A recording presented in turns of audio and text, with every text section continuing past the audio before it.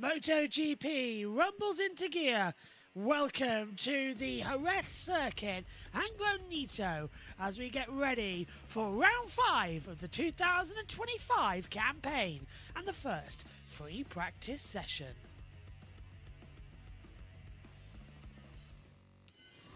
Green light and away we go here for MotoGP and what is going to hopefully be a very interesting practice session. The bikes are going to head out onto the circuit 45 minutes ahead of us to make the dissertation as to who's hot and who's not coming into the European leg of the season. Hello everybody and welcome to the Spanish Grand Prix. Marc Marquez leads the Riders' Championship and he comes to a circuit where 5 years ago it almost ended his MotoGP career. It's taken that time for him to regroup, reheal and get on a bike that is championship worthy.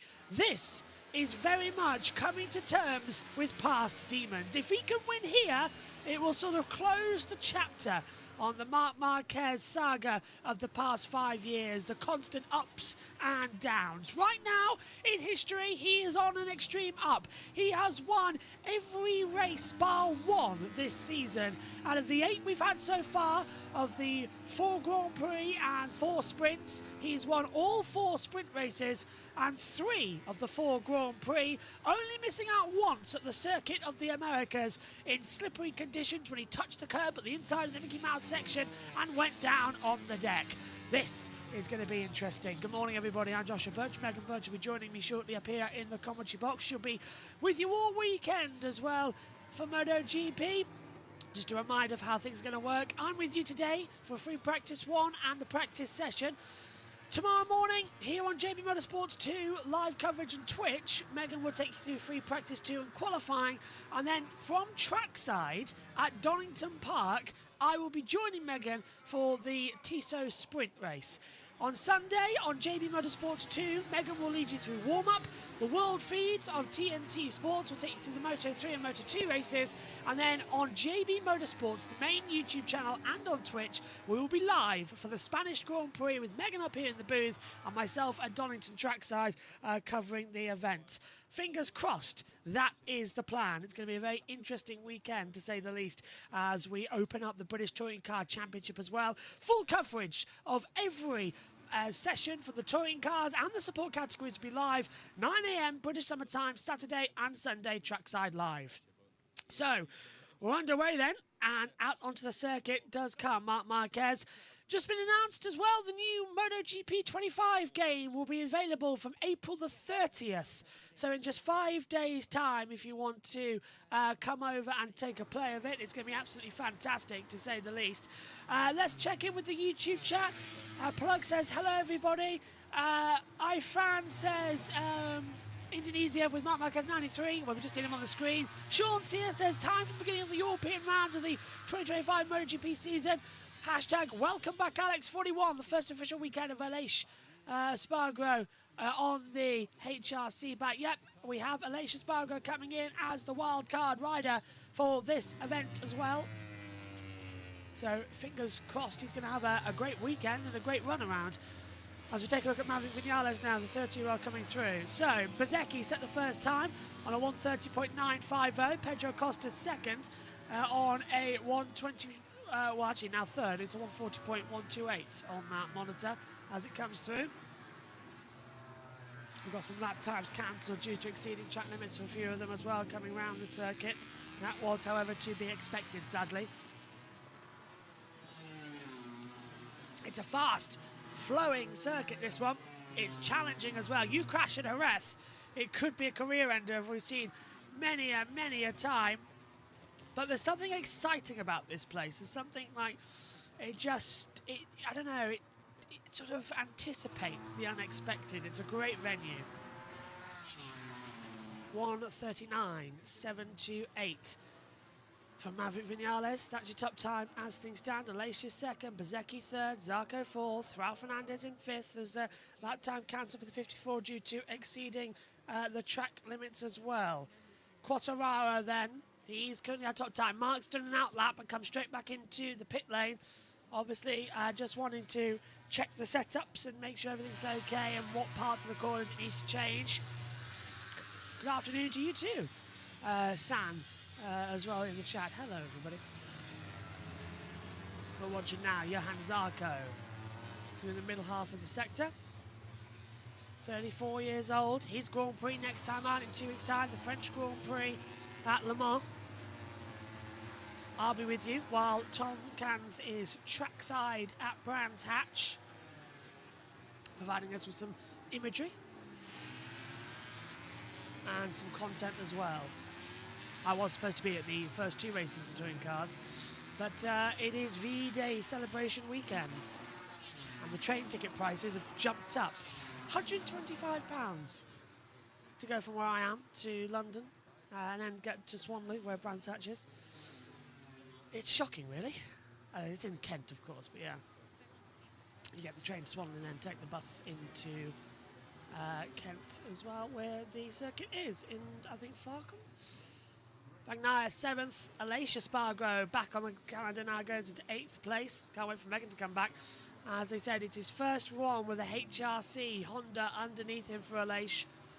Let's just see what he's going to have and what kind of atmosphere he could contend with.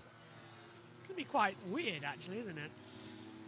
Seeing him try and hold everything together. Still, stranger things have happened in the MotoGP world. Also feels weird that don't have to touch anything for the rest of the weekend. This is Megan's box after today.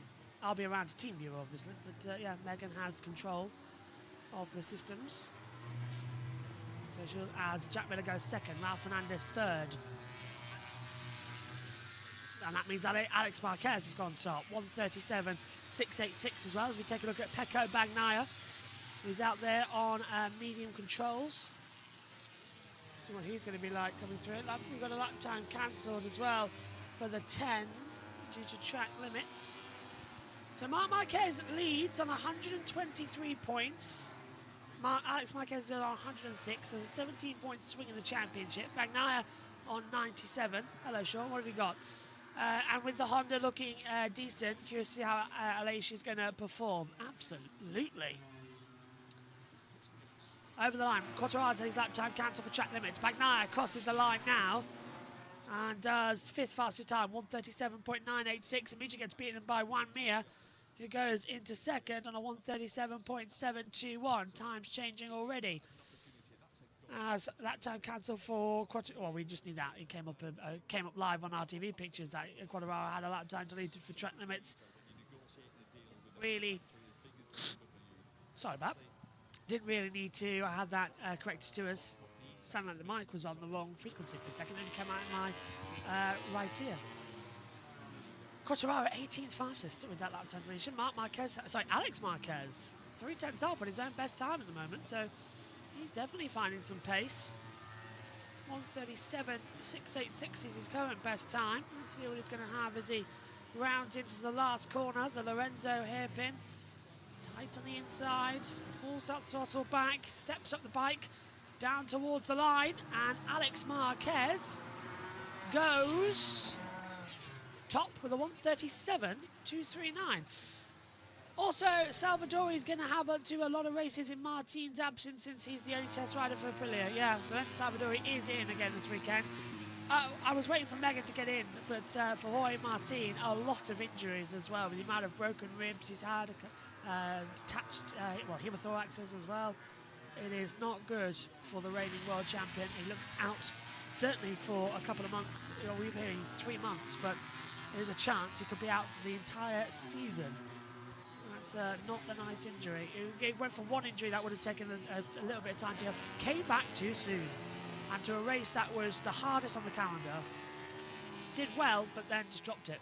And it was a heavy, heavy accident. Over the rumble strips as well. No wonder it caused him so much pain. It may have looked small, but the smallest crashes and the less violent ones, if you ragdoll, you're sort of dispersing the energy. Your body disperses the energy, so the impact you take isn't actually that bad. I remember Michele Pirro a couple of years ago at Mugello down to turn 1, where he had an accident. His body flew, and ragdolled into the gravel trap. He was uninjured because he was unconscious and the body ragdolled, but Martin was tensed up mid-corner, so as soon as he went over, the tenseness was still there, and if you tense the muscles, it's going to hurt more over the curbs. So those type of accidents, the small accidents that it looks visually on the television, and you think, oh, well, he's just skidded along the ground, there's no harm done there. It's them who do the worst amount of damage because there's just no energy displaced. Your body takes the full hit of it, and that's exactly what happened. 35 had a lap time cancelled, so Songkat Chancha due to track limits. Pedro Costa, 16th on a 1:38.719. Indonesian Marc Marquez 93, biggest fan in the world, is Murta as well. Hopefully, well, you'll be happy that Mark's leading the championship again after Alex took it in Kota. Oliveira also has been injured in these past few seasons as well as Rins. Yeah, it's the short accidents that make the biggest injuries. Well, think simply of what happened in past MotoGPs. Sadly, the fatalities we've seen over the last couple of years haven't been impactful incidents in terms of, you know, massive accidents. They've been small accidents where the speed hasn't been taken away and it's the velocity, it's the shock to the body. Yeah, I'm not entirely. I was just relieved that he got up and walked away, really. It should have been a red flag as well. Let's stamp that out right now. That race should have been red flagged. We had Marshall's at the fastest point of the track, turns 12, 13, 14, in the firing line with a stricken, unable to move by himself, Jorge Martin, and the race should have been red flagged. We're now watching Marc Marquez coming through the first sector now, and he's coming into turn 4 before turn 5. It used to be a chicane at this section of the circuit, but now it was modified. And of course, we don't use the chicane in the last sector, the centre chicane. We don't use it here in MotoGP. We do in other series. Last time any Formula 1 or Formula 2 was held here, Formula 1, of course, 1997. It was this part here at the dry sack, the turn 6 hairpin, where there was contact between Villeneuve and Schumacher. That famous part of the hairpin. It is a nice circuit, Jerez, but it's more of a bike circuit now. It is the Spanish Grand Prix home for MotoGP. This is why it's called the Spanish Grand Prix. Not Barcelona, that's the Catalan Grand Prix. Aragon, it's good circuit, but not terrific. Spain really does come through this part. Valencia is also good. Well, we're hoping to go there at the end of the season after all the flooding last year. We're lucky actually to be racing here at all at Jerez, because a month ago the circuit was too flooded, massive flooding. And a lot of damage was done, but the organisers have repainted, literally got the paint out, swept away, dried away, cleaned it all up, and thankfully there was not as much damage as there was to Valencia, which is now back open and being able to run. But yeah, the spaceship was very much nearly underwater as Ferdinand Aguirre comes in. And, well, hang on a minute, that's Marc Marquez stopping a bit too late in his pit box and has gone into the Gresini pit box, which was quite interesting there. Don't know why that was the case where he came in, as Marc will now have a conversation with his engineers to see where things need to change. Julian says, Marc back again. Yeah, he is, and there he is. Yeah, Marc went in late. Marc missed his pit box. I thought he was a bit weird. Marc missed his pit box, and his mechanics had to run down outside the Gresini garage. He went too wide, yeah. Marc is testing his setups. Looks like it, yeah. He's going to go on to bike 2 now as well, actually. So he's at bike 1, now he's going to go on bike 2. Test out everything. He's using this first free practice session wisely on this Marc Marquez. He doesn't want to have a similar mistake to what we've seen in the past. He's coming in, really, as the man to beat. So, yeah, just a reminder, trackside tomorrow. So, Megan will take you through free practice 2 and qualifying. I'll be back for the TISO sprint. And then the Moto3 and Moto2 races will air live on JBMotorsports 2 with the world feed commentary, so this channel here, if you're watching live, and then the main Grand Prix for MotoGP will be on the main channel. That's the deal. MotoGP races on the main channel. So, yeah, that's always the case. Postcards from Jeddah. That's from Ferrari. And so it's 10 o'clock here in the UK. Half an hour to go. 11 o'clock over there in Spain. 15 minutes into this session. Track temperature is at 29 degrees Celsius. Air temperature 22 Celsius. Partially cloudy. Some sun still coming out. Marc Marquez drawing with the camera there as he comes in. And he says there's something on the windscreen. He's got a stone that's flicked up and it's cracked the windscreen. So Marc Marquez's windscreen's cracked. It won't hurt visibility too much, but it is a distraction when you need the windscreen. And they've replaced that now. So a little chip. Must have got auto glass repair out there as Megan walks into the commentary box. Giving me an angle of a face, I don't know why. Possibly because... SA due Tuesday, that's why. She has an SA due Tuesday and I'm being stuck in a commentary she's stuck in the commentary box all weekend. Well, that's because I've decided to go racing. Hello, Megan. And I would really rather not have to rush my essay. Well, obviously. Can I just say, what the hell have you done to your headset lead? I don't know. I just let it do what it wants. Hello, how are you? Stressed. Yes. You're just double checking yourself there when you put it. Hello. I'm stressed, that's what. Yeah, well, you're in the position to have the commentary this weekend because I'm going trackside. Yes, and I'm probably going to have my laptop right here all weekend. Well, for those sessions, yes. What? Well, the sessions that you need to be in here for, then yes, your laptop will be hooked up where mine is. Meaning I can't even do my work during the sessions. Well, if you're commentating on the session, then no. There's only like 2. Well, 3. FP2 and qualifying link together, don't they? And the TISO sprint. I only count those as 1. Yeah, that's to be fair. And then, of course, on Sunday, you're in here covering the Moto 3 and Moto 2, but that only needs this laptop, this computer. So you can type then. We shall talk about it later. And then, of course, you'll then after... Well, you're free after 2 o'clock on Sunday.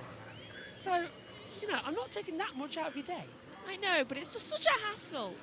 I've left you with the easiest thing to do. I'm not asking you to stay in the commentary box from 9 a.m. to 6 a.m. like I am JT. That's what happened Sorry, last 9 a.m. week. to 6 p.m. Yeah. Isn't that what happened like a week or 2 ago? That was when I asked you to do it, yes. Yes. You're lucky I didn't have anything in that day. Well, it was from 10 that time. You did? No, I didn't. So you did? No, I just had some transcripts to transcribe. I see. Hello. Right, MotoGP time. Yay. What are you thinking about it as we see Marc Marquez coming back to his circuit? And They seem to be jolting. yeah. Well, this It's is... like they've got Grand National horses. I said at the start of the show, if Mark wins here, it'll sort of close the saga that started 5 years ago when he crashed and all that drama that happened here. That starts off his shoulder, It would be then even- more injuries. It would be even more hilarious if he crashed again. But not injuring anything, just crash.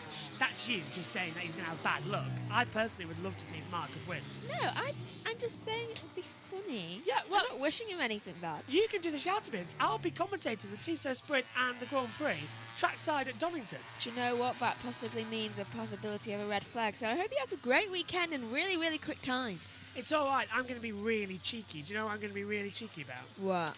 Well, the Saturday race, it takes part at 2 o'clock where there's nothing on in the ITV commentary box.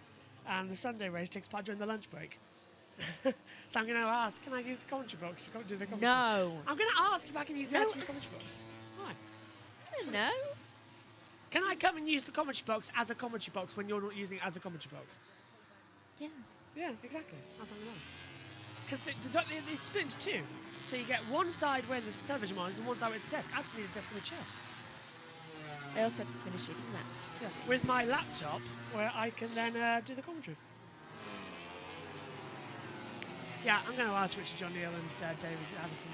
Can I come and use the commentary box, please, to do MotoGP? Hey. If not, then I'm going to sit myself outside the ITV studio because there's some tables there. and then I'm going to sit there and I'm going to do the commentary from there.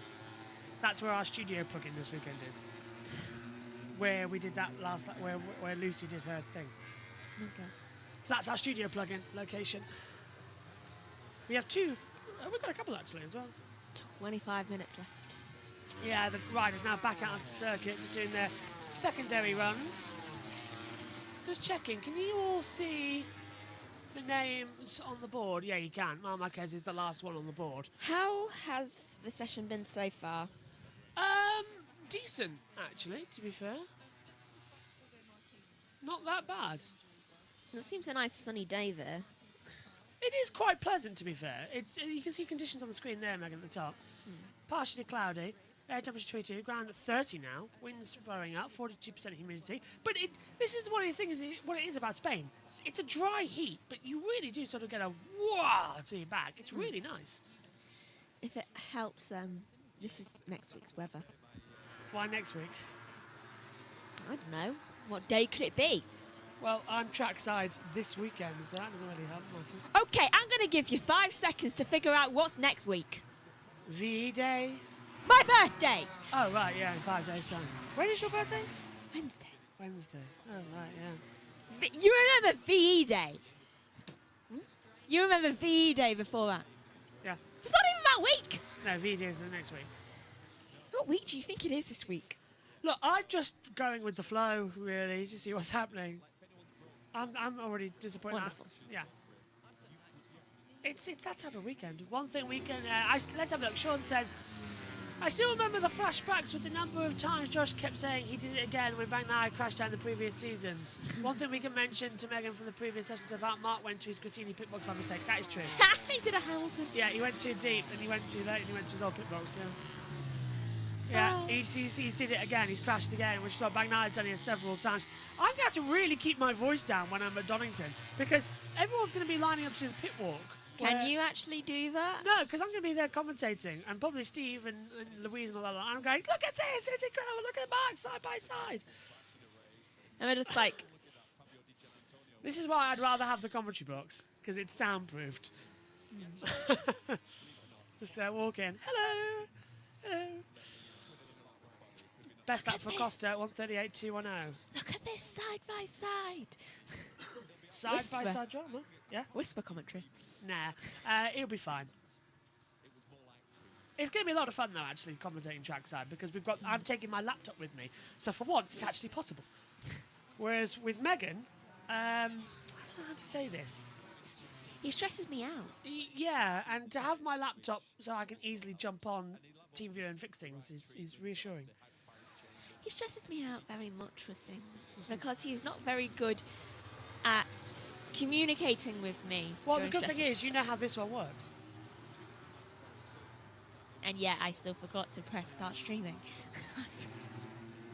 Yeah, that's true, because you've got to hit this one as well. Yeah. And I forgot to press it. Yeah. And then what I'm worried about is you've got to control the YouTube streams from your laptop. Don't stress me out right now. We're setting Megan's laptop up later on. Because what we've realised was when my other MacBook, which we could use if it worked, it blew up in Australia. Don't even know where my laptop is. Yeah, the other one. Yeah. I know, I was kind of hoping that would, because then I could take that one with me instead. Nope.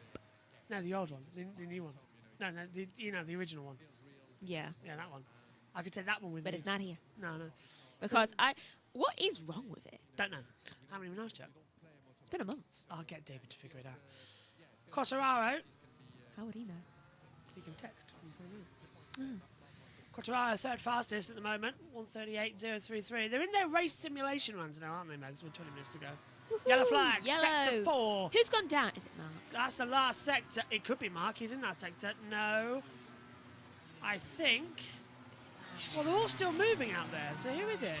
It looks like a Honda, or is it a KTM? Not everyone's moving. It was an orange one. KTM. KTM. So that Who's in would that be sector? Vinales. Yeah, I'm thinking the same thing. Look, here is Vinales. He's looking fine. Just a yellow flag that randomly came out. Nothing happened. He might have just got back up. Just saying. That tag cancelled for the 12, the 41 and the 35 due to yellow flag. But we've had no information as to why that yellow flag even came out. What happened? I don't know, that's a bit of a strange one. Vinales, it looks like he stopped for a while though. Yeah. 32 as well. Morbidelli goes 6th fastest. A big reminder, you'll have my big face here. Wonderful. Yeah, so you'll see me. Great. At least it's a nice view then. Also, you'll only have this timing screen. Well, your Why? Because your laptop doesn't do two things at once. It has a paddy. I know, it's like me. Yeah, so I can't connect all 3 monitors, can I? Every piece of technology I own just turns into me personality-wise. I'll have a go. Don't. Yeah, see? I thought I'd give you 2 screens. Discord and the YouTube. And then you've got a timing screen right here. Because I was going to angle the camera there on that second angle. So Oh, it's going to be a really horrible angle, isn't it? No, it's the one that you usually have when I'm away. I hate that. No, it's not this one. It's the sat-down one there. Yeah, I hate that angle. Well, you don't stand up for the races. If you stood up, then maybe, but if you did that, it's sort of like this. Look, let's give me an example if I'm not here. Oh, look. How entertaining is that for the viewers? You're sat down, not engaging with them. The camera's so far away, it may as well be at Donington. I stand. Can it be? No, Shame. because I'm not there for the qualifying and the practice session. I'm there for the sprint race. So you'll have me for this sprint and the Grand Prix of MotoGP, not Moto2 or Moto3. It's going to be like that time we commentated. At Japan, yeah. Yeah. Yeah, it's exactly the same. When you're in a hotel room. But I'm not Yellow gonna- flag. Sector 1 this time. It's Alex Marquez. He's in that first sector, and it is Alex Marquez. He's gone down at turn 1. Someone did crash this time. Airbag's gone up as well, so that's just deflating. From an hour, I was wondering where he was running to. Back to the paddock, because that's the exit at turn 1. Give me my second bike. How's he done it then? Under braking, turns in. Oh, that's under Ooh. braking, and it's just gone. That's gone on his leg as well. His arm would be a little bit damaged as well. He's hit the arm protectors, but I don't think the airbag did go off there. Oh, and he Really? got caught with a wing fender as well. I hope he's all right. He was running away, okay, but yeah. And he's just nicked the bike from the marshal. You can't do that. Actually, you can't do that. You have to be ridden back by a marshal. You've got to have someone. Why does it always rain on me? Also, he looked like he was trying to be in like Greece or something then. I've always thought This those bike bikes could look be like- high dramatic. Mark over the line. 17 minutes to go. His brother in the gravel at turn 1. I just realised something. Last week he didn't have that protector over the thing. What protector? Do you know that? Mark did have the Windling guitar, yeah. No, neither do you did know the Alex. protector over the thing with the liquid in? Yes, yeah, that came off, didn't it? Yes, I remember, yeah. He didn't even fix it. Well, Alex and Mark crashed in guitar together, didn't they? And it caused damage to both bikes. It's been a very bad few weeks for him. Oh, he's checking his arm, which the Yeah, just checking. winglet hit. Well, it was the first time that Alex didn't finish second in a Grand Prix or sprint race last time out. And he's now dropped 17 points behind Marc Marquez in the championship. That one error in guitar might be just enough, Megan, to give Mark the championship, because if Mark stays on his consistency, he's on 123 points, 1, 2, 3. But he's only not won one race this year. True. So really, this is Mark's hand on the title already, and it's only round 5. He is looking pretty dominant. Yeah. It's kind of like how Piastri is looking quite dominant in F1. Yes, and what I find interesting is that the championship leader in Formula 1 is younger than the championship leader in Formula 2. Yeah, that makes sense. How? No idea. How old's the one in Formula 2? 23? 24? They're the same age. Maybe 25. I'll look this up. Well, I've got a quicker laptop. Let me do it. F2. F2 Twitter. I didn't even type in Twitter. F2.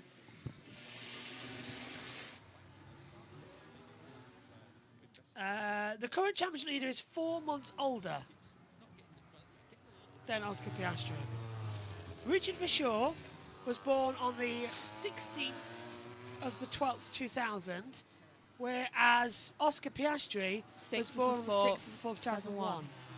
So there's 4 months and 4 months difference between them. Huh. Imagine that. Mark and Alex, that's easily identifiable with the brothers, isn't it? Yeah. I just lean over here and grab my sheets. I can tell you. Wasn't he about 3 when he was born? Mark Marquez was born the 17th of the 2nd, 1993. Alex Marquez was born the 23rd of the 4th, 1996. It was his birthday a few days ago. As was the birthday of Fabio Quartararo. As was my birthday. What's my birthday treat? I get to go to Donington twice. Yay. Basically, his birthday treat is watching me be stressed through a camera screen. Even more so that you have to start the free practice session completely on your own. And change to the qualifying stream. You know how to do that, don't you? JT and Omi will be around to help. I'll make sure. How? They can't actually help me. TeamViewer. Not on my laptop. No, but they can control YouTube Studio and do that for you, and then someone can control this for you. No! You're not putting TeamViewer on my laptop. No, they don't. Your laptop is controlling the YouTube stream and your timings. It's separate. JT and Omi can TeamViewer my PC, and they can automatically do YouTube themselves because they have access. On my laptop? No, they have access to the YouTube channel because they are managers. Yeah, I know. I'm confused. You don't have to do a thing. All you have to do is sit there and press some buttons. That's stressful. Yeah, this button here. I know. And that button. And that button. Why would I need your button? I've left you in control. Yeah, I've left you in control of literally 3 buttons. Well, actually 4. Your mic, radio, your mic, trackside, my mic, and world feed. 4 buttons, Megan. You've just changed which one is your mic. That's because I'm going to be on this one because it'll be on your laptop, won't it?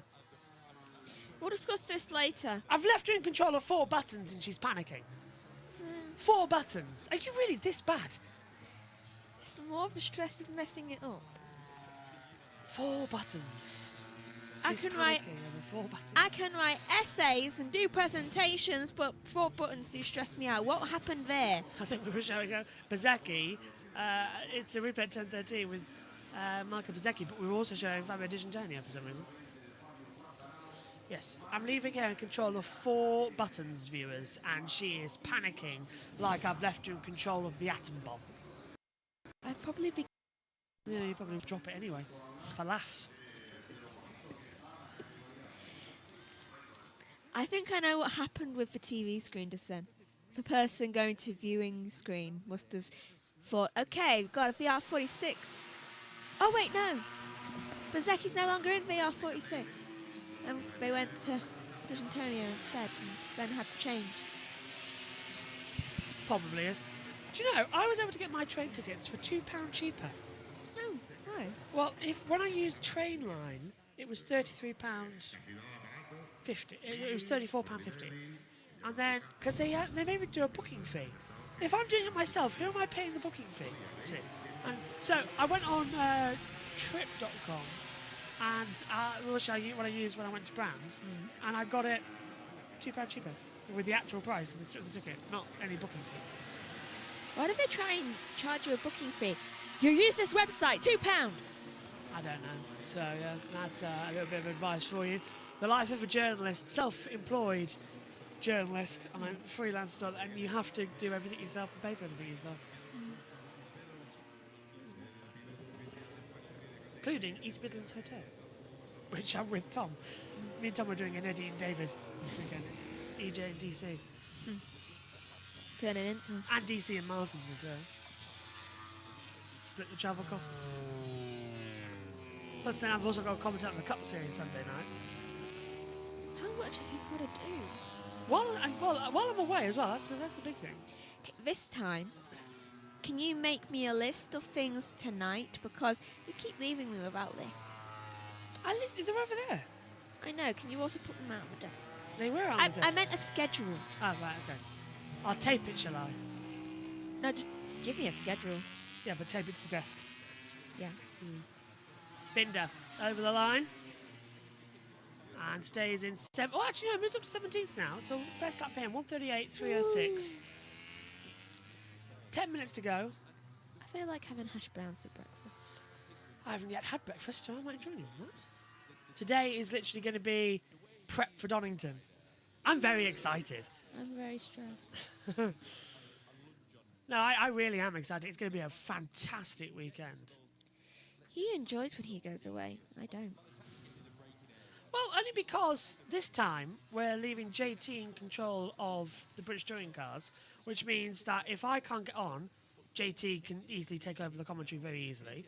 And we've got that controlled, and you're not, sat here flailing around. And I'm leaving you in control of MotoGP, which you've done 1,000 times. Oh, it's not the actual show I'm worried about. It's for turning on the things. Why? This is literally on now. I know. I'm not turning anything off. Everything that's on now is going to stay how it would be for 2 weeks, for the next 2 days. So you're not going to need the OBS thing. Oh, by the way, I'm not even going to change it. It's all there. It's staying how it is. Okay. That's loaded up now for the weekend. Okay. Oh, by the way, I asked my teacher for my documentary whether I would be able to use OBS. She said fine. What for? I have an assessment. That's a documentary.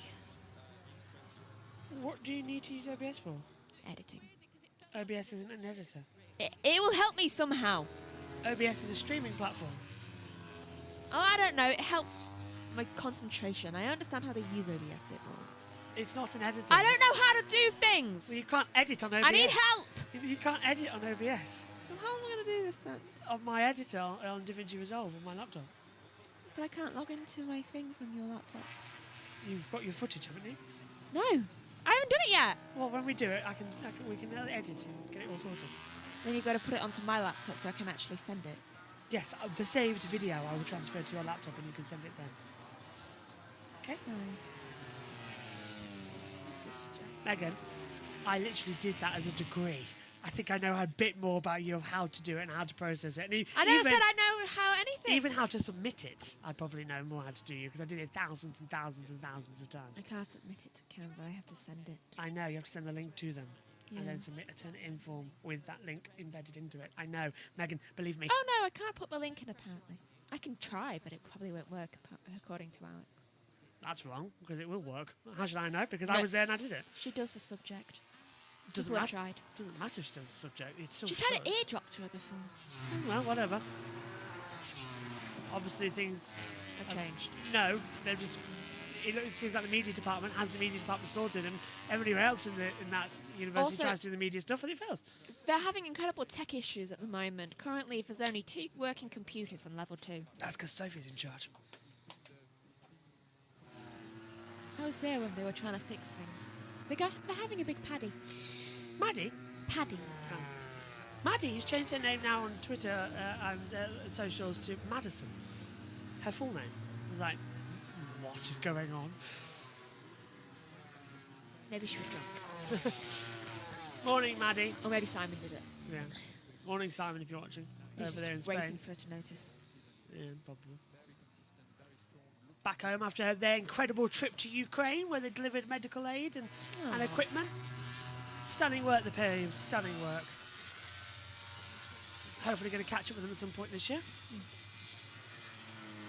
As soon as I can drag Maddie back to the commentary box, the better. I only have to do one more thing today, right? Both of us only have to do one more thing today. Woo! Wait, is there MotoGP of you anything on this weekend? From me. For you, yes. For me, no. For me, no. Her name as well. I don't know, probably. 5.5 minutes to go then. Mark still down in second place. Alex fastest despite that crash. It's a 1:36.831, his fastest time so far in the session. I want to know how he somehow managed to be even faster. He is quick, isn't he? Yeah. Unusually so. Second bike. Soft front, medium rear as well. That might have a little bit of advantage. Zarco on hard front. Don't know what his rear is. It must be a medium, because that's the same as what I go. No? Luca Marini, hard front, medium rear. Zarco apparently doesn't have a rear tyre. No, he's going out there like a unicycle. That'd be so funny. Like a French mime artist clown. I was trying to Juggle. with Zara's blocks. Our niece, the big bully. She likes to push things down. Yes, including my stuff that I was building and laughing in my face about it. Big bully. 18 months old, and she thinks it was... Well, it was hilarious, to be fair. She thought it was a game. How Just to old push it is over. she? She's 18 months.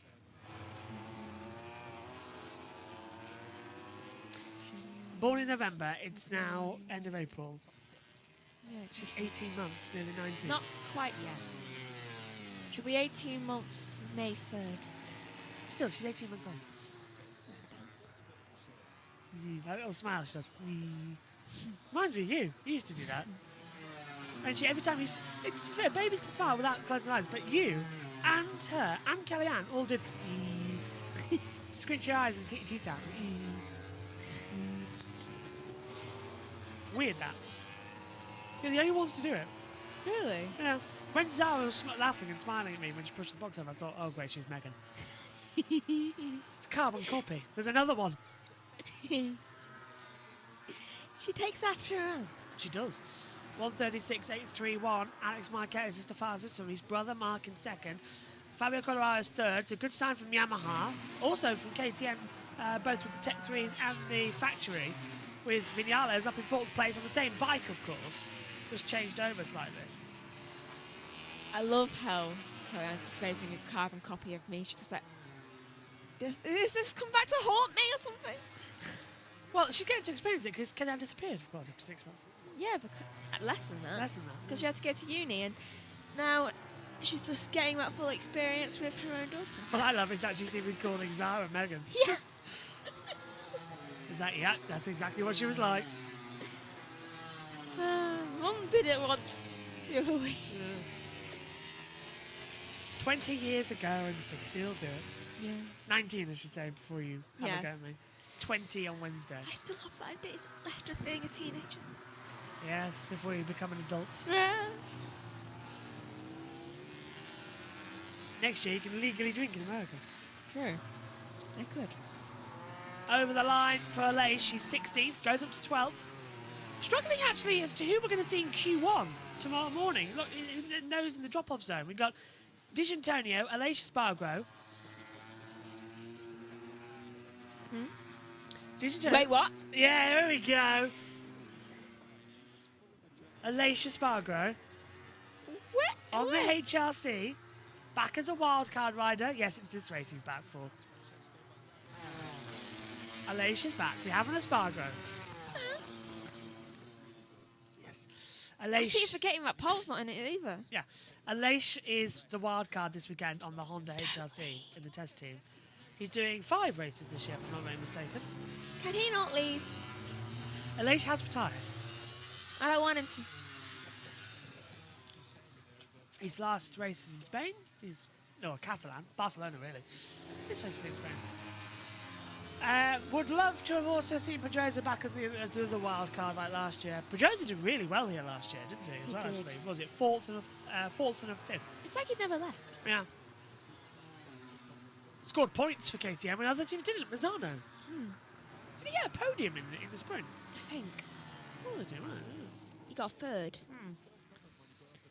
Over the line then comes Pecco back 9, the last of these runs. 7th at the moment. And moves up. 137.699. Marc Marquez just behind, 137.857. So Bagnaia faster in the race simulations at the moment. Here is Aleix Espargaro over the line, 137.746, puts himself in 10th position. Oh, guy's not lost a thing, has he? I was wondering why Bike 41 seemed to have had a lap time cancelled. Yeah, there you go, he's back. He's also got Lewis Hamilton's helmet now, apparently. Let's not also forget, of course, that he's left the Aprilia and he's joined Honda HRC as a test rider. So this is their test team coming in. So he's on a factory bike. Huh. That time. As a test rider, yeah. Please read from 1 to 10. Okay, for those of you listening on radio with 14 seconds to go, I will update you on the whole thing throughout the field as Morbidelli comes across the line. Goes into 10th place. Bagnaya's on a lap time too, so is Alex and Mark. Checkered flag is out, and as it stands, it's Alex Marquez fastest from Mark Marquez in second. Fabio Quartararo is third, with Maverick Vinales fourth. Juan Mir is fifth, with Jack Miller sixth. Pecco Bagnaia seventh, with Johan Zarco in eighth. Alex Rins ninth, and Franco Morbidelli has 10th position. Alicia Spargo is 11th, with Fabio Di Antonio 12th. Marco Bezzecchi is 13th, with Brad Binder 14th. Ayagura 15th, Luca Marini 16th, Augusto Fernandez 17th, Fermin Aldeguer 18th, Pedro Costa 19th, Enea Bashini is in 20th, Ralph Fernandez 21st, Sonkat Chancha 22nd, and Lorenzo Salvadori is in 23rd position. Over the line comes Mark with the checker flag out and a checker flag glove. Hey, I need that.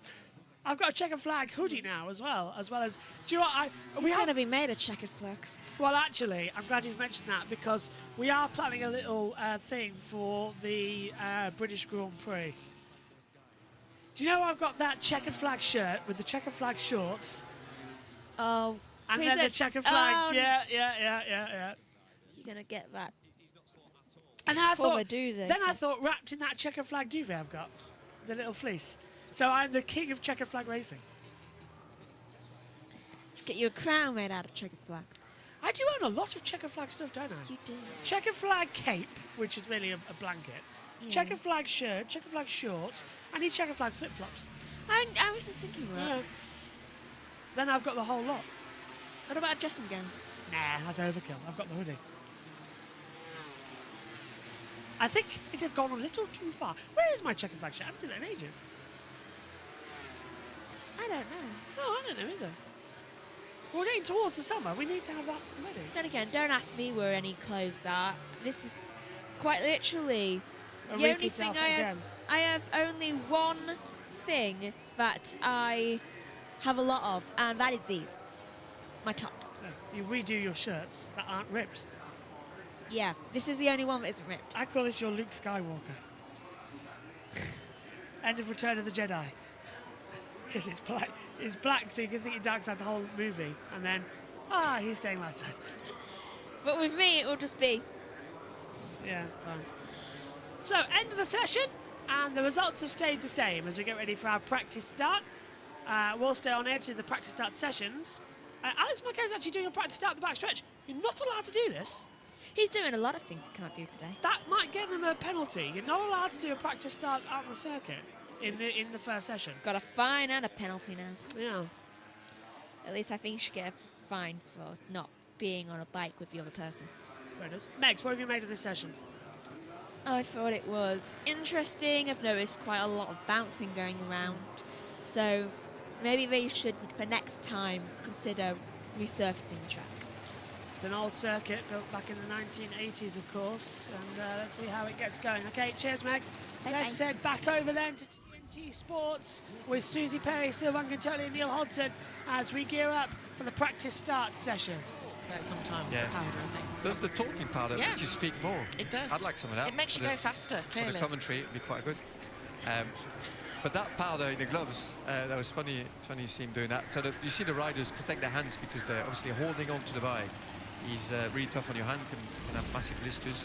I've never seen the talcum powder in the gloves, though. But I've never seen that. In all the years, I have never seen anyone I put suppose talcum powder it's soaking up the sweat and it's stopping the the movement, skin, isn't or it? the So skin it's getting protecting soft. the skin. Yeah, a little bit like the gymnast. That's what they use on those bars. Yeah, on the asymmetric bars. That's it. Mark wears like an underglove thing that works as well. But that seems to be becoming a lot more popular now. I've seen quite a lot of riders. Yeah, I wear that as well, especially for the endurance rounds and testing days and stuff like that. Let's look at your hand. You could try a bit of No blisters. you could have a bit of talcum talking powder.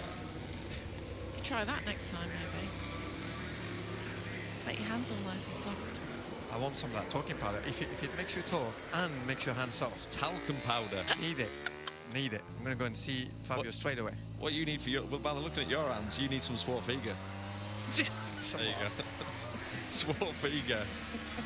I don't know what that is. Someone, I don't know if I'm joking. Going back in time, If you know, don't you want know. to use that. I can literally smell Swarfiga now. Right, it's your favourite part of the weekend coming up now. Practice starts. I'll tell you what, this is one of the tracks where the practice starts are important because it's such a short drag up to turn 1 and then an even shorter one down to turn 2. We have seen so many incidents over the years. And It's Alicia not that fun. Spargaro will appreciate it because it's been a long time since he started his MotoGP bike. But deeply impressed with what Alicia's been able to do. Yeah, I was expecting it though. Yeah, yeah. It's not a shock, but It's still impressive. it's exactly. Deeply. Who are you taking the mick out of me? Well, you said you were deeply impressed. But I'm also want to do a massive shout out for Alex Marquez because I think this is fantastic. This is incredible. Yeah. No, it's not. And I'll only tell you why. He went out with fresh tyres on because he'd gone on his spare bike. Sorry, I don't mean that horribly, but it's like when you because Mark just stayed out and just stayed out on the same tyres. If at the halfway point Mark could have put a fresh set in or Quartararo, they'd have all found a lot of time, wouldn't they? Especially for first session, because you that put first the tyres session, and you need a few laps to get in the rhythm. But now you're giving away the trade secrets. And when you do get in the rhythm, the tyres have already come down a little bit. So, yeah. But it's impressive because he crashed as well. And It's already on, Fabio. You good? That's it. Drop in the rear. See if the talcum powder works. It's working. Look at this.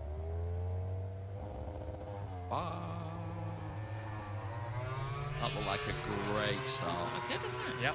That looked about as good as it gets. See Alex Marquez. Can't imagine anyone spinning up, can you? Super grippy here normally. It's not bad here, yeah. Normally there's not too much of an issue here. That looked good as well. Yeah. Problem is they all get good starts and you've got that big group going up to turn 1. Someone's going to have a bad start here, though. That's crowded. Oh, Oh, there's no need for that. Plenty of room, boys. I want to see Alicia's. yeah. I see. Here he is. There he is. Oh, Pecco. Oh, there we go. There you go. Spin there. He normally spins though. Isn't that funny, that? I wonder what that is then. Obviously, they obviously, I'm assuming then their strategy is to try to extract as much power as possible to see what they can get away with. Yeah. And then tune it down a little bit. down a little bit. Oh, let's just cut away from Aldeguer. Wow, that looks really good. Powerful, wasn't it? Yeah. She was impressed by that, wasn't she? Yeah. Mark's girlfriend.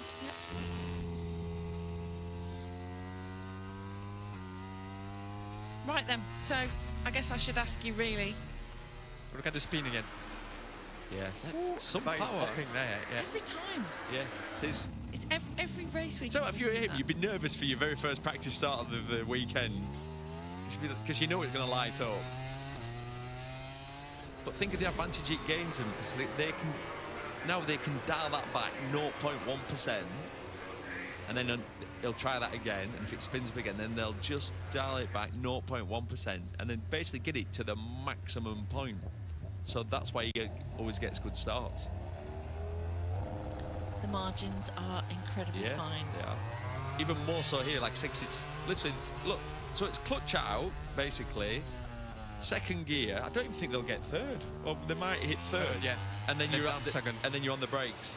And you've It's got like, to brake out to unlock them. 2, 3, yeah.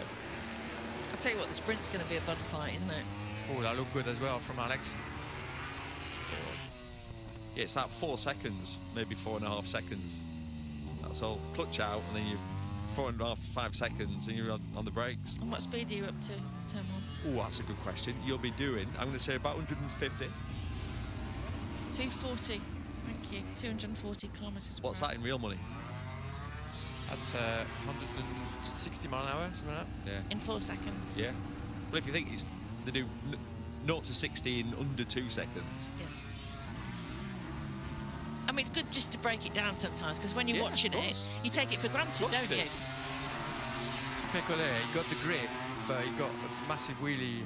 So yeah, definitely they are sort of like on the loose end with the power, and then sort of adjust it. Yeah, he got a bit of a wheelie there. Oh, that looked good again. Yeah, every single time. He's had some great starts this year. They've all, I mean, he's all shotted every single one of them, didn't he? Really strong.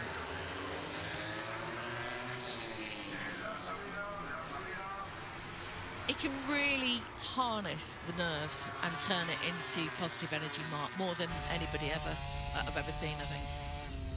You can't. Maximum pressure doesn't seem to bother him, does it? Do you know what was incredible was his very first season in MotoGP. Obviously, he won the World Championship that year, but he went to the last round. There weren't many. He had like, he had something like a 5-point advantage. It was tight. I remember it being tight. I remember thinking, wow, he's going to go to Valencia with all that pressure on it to become the youngest ever MotoGP World Champion.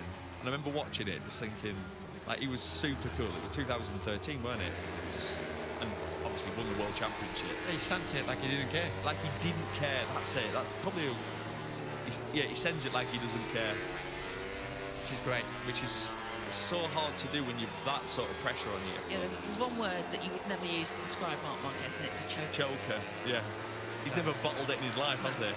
No, incredible. He's a machine of a human being, and it is phenomenal to watch him, really. That's why you don't want him as your teammate. That's why you don't want to race against him. And because if Alex could give him a fight this weekend as well as Pecco, because Alex looks like he's on it, isn't he? Well, we think he's on it, obviously. Yeah. Neil just thinks it's because he had a newer tyre, so he's not giving him any. I mean, it's still on it, because 3 tenths, that's quite a bit. You said that as well, Neil. 3 tenths was a lot around here. Fresh tyres. So we're not going to discuss this again. The more in the mix, the more riders in the mix, the better. That's what we want to see as fans, isn't it? That is... Absolutely. That's all we ask for. What's quite nice is to look at the Japanese manufacturers inside the top 10. Yeah. So we've got Mia, Miller, Zarco, Rins, Quartararo. Fabio in third. Yeah, so with 5. So that shows that the concessions are working. Yeah. Turnaround. They were nowhere to be seen. No. And interestingly, it's been Honda actually that have had the praise and glory this season. They seem to have made the biggest jumps, because towards the end of last year it was definitely Yamaha that were edging forward, but Honda kind of have gone under the radar. And like I mentioned earlier, they were actually second in the Constructors' Championship behind Ducati. The contrast is massive, because they were, I mean, I remember us commentating last year on loads and loads of sessions where they were all last in the sessions. It was a very hard time for them, and so the change, the contrast compared to last year is huge. Yamaha, you feel like they never quite lost it fully. It never went to the point where they were really struggling. And they had Fabio had a really good winter testing in Sepang. So with Yamaha, you still get the feel that they are sort of like not far off from making big inroads. And then once again, Jack Miller have shown some great stuff since the start of the year. He's 6 again, Quartararo P3 for this session. So yeah, he'll be happy with that. And how fabulous is this for Jack Miller? Because I can't remember which race it was where he started to pour his heart out to us last year, saying, I've got all the family along because I feel like this is the last time that I'm going to be in this championship. I'm probably going to be going to World Superbike. Aragon time, weren't it? It was.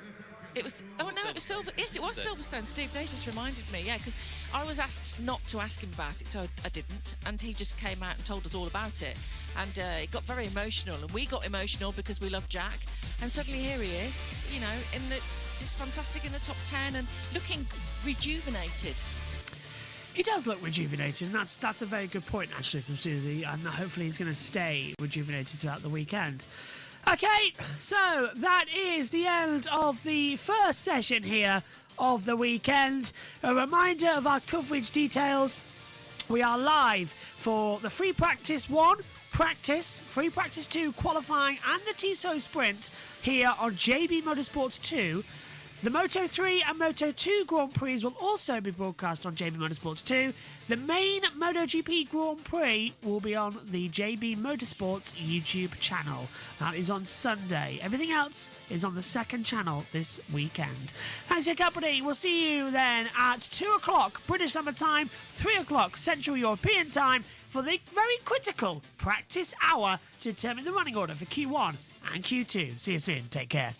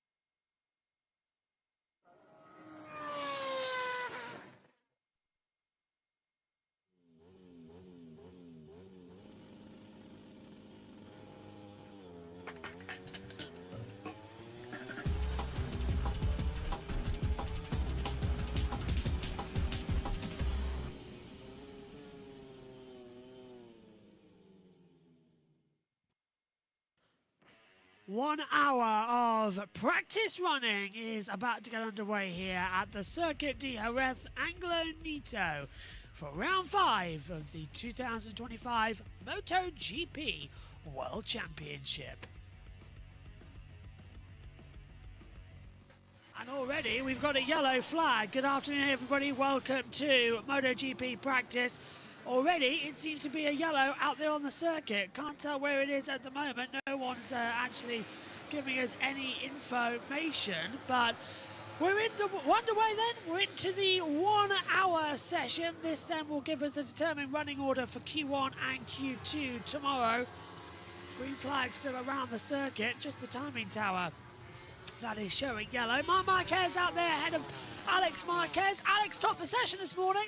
A very interesting first practice session it was too, and has given us a little bit of a taster and some appetite as to what we could see this afternoon in the practice hour. New front, slick medium and rear medium as well. Zarco's gone out there on hard front tyre. I've already done 6 laps. Rear 6 laps for Jack Miller on the medium compound tyre. Hard front for Pedro Acosta with a medium rear. A couple of them gone out there with a soft rear tyre as well, compared to what we were expecting of to use the totals of them all. So we'll keep an eye on how that works in a few moments. But this is the Spanish Grand Prix at Jerez, and the practice hour well and truly underway. And let's see what we're going to have then as Fabio Di Gianantonio walks in just at the back of the circuit now as well. He's round the final chicane coming through, so monitor no full. It is on full. Marc Marquez 93 go. This is iFan as well, plugs in there. Hello, he's saying hello to me and Megan. Megan's on her way in to the comms box as we come, and yeah, they've taken the timer away now, so they do have an issue with said screen, as I thought they did earlier on in the broadcast. Okay, let's just take a quick look, because someone was mentioning sector times there, lap number ties there. Yeah, everything seems to be in full order. So all of the action is available to you. All the timing screens, the best of both worlds. As we come into it. 57.24 remaining. One board with Bezzecchi as he comes out of the last corner and down the backstretch towards turn number 6. The dry sack hairpin, or the Pedrosa hairpin, however you would like to address it. It's always been dry sack because of the wine vineyard that is a few kilometres away from the circuit here. 55-degree lean angle as well from Bezzecchi to close it in. Track conditions are good. It's sunny, clear sky now compared to this morning where there was a few clouds. Air temperature still at 25 degrees. Track temperature now, however, at 41 Celsius. So really has ramped up a lot. Alex Ritten's 138.158. Pedro Costa second. Alex Marquez third. Jan Zarco's fourth already. Remember, the top 10 automatically go through to the next session. Let's just see if our top 10 is going to work. No, it's a little bit taken aback, isn't it? So let's just highlight that now and correct that. There you go. The top 10 highlighted here for you on our timing monitors. They are automatically progressed in towards Q2 tomorrow. And that's Rins, Acosta, Mia, Alex Marquez, Ralph Fernandez now has jumped to the top as well. So times, they do be a changing. 138.158 for Rins at the top of that time. We saw 137 this morning. So we know they can change times as well. Fabio Quartararo is currently last on the overall board. 100% we know that can change. Watching Alex Rins now. Born the 8th of December 1995 in Barcelona, Spain. The Catalan round of the championship at the Circuit de Barcelona, Catalunya is his home venue. However, this is the Spanish Grand Prix, so it is home country at least. Best luck for Fabio Quartararo, 138.082. Half the field actually have their home race here. But MotoGP, of course, is based in Barcelona, so at Dorna. So that is their home event. As we watch Johan Zarco come into the last corner now, the Lorenzo hairpin, a tight, small, tight hairpin of a right. Over the line comes Zarco and does a 138.294. Ninth fastest at the current moment. Miller breaks into the top 10 on a 138.358. So they will be changing. Good afternoon to you, Megan, as we ride on board with Marc Marquez. Looking back to Alex Marquez. Currently, Alex on top, 137.242. Mark, 137.324. 82,000 between the two at the moment. Good afternoon. Hi. This day seems to be going really, really quick, and I don't like it. Days go quick, but I've actually done a lot. In fact, I've just made the new touring car intro for this year. Oh, it's been going slow for you then. Yeah, so that's been done. Touring car intro, tick. And we'll get all sorts ready for later on. I'm not entirely happy with it, so I might do a little bit of adjusting. But it'll work. Lap time cancelled due to exceeding track limits for the 37. That's Pedro Acosta. Quartararo's jumped up to 4th. Woohoo! Augusto's still there, I see. Yeah, Augusto, where is he? 17. Yeah. On the Prima Pramac Yamaha. The whole gang's back together. As far as I'm aware, we've got a technological issue. With? Mark? Trackside timings. Oh, I see it now. So they're struggling to get the systems working. You know what's funny? Alex is behind by 73 thousandths of a second to his own time. Mark's only 22 thousandths off, though, as he comes across the line. Mark, 2 tenths down. Alex, 137.464. So, again, a fraction off. 4.76, however, for Marc Marquez. So, they are now practically matching times together in that middle sector, which is an improvement. Alex Marquez, 137.242. Mia goes 3rd, so Mia's jumped up there as well as we watch him now on the HRC, the Honda. Over the lines, the Honda HRC Castrol bike, the factory, and yellow flag now is out in sector 2, so now we've got a yellow flag. And it's Alex Marquez again, and this time... You got no more bikes, mate. He gets up and he's okay to turn 5, so that's a right-hander. Oh. And he's a bit... wiped out by that one, isn't he? How quickly that's gone. He's sort of... That's 2 crashes today. And he's collapsed against the barrier now. So what's happened? Wind It's on taken out of entry, and the front's dipped away from him.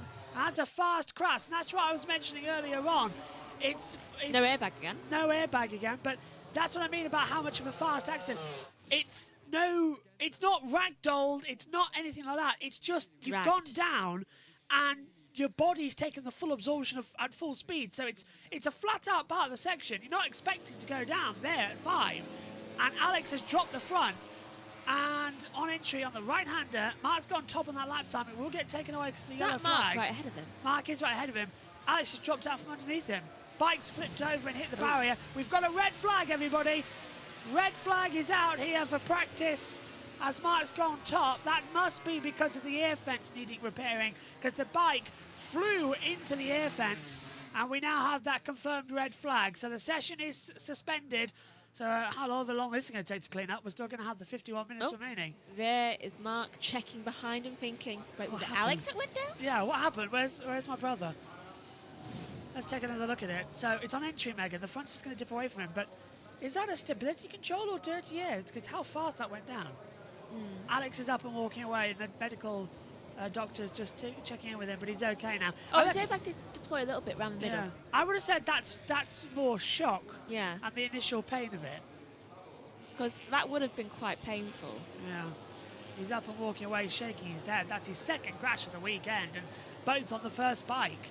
And this time he elects to not go by himself. Yeah. Red flag is because of the incident at turn 5. So session suspended. The air fence needs repairing and re-inflating. Now, that's twice he's had accidents on that same bike. I'd be led to incline that the bike has an issue. That first bike. Probably. Either that or this circuit's deciding, I want the other Marquez this year. Mark puts his hand up to wave to the fans, but also acknowledging the red flags out there on the circuit. So, session suspended. Riders will return to the pit lane. And we'll just have to wait now and see what happens next. That's what the interrupted means, if How you're long watching does it with usually us. Well, it's an hour session. We've got 51 minutes to go. And we will have that time. No, I mean the air fence. Oh, about 5-10 minutes to reinflate it. Air fence needs to be redeployed. Yep, that is the confirmation from race control. I thought it would be. So what happened, Sean's saying, is he's just come in. Alex Marquez on the inside at the right-hander at turn 5 has dropped the bike. He's taken the full absorption of that accident into the gravel trap. He looked a bit dazed to begin with, sort of walked away, bent down, then collapsed against the air fence barrier. He's then since got up and has walked away. The initial shock has worn off, and he's now will go to the medical centre. But his bike barrel rolled, launched into the air fence, and has popped it, which means that we need to have a red flag to repair the fence and get going again. Funnily enough, their dad's in Alex's garage today, so he's got right there for him. Yeah, Simon Patterson has just tweeted saying as well, a huge crash, a rider collapsing in the gravel trap after standing up, and Dorna doing what Dorna does, replaying it over and over again in between shots of an injured rider. I agree with you. That was a lot of times. Yeah, and also it wasn't nice, because as soon as we saw his collapse, what do we as commentators say to that? Yeah, he's bent down, dragging himself into the gravel, and collapses against the air fence, clearly. It's because, as I said... the breast's been taken from him. Yeah, I said this about Martin's accident earlier on in Practice One before he came in. The reason that Jorge Martin has so 11 broken ribs, hemothorax, wires everywhere, is because the accident, it looks so small, just dropping the front and riding along. But it was big. Yeah, because he dropped the front and going full speed. He went full speed without an airbag over the rumble strips of the curb, which were effectively, it's like having Muhammad Ali boxing you in your chest. After recovery? Yeah, or Anthony Joshua for a modern audience. And he couldn't move. So the smaller injuries always look the biggest. Look. Yeah, he's struggling to go up. Oh, he almost tripped there. Yeah. Let's take another look at it, shall we? Because Dorna loved doing that even though he's injured. They love pain. The front's going to dip away on entry. That's very unusual. It's the speed that gets to me, Megs. The bike just takes off because it's flat out. And yeah, look, Alex's hand. He's Which just he checking. ended earlier. Yeah. Because that was a full-speed accident, and he had the body had no time to react. Yeah, the airbag only slightly deployed as well. Yeah, it didn't go full off, did it, with a proper bang? I hope it did, but now we've got this air fence that needs to be taken down and redeployed. He is going to the medical centre, we understand. He will have to go to check it out. The ambulance is backing away slowly. Yeah. Somebody's just been to the toilet in the grandstand area. And someone's gone into the toilet, so there's a queue going on. Mark Marquez, and there is Joseph as well watching on, he's the father. He's just thinking, why do my sons have so much trouble with this circuit in particular? The answer is, I think it's very against Marquez's. Yeah. Yeah, Julia Marquez, the father to Alex and Mark. Oh my God, and Joseph. Jays. Yeah, I just had to double check that on my notes actually as well. So the red flag is out. Track temperature's at 41 degrees Celsius. Air temperature 25.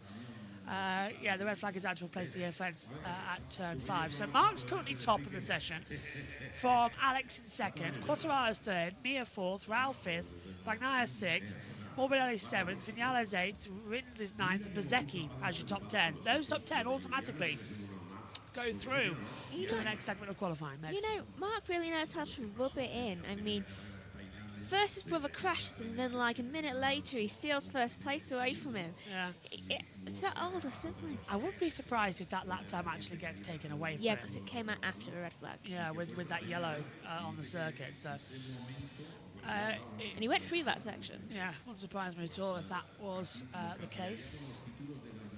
So that was around his second one. All this is meaning that this is going to take longer, so us going out will take a tiny bit longer. Yeah. I'm going to continue reading because I have a very busy and full day. Well, while we're under this opportunity, I'm going to get myself as ready as can be. Let's head down to TNT Sports, the world feed. To counter the speed of Marc Marquez on the same bike in the same team. That's just the truth. That's just what it is. But he's not giving up, and he'll be looking at solutions. He would have asked as well Ducati, you know, for some solutions to be tried to improve his feeling and to improve his speed. And you know, here in Jerez, let's not forget, Tuco's won the last 3 years. He's won, so he's going to be.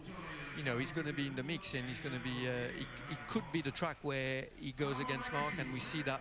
You know, that battle we thought we might see in Qatar, we didn't, and it might happen here. So yeah, Pecco will be looking forward to that test as well. I mean, just to find those marginal gains, just to find that little extra feeling to be able to compete with Marc. At the moment, it's a difficult task that he's not managed to achieve, but we only start a season, so hopefully we all hope that he's going to find it. You know, that extra gear to offer us some great battles. We've seen a couple of shots there of the Yamaha men, Quartararo and Rins. Rins a bit under the weather actually, yes, he was losing his voice. Yeah, he sounded like there was a bit of a cold coming on. Yeah, so I hope he is okay, being put through the mill of it. But just to talk about Yamaha, anyone who's been looking on social media might have heard V4 this, V4 that. The talk is from Yamaha. Yes, they've had a try of the V4. No, it's nowhere near ready. They're not in built frame or anything like that. Let's go around. It is the talk. I find it interesting at the moment, what the boat that Yamaha find themselves in. All this talk about V4, all this talk about, you know, you've got to go that direction when we know the inline has served them well. And the fact is, we're going back to 850cc in a couple of years' time. Fabio Quartararo quoted as saying that he'd be right now in favour of going the V4 route. What about you two down here? What are you thinking? Because look where they were last race. Fabio Quartararo close to the, you know, closer to the podium, and actually finding a couple of things here and there, and sometimes a little bit of different does you good. What do you think? What's your take on it from down here? What do you reckon, Sylvain? You were an inline 4 rider at Suzuki. I can't help but loving an inline 4, and I can't help but like wanting it to be on the grid as well. You know, it's nice to have diversity. It's nice to have different solutions, different, you know, technical approaches, and it's interesting to see, you know, the positive and negative sides of both. So I don't know. I feel like with the 850, maybe an inline 4 with a bit less power to put to the ground could be a solution. You know, favouring corner speed. Is it going to fit?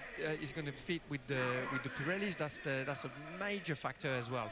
Which configuration is going to fit better with the Pirellis, and one will be, you know, naturally more, naturally better with those new tyres. So it's a tough one to answer this. And they don't even get the tyres, do they, till next year? They don't think there's any chance of testing those Pirellis, you know, to get them. And then that's going to take some developing for Pirelli as well. Yeah, that will change. That's another thing that is going to change throughout the year. So it's a huge gamble. And you think of Yamaha, Michael, don't you, throughout the years, and there is one thing you think about, and it's corner speed, and it's the geometry of a bike, and how a bike rolls through a corner, front end back. Yeah. Just like the Suzuki was.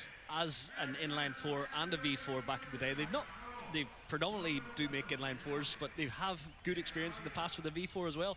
It is horses for courses. I'm a little bit like Sylvain. I'd love to see them find the extra bit of performance that's missing to keep an inline 4 on the grid. Otherwise, we're 5 V4 manufacturers. It's all a bit samey. I do like the idea of that when Pirelli comes in, there will be someone will steal a march, and whether it's with the new revised aero, which is going to put a lot less load into the Pirelli tires and find a way to extract performance. I'm looking forward to the innovations that are coming. We're losing the lowering device, losing a few CCs, but no doubt within 2-3 years they'll be making the same top speeds as these 1000 CCs. That is how the progression in MotoGP is. It never stops. But yeah, I do think in a way I'd like to see Yamaha continue with their DNA that has been so successful with World Championships as an inline 4 manufacturer.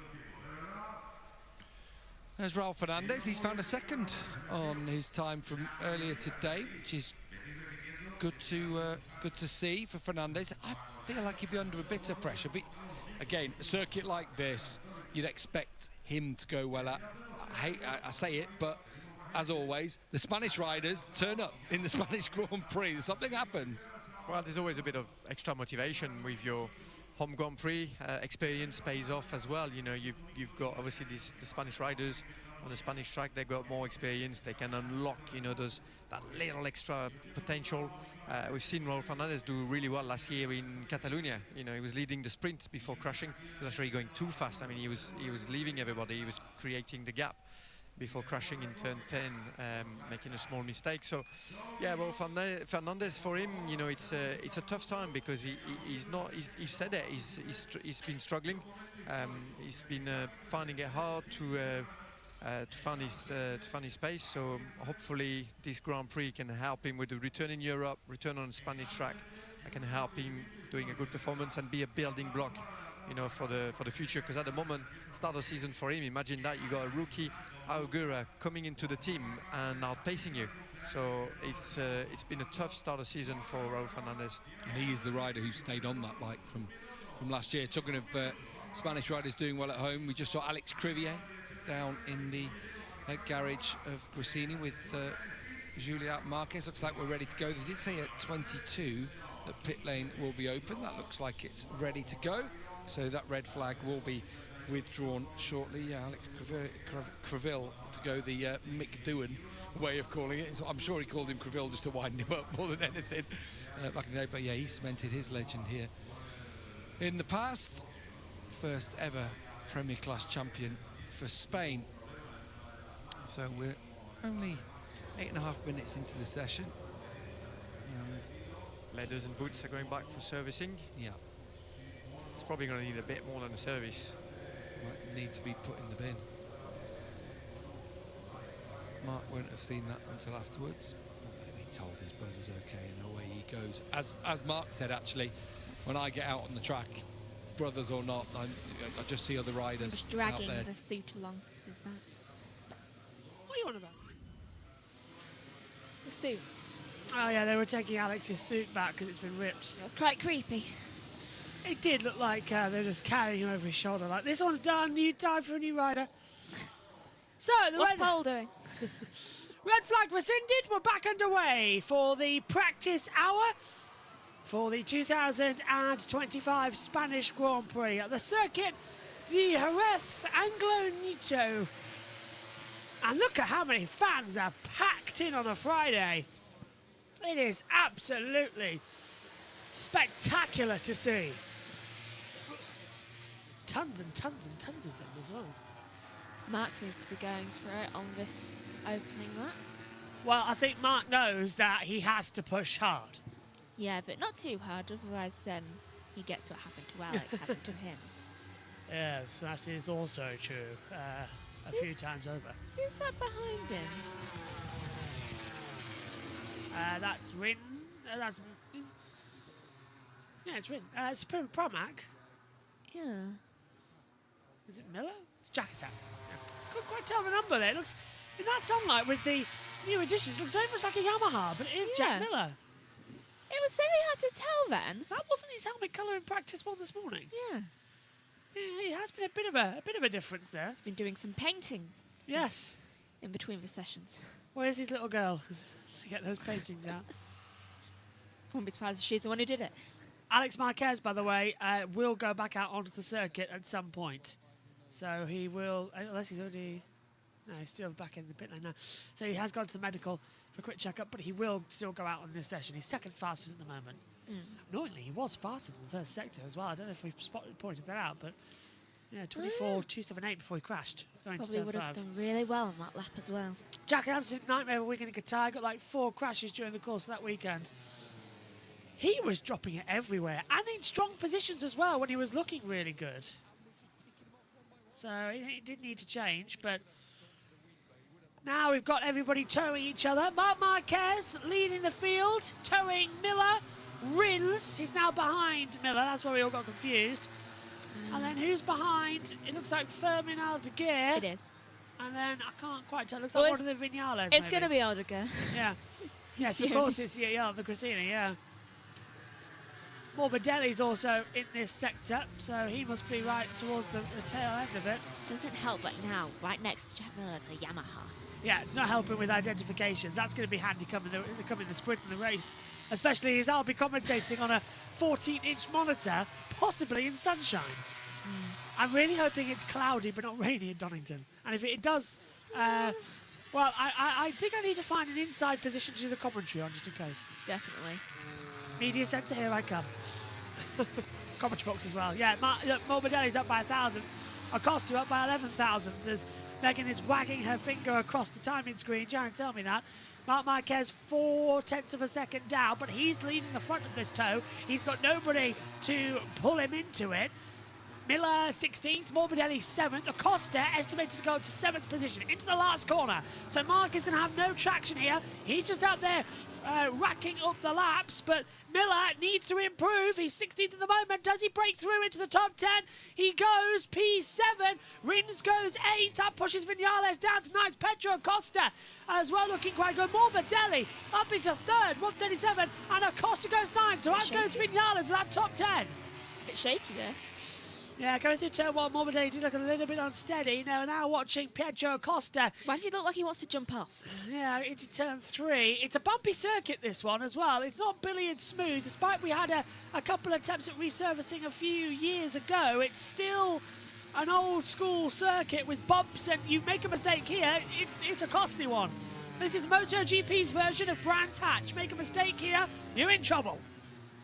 You certainly found that out. Yeah. Yes, with the near fatality of myself at Brands Hatch. You weren't even on a bike. No, I was just Oh, a I car. was just commentating, and yeah. JT's had a similar situation, having almost died at Brands Hatch when a Porsche came flying towards him into the barrier one year in the final of the Touring Cars. Does that circuit just don't like people called Josh? Possibly so, yeah, because I don't think it did well either to a couple of the Joshes of the Touring Cars. No, I think you're right. Yes, Megan is the sister. The sister? Yeah. Come on. Hello. The Why, have you annoying been one. mentioning me? No, you're here. Yes, but the sister. I think you've No, a question was asked, is Megan your sister? Oh, yes. There you go. Though he kind of wishes that I was not here. Only sometimes when you interrupt me. 137, 157 for Marc Marquez going top. How do you think I feel some of the time? I'm saying something and all of a sudden I'm not. That's because I've spotted something. We frustrate each other, but he will always have to be thankful for one thing. Laptops. No, the fact that I was born 9 days after your birthday instead of being born on your birthday. Yeah, that's true. Her birthday's on Wednesday this coming week. Yeah. Zarco goes into 13th position. Quartararo is finding time in that first and middle sector as well. Now in the third sector, 39 thousandths of a second faster than Marc, and Acosta's looking the same distance. I'm glad did he have his visor strip half off going around that corner? I couldn't quite tell off the angle. I could have sworn he did, and he must have quickly put it off. Well, he hasn't lost much time as they It was come like into it. halfway through pulling it off, it looked like. Possibly. Out of the last corner, over the line then comes Quartararo, a circuit he has won at here before. Because look, it looks new. Yeah, it is. It probably has done it for real time. Oh, and the man who's won here back in 2020 and 2021 has gone top, 137.071. Woohoo! He needs something good. So Quartararo retakes that top position. Franco Morbidelli's 3 tenths down, but he's winning in 4th. Acosta Well, he could go up to third position, the computer's predicting him to. Binder's in P9, looking good. Rins goes to 13th. Bsky goes 14th. So not too much of a dissimilar situation as they exit the last corner. Pull the throttle back, head down towards the line. Morbidelli's 4th and goes status quo. Do you know why he's status quo? Because he almost lost it going around that last corner and had to slow down. Yeah, that wake from the riders in front of him. Acosta has only managed P5 as well, at 1:37.332 was his last lap time. Binder's over the line though, and he's towing down one of his teammates. Binder goes 9th. 41 cancelled. That's Saleh. Track limits. Yes. Vinales improves up into 12th position. There's Danny Pedrosa. I've never seen him called Daniel Pedrosa before. That's not his, well, it is his name, but that's not his name. It is Danny Pedrosa. We all know him as Danny Pedrosa. I'm hungry. Prediction who will win at Spain this weekend? Well, you've got Not a Marquez. Not a Marquez. No, it tries to kill them every chance it gets. That is true, but I'm definitely going for Marc Marquez to win. If it's not Marc Marquez, it'll be Pecco Bagnaia, who's won the last 3 Grand Prix running, 22, 23, 24. I think I might go either Morbidelli or Quartararo. What's going to Bagnaia then? Get caught by Marquez. Ah, so an America situation. See. Take down. There's the bike. Do you know, the more I'm looking at this, the more I'm thinking maybe Alex won't go out in this session. I don't think he will.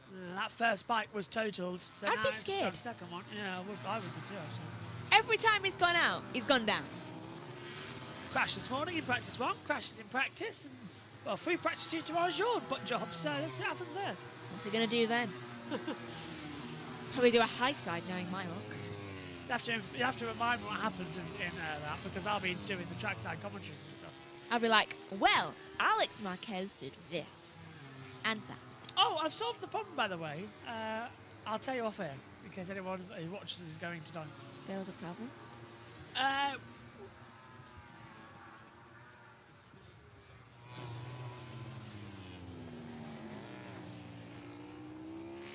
There we go.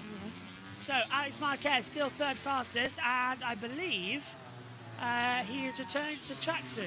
So, Alex is going to go back out again. Vinales stays in 12th place as we ride on board with Quartararo. Coming through the last sector now. He's still 0.3 of a second off as things stand, but he is the top man from Marc Marquez and Alex Marquez. Morbidelli, Acosta, Miller, Mia, Raul Fernandez, Binder and Bagnaia, your top 10 as things stand with 42 minutes to go of this session. Over the line, and now I think they're going to long runs again. Yep. And there's Mark. No, there's Pecco going out of the circuit. Doesn't help that they both have the last number 3. Yeah, so you already saw from the side. And Mark's helmet's red, Pecco's is black, but Pecco's this weekend has taken a bit more red on it. So it's hard to tell from certain angles. Yeah. It looks like his bike is struggling with the rider height. I'm going to say this. I know we've got different helmets, but riders should be allowed to choose their own suits. Yeah. As their custom. Because then we can easily spot who's in. You know, like how jockeys have their own shirts? Motorcycle riders should have their own suits. Yeah, I mean, agree. Lizzie's got her own in Superbike, so does Mal. Jamie had her own. Yeah, so we should be allowing... yeah, you still have the same sponsors on everything, but the colour scheme should be a choice of the rider. I'd probably have something to do with the dark side. We are the underdogs who became world champions. To forever remember what we achieved together, we are now all wear this ring. Get well soon, Jorge Martin. We're behind you. And that's the Prima Pramac team who are now wearing a special Get Well Soon ring to their former rider, Jorge Martin, who, of course, is out injured. Their loyalty knows their bands. Shame they couldn't keep him. Though, did you see in the stands? Do you know how many people have got Martin-type things on? There's a flag. It's his home race, of course. He's not even there and they're already supporting him. Yeah, well, he was supposed to be racing, but that crash in Qatar really did take its toll, didn't it? Which is unfortunate. I can't believe that he's out again. Because we said he'd be out again if he kept pushing himself. He said exactly that. Oh, he'll be He'd out do again. a Marquez. And he did worse. Yeah, bingo. Did it again. Another run. Wasn't his original injury dropping a weight on his hand? Yes. Yeah. No. His original injury, he crashed in testing. So he crashed in testing. And did his hand then. That put him out for testing in the first few races. And then he did during recovery. Yeah, he tried his weight and it went wrong. And So- then that. Yeah. And then he crashed in Qatar at his first opportunity at returning. So it did take a while for it to, I want to say, close with a chance of returning. So yeah. If he doesn't stop doing stuff before his recovery is fully over and he's fully ready, then he's just going to be in a big bandage cast. Yeah, it'd be like that. It just big bandage. Yeah. Coming through. Let's have a look. The one where he did his hand. That's just silly. Yeah. Which makes it even worse for him. Yeah. Just crashed in Sepang testing. First lap out on the bike as well. Did the out lap, then crashed on lap 1. It was not great. I was sat here in the commentary box and Life was telling him it was not his year. yeah, that was a mess of a test. Testing was a mess to cover. I think next year we're just going to shove it on JBMotorsports 2 and be done with it. It was a mess to cover. It's like, there. Well, Stay there. The second channel, which we're now on, hello everybody, is monetized, so it's easy to shove it there. It all goes into the same account. Yeah. You all get the same pennies. So that's better and better. Reminder this weekend, we've got a couple of things coming up for you. It's a wild weekend as well, by the way. A lot of hours, a lot of work. I thought you said there wasn't a lot to do. Not for you, it's not. What have we got here coming through? How much am I going to be in this box producing? That's in red. That's a lot. No, here. Yeah, I know. That's a lot. Yeah, but they're all back to back. It's fine. Mm. So, tomorrow, Donington Park, we are live for the opening of the British Touring Car Championship. That's from 9 a.m. British Summer Time. 9 till 6, Saturday and Sunday. British Summer Time, we're live from Donington. So, a lot of trackside stuff. Do I have to be in here? No. MotoGP Free Practice 2, 10 past 9. Qualifying 9:45. That's all going to be on JBMotorsports 2. Yes, you have to be in there for that. The TISO Sprint, that's going to be on JB2 as well on Twitch at 1:50. This is all British Summertime. The GB3 Silverstone race from 3 o'clock will be live. Omi's commentating that on the second channel. Megan will then be producing, not commentating, with JT on TeamViewer. Will be on the qualifying for NASCAR at Talladega. And then Matthew Owens and Seth Eves will take you through the Xfinity Series race at Talladega at 9 o'clock on Saturday. Sunday morning, warm-up on JB Motorsports 2. That's going to be from 8:40 British Summertime. Megan is taking you through that. Donington Day 2, 9 till 6, as I said. Then Moto 3 from 9:50 with the World Feed commentary and Megan producing. Moto 2 from 11:05 on JB2. But the main MotoGP Spanish Grand Prix, myself and Megan on commentary, will be on JB Motorsports, the main YouTube channel, from 12:50 with lights out at 1 o'clock. After that, alongside the touring cars on JB2, we'll also have Omi on for race 2 of Silverstone for the GB3 Championship. That's at 10, race 3 at 4, and then the NASCAR Cup Series at Talladega on at 7:30, green flag at 8:20, and I'll be commentating from the hotel alongside JT and Jack for the Talladega Cup race, which is going to be absolutely fantastic. I'm looking forward to that, actually, being able to do the commentary from the hotel. Megan's taking a look, and she doesn't know yet that I am actually going to write that down for her afterwards. Send me that picture as well. Yeah, so there you go. There's your schedule of what's coming up this weekend. Did I do something wrong? McLaren leaving Formula E at the end of the season. Are they? That's a big surprise if true. Yeah. Jeez. McLaren managed to draw with announcers. Well, Bagnaia. Wow. Well, that is a surprise. Didn't see that one coming. McLaren are leaving Formula E. That's probably because they're going to the World Endurance Championship. So it kind of makes sense to go there. Bagnaia's coming up to the line and goes 2nd. So he was 10th, and he puts himself up to P2. Crucially ahead of Mark as well. It's a 1:37.096. In this part of the session where not really anybody's doing much. We're all having to fill time. Yeah. Start reading from my book. We might need to. It's going to be that type of day, Megan, I think. We have to go out soon. I don't want to go out, but I have to go out, so I'm going out. We're going to town, aren't we? Yes. I do need to go out. I need to get some stuff. Thanks, Sean. Didn't see that. What food? I'll message Pico and see what the Formula E zone's going to be like. I'm hungry. I didn't have a proper breakfast. I did eat a bit of an Easter egg, though. I haven't touched my Easter eggs yet. I've eaten 2. I've had a Twix. That's it. I've I eaten haven't even touched my Maltesers or my Cadbury. 2. You okay? I'm busy. And you suddenly can't find the time to read? I am busy. Might take one with me. You took the tracks out. Yes. 34 minutes to go then. I'm really buzzing for this weekend. I can't wait. It's going to be very exciting. Oh, by the way, What? do you know on your birthday when I had to take the allergy tablet? Yes. I haven't had a single problem since. Oh, there you go. What was I having an allergic reaction to? That's what I want to know. The whiskey. Do you think it could have cherries in it? No. Peanuts? No, whiskey. The same thing happened to me. It makes your nose run.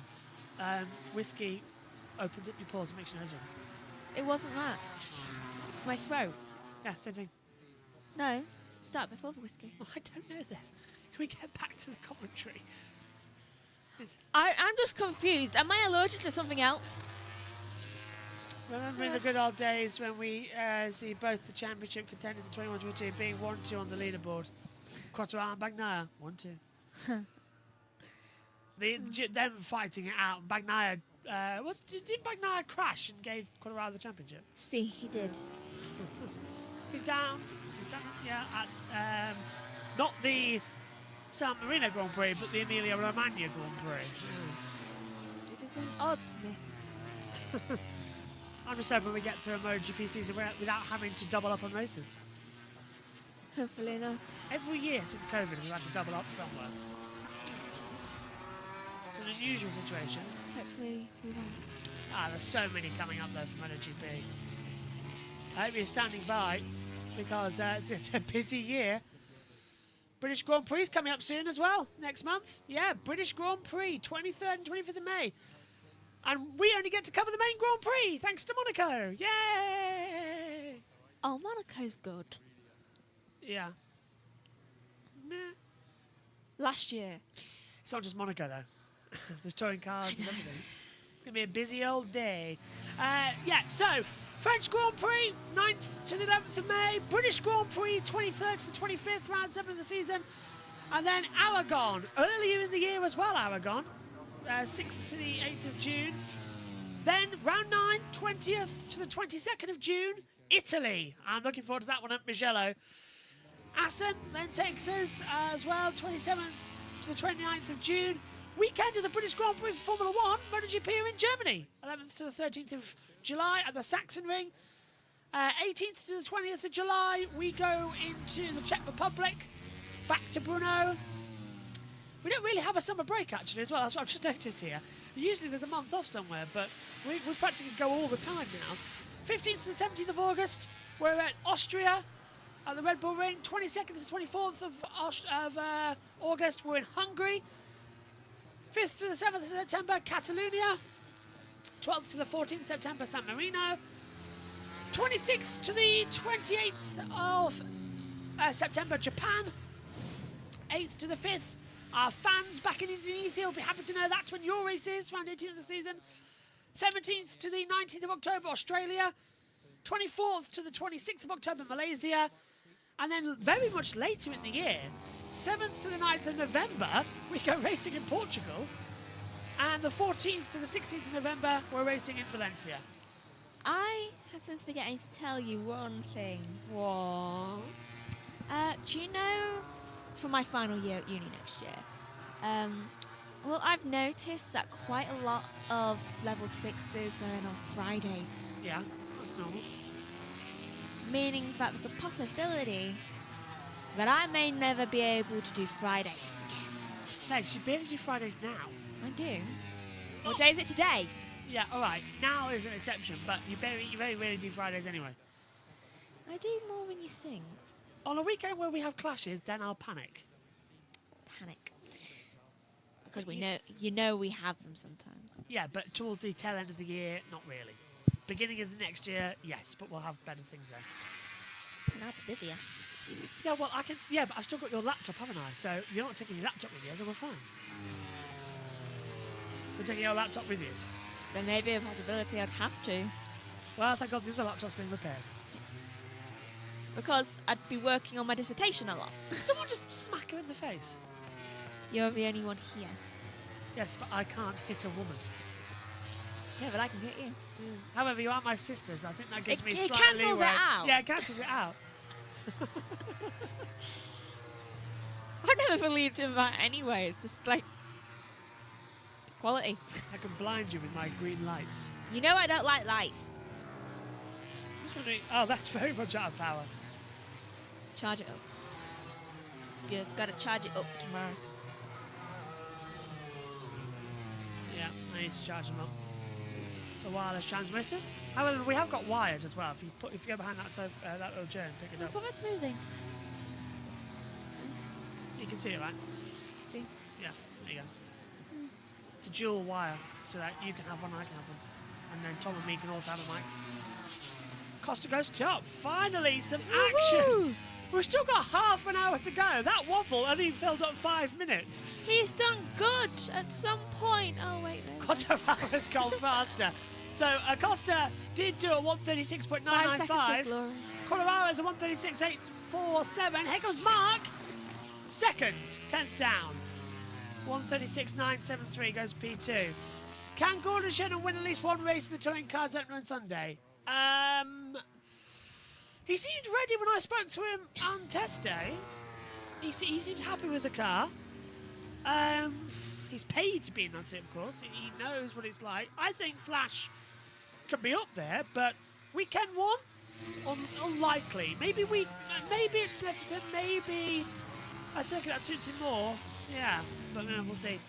I'm annoyed that I missed Netherton this year. No ifs, no buts, no candidates. I cannot do any race. Good. No, not one. Race 1, same time as MotoGP British Grand Prix. Race 2, Monaco Grand Prix. Race 3, Indy 500. Good. I don't think I get a single chance. Obviously, that's fate telling you to do other stuff. No, because I don't go to every touring car race, do I? I do some in the commentary box. I know. However, Yellow. sectors 3 and 4, this is the last part of the track. Aldeguer is in this sector. It's not Marc Marquez, is it? Because he's not moving on my transponder, and he's in that sector 3-4 area. I think. Is he? Where is he? Well, Mark's in that sector. Hang on, it's. I think it's a Prima Pramac. It's Brad Binder. That doesn't help. Well, at least it's not. Yeah, Brad Binder has crashed at turn 9. It's not Jack Miller. No, there he is. Binder's up and walking away. We're not going to have another red flag, are we, if that air fence is damaged? Again. There's Kit watching on. I wonder if this is... I wonder how that one's happened then. It looks like it's... could be a drop in the front one. Probably. And that's Digentonio. No, not Digentonio. That's Bezecchi's lap time cancelled. And 21... Who's that? That's going to be... Morbidelli. Morbidelli, yeah. Quartararo's having his lap time done as well. So if we replaced him, a replacement. Yeah. Don't know how Binder's crashed at turn 9, but he has gone down. Is Alex back up the circuit yet? No.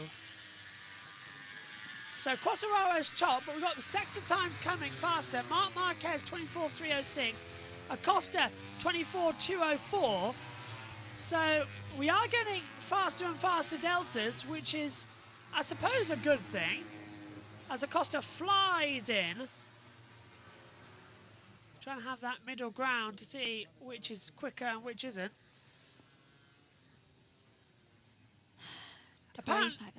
Apparently it was a quick crash for Maverick. No, Brad. ATM system's not even telling us who it is. How? Why are they saying it's a quick crash? Aren't all crashes quick? That's why they crash. I would like to see a replay, but Dorna don't show us replays when they know the rider's okay. Yeah, there's no pain, there's no gain. What's wrong with Fabio Quartararo there? He looked very much agitated to turn one, throwing his hands up at the bike, looking around to see if he was there, but nobody's around him at all on the track. He's just like, who am I competing against? Who am I complaining to, more like, from Fabi? Either that, or they must have screens up somewhere and it's annoyed that there's no replay. Screen locations down at turn 2, 7 as well. There's a couple more around. Mark's back in the pit lane. He's safely through into Q2, but he wants to know why he's not fastest. This is somebody who's dominated and now can't dominate, which is going to be entertaining, to say the least. Am I looking forward to this weekend's British Touring Car Championship? Answer: extremely. I've got a laptop for the first time trackside, which means that the battery's not going to die, unlike the other one. So I can actually have a sit-down location studio if I need it. And it just makes life a million times more easier. But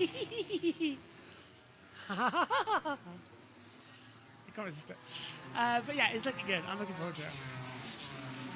Also, I can record to it doing some interviews as well.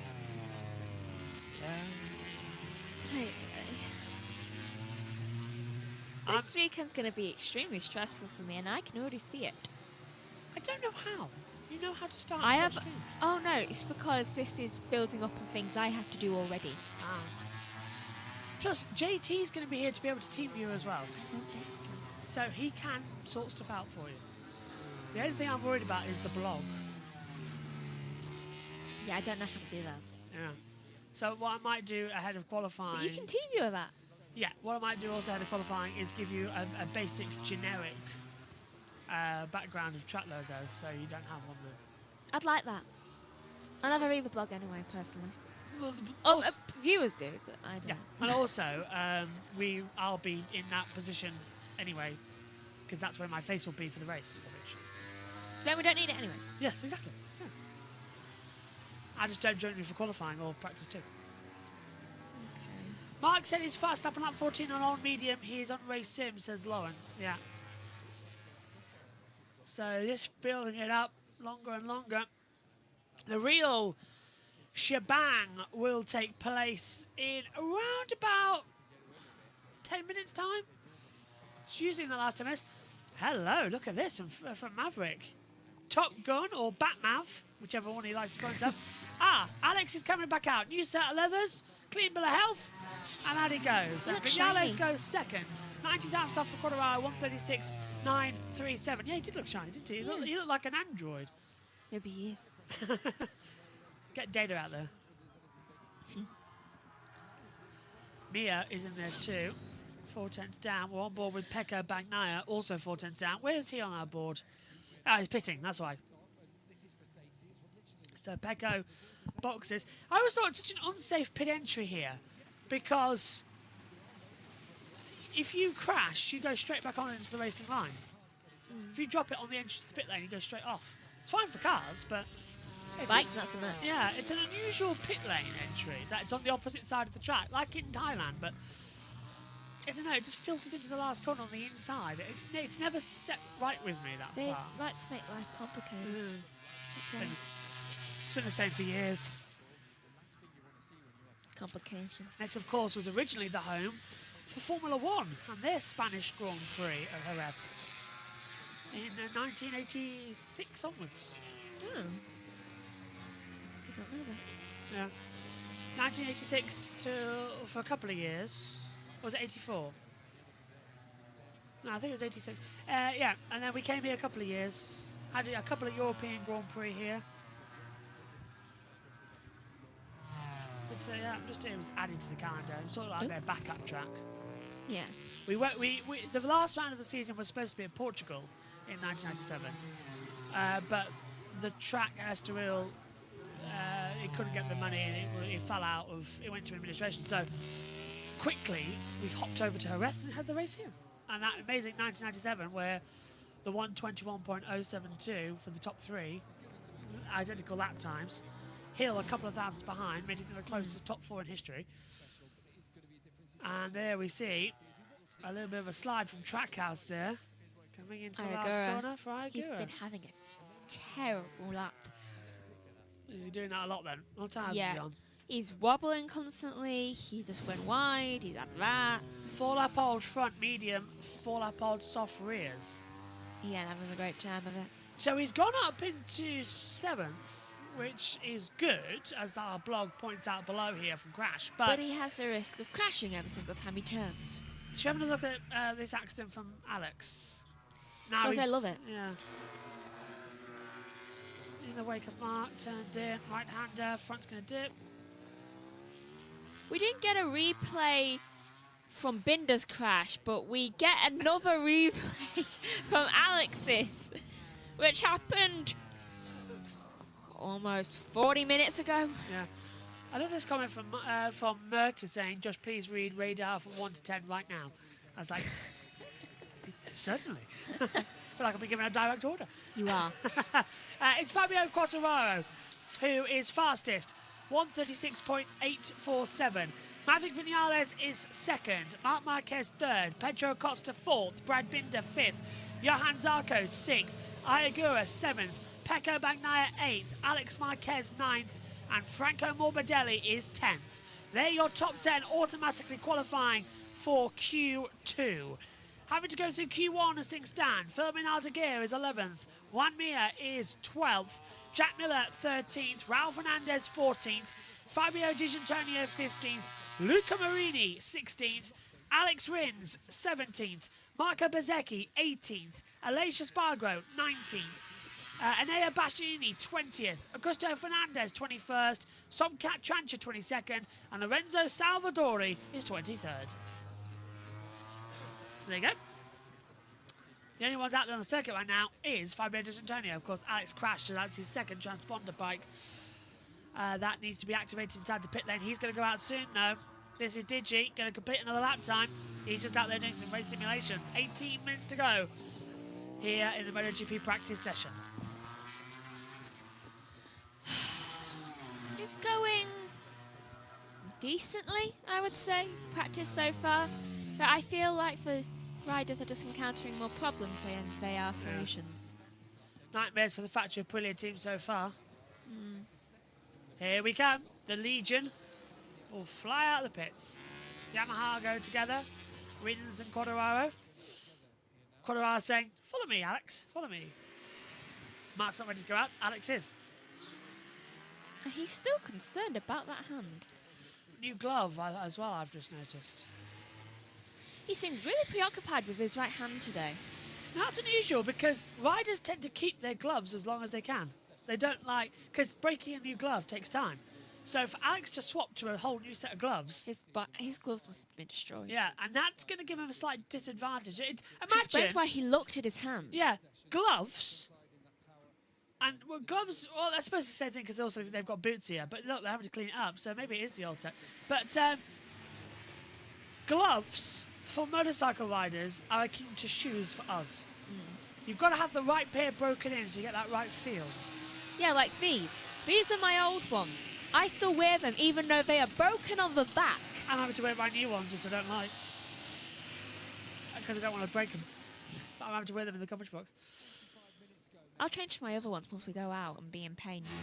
45 minutes have passed since the accident. Maybe a bit more than that, actually.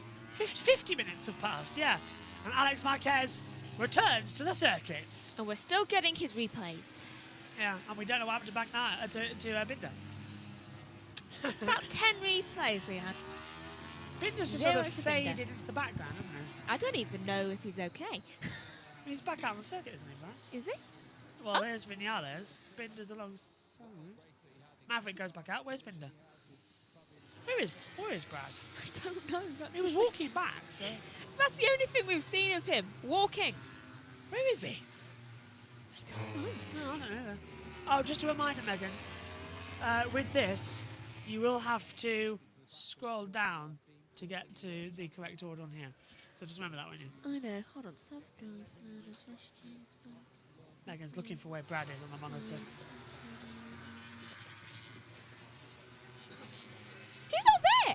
there he is. 5th. Still, He's out. No. He's in the. Oh no, yes he is. Yeah, you're right. Yeah, so he's out on his second bike then. He must have only just come out. Yeah. Well, he's gone out with everybody else for their final run. 15 minutes, and now everybody starts going kapow. And not ka-chow, because that's making something else. It's a kapow moment. Punching. It's the old Batman. In Batman, when you used to punch, it was kapow.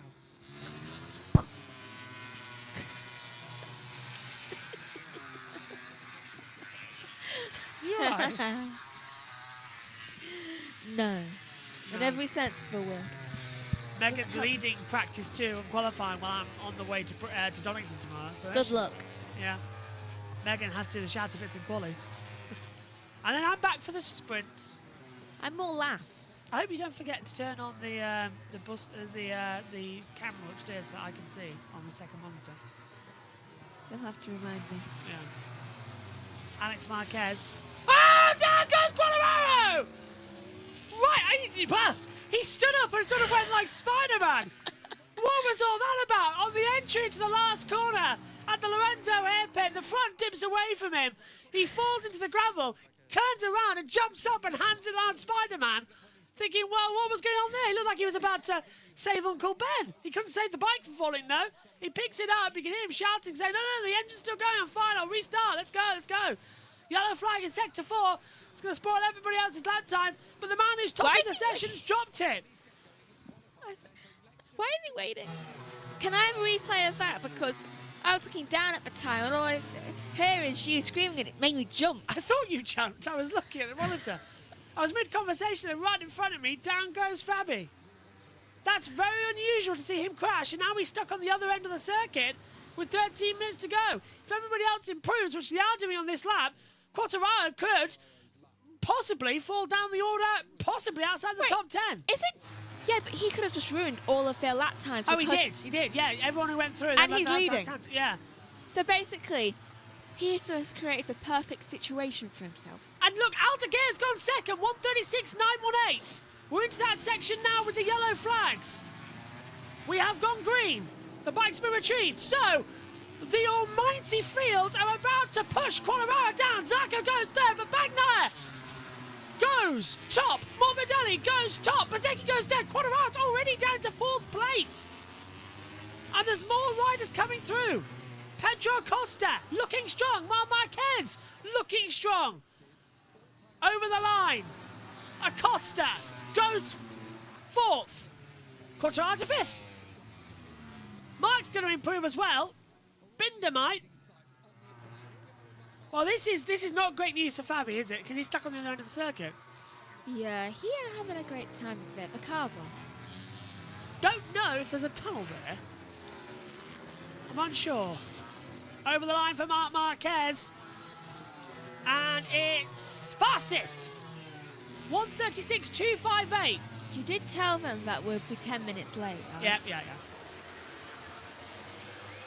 Can you smell that as well? Yeah. Mia goes 9th. Aldeguer's improving. So is Alex. So is Morbidelli. We're watching Alex now. Well, he's actually 2 tenths down that 3rd sector. I think he got held up with traffic there, Megs. Don't crash, Alex. For the love of everything. You don't have any more bikes. He's down to 6th position as well. Well, the Spanish Grand Prix certainly does like to give and take, doesn't it, as he comes into the last corner. Aldeguer goes up to 4th. That pushes Quartararo down to 7th place. Look at Julius. He doesn't know what to look at. Over the line.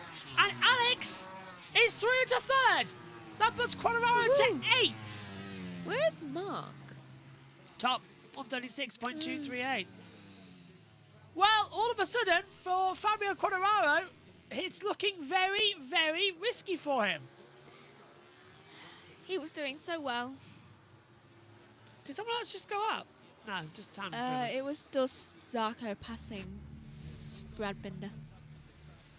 It's Quartararo. This is how it happened. They're going into turn 13. For Lorenzo hairpin. Under braking. Put his shoulder. He'd already gone. He'd already dropped on him. I think he put his shoulder down and his elbow down wrong as well. Yeah. The front had already gone on entry, so he's trail braking in and the front's just dipped on him. Oh, it's going to be so annoying. Ooh, that was a close one. Rins Is that- behind him, his teammate. Imagine that, his teammate just being like, what happened there? I don't even think he's looking at him. Look, No, doesn't care. Rins is looking at the apex. He would not have spotted that Quartararo went down until afterwards. Yeah. Mark's looking at the timing screen saying, He's just like, what? he didn't even spot him. He's talking about a change he wants with 9 minutes to go. We saw the Yamahas go out of the circuit. It's like, Quartararo's like, follow me! Don't follow him! Yeah, don't. That is Quartararo. That's Rins, isn't it? Look at Quartararo's side of the garage. Oh, there's Fabi. Fabi's back in the garage. Great. There was a tunnel. Either that or The Great Escape's got a sequel. Maybe Maddie taught him a few tricks. El Diablo knows how to get out of a hole. Oh, I'm pretty sure she has secret tunnels and places. Yeah. Oh, I know what you're on about. Yeah, that was the weirdest thing. Me, Lizzie, and Mallory and Simon all looked at each other when Maddie said, "Right, I'm off back to the media centre. Bye." Media centre's at the other end of the paddock, remember? And there's only one exit out of the tent where the WCR was, and there's a barrier because we're second to last, and there's a barrier that you can't get through. She goes out that way, and 30 seconds later she walks past us all again, going in the same direction. She couldn't have circled back without us seeing her. How Maddie did that, I have no idea. Getting to think she was hopped. Maddie, if you're watching this, How? Yeah, I don't know how you did that. I've heard this story so many times, and because I keep asking, because I keep trying to figure out a way you did that. The thing is, Simon seems on phase. She must do a lot. I can imagine sometimes she must go upstairs and all of a sudden come out of the kitchen. Even that, she got a twin. 1:36.258 is the top time as everybody's now back in the pit lane, bar Digi and Aleix. Maybe you saw her doppelganger. No, it's definitely her. She was wearing the Secmet logo and everything. Maybe. Strangest thing ever as well. So they sent her a text saying Maddie bike's back in after it got repaired. And she replied to it the next day when I was sat next to her. She was like, how? I was Just like, I'm over here. Just like, oh yeah, I'll reply to this. Just like, that was the day before and I'm right here. Yeah, exactly that. Crazy weekend. I loved that weekend in Donington. Good Superbike weekend. Hopefully be there again this year, but it won't feel the same without them there. A bit different. I'll still go do some interviews and get some things sorted. Might only go someday. Digi goes 5th. Is it 5th? Yeah. Yeah, it's 5th. Now that pushes Quartararo down to 9th. But big him, look at that. The VR46 boys love that. Round of applause and everything. Ooh. What a surprise. Ducati 1, 2, 3, 4, 5, 6. Oh my god. All of the Ducatis lock out the top 6. And then we've got an Aprilia, a KTM, and a Yamaha. And another Yamaha. And a Honda, let's not forget as well. Oh, On a wait, no. correction. Mia's just In 11th, yeah. in 11. Too bad Honda don't make that list. New schedule has been announced for the Cup, the York Talent Cup coming out. There's an Asia Talent, Red Bull Rookies Cup coming up. Does that affect? No. One thing I do need to know is, when is Moto E? Oh, 2 weeks time, French Grand Prix, lovely. I've been wondering why my arms have been so uncomfortable. So Moto E this year is at France, Assen, Austria, Hungary, Catalonia, San Marino and Portugal. Babby, Going out on the circuit. is it wise for him on a bumpy circuit to be doing that? Yeah, pit lane's billiard smooth. Are we sure? Yeah. I doubt. So he's not. Oh. See? Yeah, all right, there it is. He nearly drops it coming out of the pit lane. It's like I can predict. This is bike number 2, by the way, as well. He hasn't had time to get bike number 1 back. Plug says as well, thank you. Moto E starts at Le Mans. Oh, it's going to be fun. French Grand Prix always is energetic. Unless you're in F1. Remember last year when it started to rain? Don't forget, we'll also be live with the touring cars that day as well, so we'll be jumping around a little bit. Woohoo! I believe you have Moto2 again. Oh, what? Yeah. You see, he just springs these things onto me on air as well, most of the time. Probably MotoGP. No. Yeah, he does this a lot. I find out things on air. I'm just like... Well, that's just me thinking. Yellow flag, sectors 3 and 4. Not savvy again. Salvadori's in that part of the track. But so is Jack Miller. I think 48? No, 43. It's Miller. It's Miller. Jack Miller's... Yeah, Miller's crashed. It's always him. Oh, and it's a biggie. He's okay. He gets up a little walkway. It's at turn 9. He's having a lot of big crashes lately. Back 9, Zarco might have their lap times reached here. We'll see what the race controls say. Miller's crashed then. Back 9 to the top, briefly, 1:36.094. If that time stands, that's another one. Zarco goes into 5th. Lap time cancelled for Mia with the yellow flag. So it looks like those two of Bagnaia and Zarco will stand at least. Well, at least someone's got a good 36, 79, 73, 42, 23, 10, all having their lap times lead for track limits. Yellow flag now, sector 3. Is that another one? No, it was originally 2 and 3, remember? No, it's turn 6. Someone's off at 6. Oh! There's a second accident. It's a blue dot. Don't tell me it's Alex. I think it's Bezzecchi. It's Ralph Fernandez. Why is Bezzecchi stopped then? Ralph Fernandez has crashed at Drysack, turn 6. Aldeguer goes up to 5th. But with the amount of yellow flags we've got coming, I don't know if that's going to change our monitors. Quartararo is coming into turn... Where is he? Quartararo's in turn 6 now. Yeah, there he is in the gravel track down that part. So that's going to spoil Quartararo's lap time as well. He's currently in 10th position. He's at risk of going out Q1. This time to Raul. Oh, wow, that was under braking. Rear stepped out immediately. That was always going to happen. Oh. Rear steps out, front dips out under him, and yeah. Crash, bang, wallop, I'm afraid. There's a bit of debris on the track. Oh, I don't like how he skids a long time on the leathers and then barrels on the gravel. Oh, he's going to restart it for the... What? Why are you restarting on gravel? That's Ayagura! That's his teammate at turn 6! And there's another one down! There's oil down! There has to be oil down now! For that to be 2... Well, there's 3 off there. Has to be some form of oil down at turn 6. Has to be. That? Well, this could red flag the session again. If there's oil down at turn 6, this could bring out the red flags. It was Miller. Alex Mike, well, we've got yellow flags galore. This is going to take quite some time to sort out. No, it was red for the other person. It was one of the KTMs. Over the line comes Alex Marquez. I think it was a Leish. 135.991. First man of the day to the 135s. Great job. Ooh, yellow flag yellow. again. Sector 3. That's at turn 6 as well. Yeah. Is that Alex? This is turn 7. Right, lap time cancelled for the 93 exceeding track limit. Someone's off at 7 now. We've gone green. The yellows are coming up and down all over the place. No, that was... Who's that? And now, that was Quartararo starting at that time. He's been blocked by Alex, censored by somebody else on the exit line. Who's that? that? The KTMs. Jeez, I wish we had a driver track. I wish we did. It's hard working out in that first sector. Brad Binder, Megan. Binder. So Binder went off. Well, sure. Again. And hang on, is Bagnaia not going to go out again? 1 minute 40, yellow Would flag you blame again. him? Yellow flag, sector 3 Sector again. 3. And he's down at turn 6. That's another 21. crash. 21. That's Mia. Mia. 36 has gone down. There's got to be some form of oil down at turn 6. There has to be. That's 21, 5 23, now, 37. I count, in that part of the track. There has to be some form of oil. In a minute. Yeah, well, if I was race control, I'd red flag this before anyone else goes down. Yeah, because every time someone goes round for it, someone down. Yeah, there's something on the track that's making them crash. Wind hasn't increased; it stayed the same. Oh, it's actually 12 kilometres blowing in the southeast. I wonder if the wind's causing something. But it's either wind or something's on the circuit, some form of oil. Quartararo locks up, but he's going to go through the gravel at turn 1 as well. Quartararo runs it off again, and that was on his last flying lap time. Quartararo improves up to 5th, but goes off at turn 1.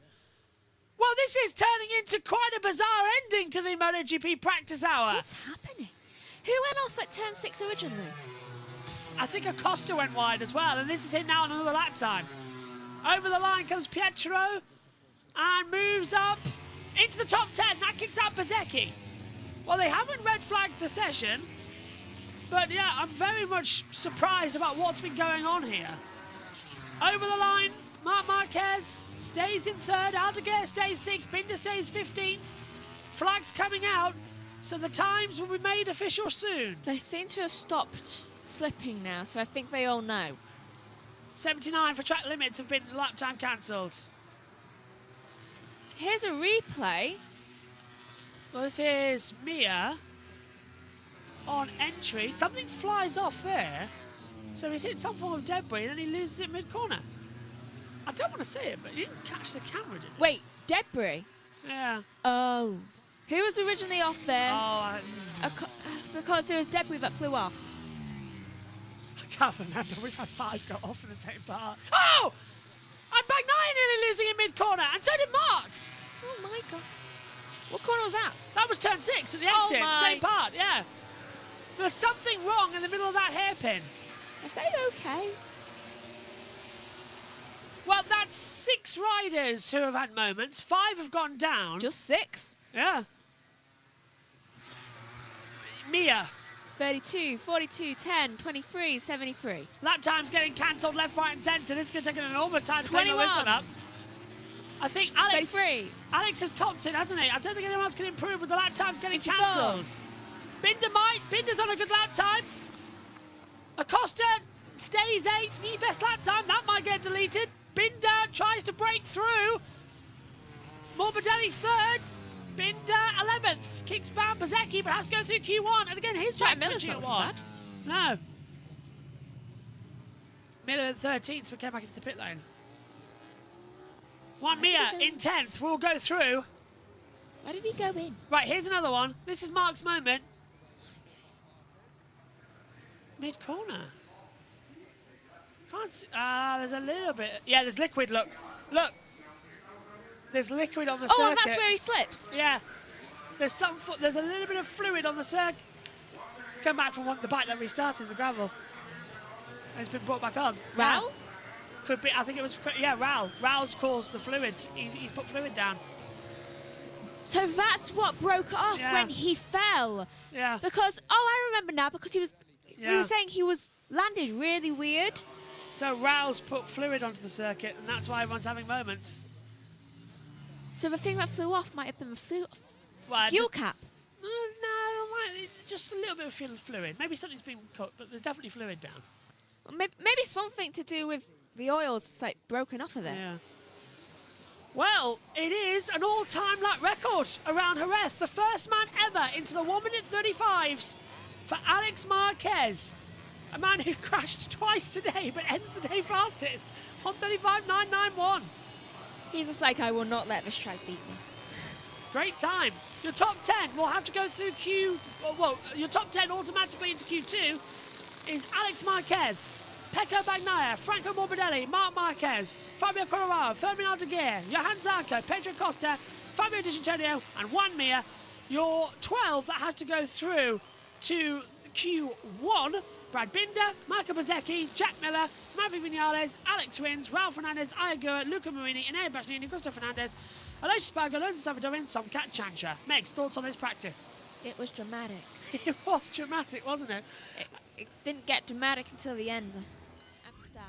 Well, just a reminder that every session bar the main race day is live on JB Motorsports 2. The race will be live on JB Motorsports. Megan will take you through free practice 2 and qualifying tomorrow. I'll be back commentating from Donington trackside for the touring cars for the TISO sprint with Megan. And you can watch all of that here on JB Motorsports 2 and Twitch live and premiered later on the main channel. Thanks for your company. What a session. It is Alex Marquez. Gets knocked down, gets back up again, and sets the fastest lap time ever at this circuit. We'll see you later for free practice 2 tomorrow morning. Bye-bye.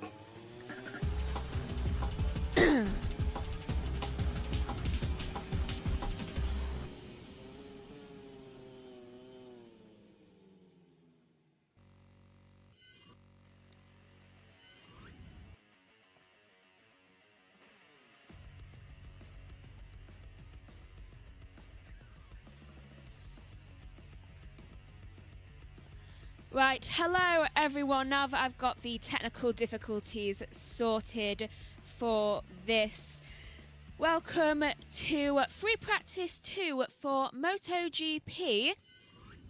I'm your commentator, Megan Birch, and as I just said, MotoGP, Free Practice 2 here in Spain, and unlike usual, I am on my own, and here's the track noise. Session has started about a minute and a half ago. Still need to perfect the timings on my own things for everything, so I am completely on my own for, I think, the rest of the weekend. Joshua will be joining me, obviously, through Discord, given he is currently at Donington. Seems to be enjoying it so far, though I am in control of the streams and getting a replay now of the back of Marc Marquez's bike, and I am guessing it is something to do with the aero and how the little like rear wings are moving at the back of the bike, though everything seems to be going okay for them. They don't seem to have timings for themselves yet of any type, so obviously they're having technical difficulties, but I have timing screen right here. And currently Zarco he hasn't set a time yet, but top of the session. And he is looking to set a time probably in the next 45 seconds, I would say. Though currently on board with Pedro Acosta, who seems to be having a good weekend so far. Though, stressful morning. This practice session will be half an hour long and then going straight on into Qualifying 1 and then Qualifying 2. And it's yellow flag, Sector 1. Oh, we're not going to have another one of these days, are we? Anyone who was watching Free Practice 1 yesterday or something? And who sat down? That is one of the VR46s. And it is Morbidelli. Seems to have gone down in, that would be turn 4, I believe. Entrance of turn 4, I would say. And it's currently looking at, is that round? 79. No, that's Ayagura. Are they teammates? That explains why I thought it was Raoul's first. Right, so first person to set a time is Rins with a 1:38.699. Bagnaia then sets a time of 1:38.439. This session, despite having a yellow flag, seems to be getting a lot of times on the board. Given it was in the first sector, I'm guessing that they mostly avoided it. Though, for those unlucky few, I bet there's going to be some. And that's Ayagura looking behind him. What is he looking at? And red flag! Aero fence. I'm calling it aero fence. Has Morbidelli busted the aero fence? Because honestly, isn't that like 3 times in the past 24 hours that the aero fence? The aero fence has been busted, and this is going to put a delay to both qualifying, given the timer stop, and about 10 minutes. Oh, and that's really busted the aero fence. It'll probably be about, once they get that bike cleared, 10 minutes it will take for them to actually refill the air fence with air. Red flag due to track conditions. And Joshua, I hope you're watching this right now and hope you know what you've left me with. Please tell me it's only one aero fence. Yeah, incident turn 4, aero fence needs to be redeployed. It seems to be only one, so that bike is really stuck in there. Right now we're looking at D'Antonio's bike for some reason. No, that's not D'Antonio's bike, that's Morbidelli's bike, his second bike. They've got it ready in the wings. I suppose if you're going to crash at any point during a practice session or even a qualifying session, you want it to be at the beginning, because then you're not messing up most of the other riders' times, and then you won't get a lot of people being annoyed at you. So, there's that. But what a way to start the Saturday. Red flag.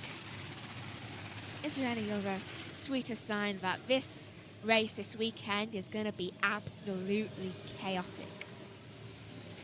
Now, I bet some of the other commentators would have thought I would have said chaos. Well, I'm not Joshua. That means I've got about 10 minutes of filler time, and I don't have a commentator to actually help me fill this time, so I'm just going to read you through the times currently of who have actually set them. Only 13 have actually managed to set times so far. That is Bagnaia with a 1:38.439 in first. Alicia Spargo gets second so far with a 1:38.440, and it's VR46 do not look very happy. Mainly because I think they're upset they're going to have to basically fix an entire new bike before tomorrow. Right, Acosta is third, Rins is fourth, Miller is fifth. Quite a good position for Miller, actually. Marini is sixth, seventh is Zecchi, Brad Binder is eighth, ninth is D'Antonio, Zarco is 10th, 11th is Alex Marquez, 12th is Chantra, and Ayagura is in 13th. And it's kind of mixed reactions from the fans there in the grandstand. Both happy that they get to see a red flag, but also frustrated that now they're going to have to wait. Honestly, I feel that pain. Right, so looking at Marc Marquez's garage, they seem to be really desperate to actually get their strategies right, given the fact that, are they actually on the board? No. I think that was one of the lap times that were ruined. Mark's was one of them, I believe. Where was Mark? I think he was in, I want to say Sector 1. It would be Sector 1. Right, so have they already redeployed that air fence? It's been like, okay, it's been longer than I thought. It's been like 4 minutes. Yeah, they have already redeployed that air fence, and I believe the red flag will be coming in very shortly. New schedule pit lanes open at 10:19, so that's in a minute's time. They have already got that air fence up and running. That is impressive. Either that, or they have just had one waiting in the wings because of what happened yesterday and just moved it in. Actually, that would probably be quite wise for them, actually. I mean, I'd have that. If my riders were constantly going into the air fence and causing issues, then I would have, like, spare ones ready too. This means that qualifying is only delayed by about 5-10 minutes. And even then, it is just still directly after this. It just delays the timings a bit more for everyone else. Right, so that is, I want to say Mark. And again, you can't tell because, like me and Joshua were saying yesterday, there are not like customized uniforms or suits. It's hard to think when you're on your own and been covering for a while. Right, so first riders out of the pit lane, just heading up so that they can get a nice clear shot, and it's green flag running. Everyone heading out of the pit lane now. We have our first people out, and Miller was desperate to get out of there. I think he was the first out of pit lane. And there's D'Antonio, teammate of Morbidelli, heading out and hoping that he's not going to make the same mistake. But again, a lot of them are going to be wishing that, given how often they keep ruining those barriers. There's Ganeshi. I don't know if I'm saying that right either. That is, do you know what? I still can't tell. I still can't tell which Ducati that is because they both have 3 as their last number, so it becomes impossible to tell which one's which. That would be Bagnaia. It is impossible unless you see the front of the bike. Make changes, please, I beg of you. Here is Franco Morbidelli's crash, and just loses it at the entrance of turn 4, and ooh, it looks like both him and the bike hit the aero fence. Wow, that is, he's going to be sore for the rest of the day, I bet. At least the airbag seems to have deployed at least minutely. You can tell it's slightly inflated, but not as much as I would like for hitting air. Then again, he had an airbag deployed and he hit him basically the equivalent of a giant airbag. That's funny.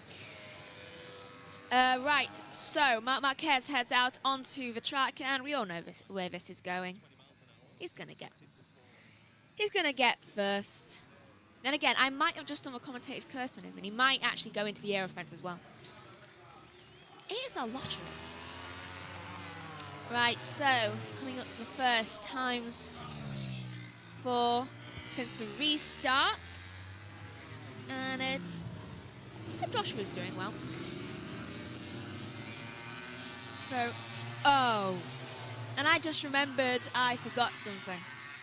So I'm going to have to run in during the break at the end of this to actually go get it. Which, can you guess? My water! So I can actually commentate effectively. Oh well. Right, technically 24 minutes left of the session right now. Currently looking at Bagnaia, and it's a little bit of a wobble there into turn. I genuinely think that was turn 4. Was that turn 4? Yes, it was. Wobble into turn 4, and now that I think about it, why was it saying sector 3 when people were going off in turn 6 yesterday? That's something me and Joshua didn't even notice, and I've just figured out. Right. So, Bagnaia currently at 4/10 slower than... Oh no, now it's 4/10 faster. Finally updated on the screens than his current time. And it's Alex Marquez. Ooh, slower. That is weird for Alex. And again, I guess he wants to be a bit more careful after yesterday.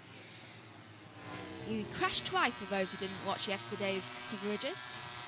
Twice. Don't know how he actually had enough bikes to finish the session. Right, Bagnaia is now almost 5.5 tenths faster than his original time, and finally getting the times in. Bezecchi goes top with a 1:37.876, trying to get those times in. Mir goes 12th.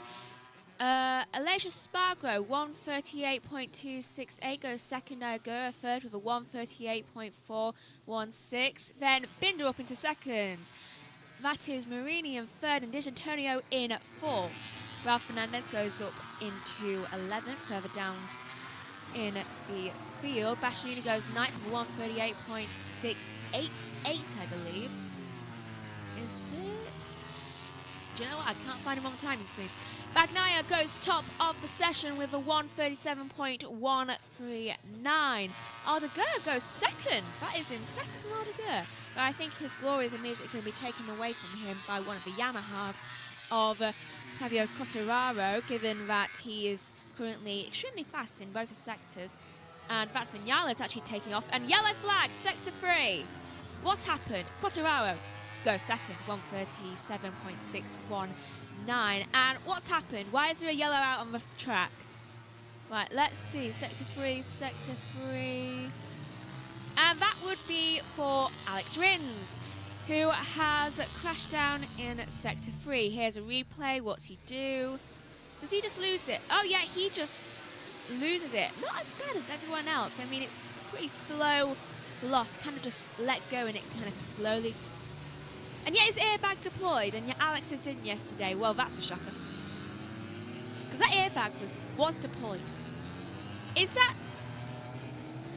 So a Yamaha goes second and his teammate crashes. Oh, and speaking of teammate, there he is. Right, so the yellow flag is still out. I'm betting that's for gravel. I don't know why it's still out though. Could be because it's still marshalled out on the track. Right, Bagnaia goes... Is that him going top again? Or Bastianini goes 14th with a 1:38.330. Quartararo is 31 thousandths faster than Bagnaia's time, and now he's 2.5 tenths slower after he's passed sector 3. So what was going to be a really great lap is not going to turn out to be one. And new qualifying schedule: qualifying 1 at 11:15 and qualifying 2 at 11:20. Okay, who messed up? Because I know I was reading that right. We are not going to have a qualifying session that lasts 5 minutes, everyone. Let me just soothe your minds of that. I don't know what's gone on just then. But they are not going to start 5 minutes apart from each other, because that is physically impossible given the ad break between them is 5 minutes long. Weird. Weird way. Right. So, 20 minutes left of the session right now. Marc Marquez tops the session now with a 1:37.002. Oh, I bet he really wants to get into those 1:36s. Bagnaia is currently Ooh, a 10.5 slower after going through at sector 3. Everyone seems to be having trouble with that sector. Bezzecchi goes up into 3rd, Acosta into 4th for 1:37.436. Alexia Spargo goes into 6th. See, he seems to be really flourishing right now. D'Antonio goes up into 5th position now with a 1:37.518. Ralph Fernandez goes 10th for 1:37.776. Bagnaia still maintaining that slowness from sector 3, and what's he going to come out as 2nd, maintaining his position with a 1:37.097. A lot slower. That's about a 10th slower from what he was predicted before sector 3 started. And I'm really worried that someone else is going to crash now, because they seem to be going down like flies at the moment. This is worrying. Right, so Plug says hello everybody in Saturday qualifying. Hello. And I can't actually read what it says. And Sean Tan 14. Hi. Right, so I'm not as good at reading things and reading names as Joshua is. He's a lot more qualified. He spends a lot more time doing this stuff. I spend a lot more time with my nose in a book. Even though I am actually been qualifying for how many years? Over 10, 30. Jeez. Right, 17.5 minutes left of the session. Bezzecchi goes 5th, Mia goes 7th, and what is happening to this qualifying, to this FP2 screen, sorry? That is weird. They're just showing me the intervals instead of what they actually are. And that was Acosta going 7th, I believe, with D'Antonio going 5th. It would have been Acosta. Quartararo has got back to having 31 thousandths of a second faster than Marc Marquez's time, and that is Alex Marquez going 5th, and a little bit slower there for Marc. We are going to have dramas in quali later. Yes, we are. If free practice is anything to go by, then yeah. Both of them, by the way. Oh, and here's a new schedule. They've actually remembered everything. Qualifying 1 starts at 10:55 and qualifying 2 starts at 11:20. So that's when we'll get all the drama from. Let's face it, they're going to be wanting to go faster through all of these laps, so they're not going to have to back off as much as they are in this. So they're going to be crashing more. Does that mean it's going to be a red flag? Probably. Given that we've already had one in this session, and that started like 4 minutes in, not even 4 minutes. I think it was like 3.5 minutes. Seems to be going fine so far, but knowing my luck, we're going to have a red flag again. Right, so I'll take you through the top 10 right now. Marc Marquez is currently top of the session with a 1:37.002. Quartararo 2nd, Bagnaia 3rd, Vinales 4th. Alex Marquez is in 5th, D'Antonio is in 6th, 7th is Bezzecchi, Acosta is in 8th, Mia is in 9th, and Aldeguer is in 10th. And this is Morbidelli for some reason going round Chantra like his life depended on it. Because that was a bit more practice for quali, it looked like, with that overtake. I mean, you're not even... What does FP2 do? Just wondering. I mean, we could so just combine this. I suppose it gets the tyres warmed up. I suppose that is the function of it. Currently on board with Quartararo is now 56 thousandths of a second up on Marc Marquez's time. Could he actually do this? Coming into the final corner now and crossing the line. Where'd he go? Goes top with a 1:36.983. First today to break into 1:36s, and he seems chuffed with that. Seems quite happy. That's 19 thousandths faster than Marc Marquez. I keep saying to Joshua, could Quartararo be a contender for this weekend? Because he has won here before, and this is a replay. So it was something. This is Morbidelli on Chantra. Did he impede around turn 6? I think he did. He definitely forced him off the track a little bit. So I was right to call out because it did look a bit suspicious. Oh, and that is a yellow. What did I tell you? that is debris all around the track as well. So, yellow flag, sector 4, and is that Binder? Okay, wait, no, is that... That is Acosta.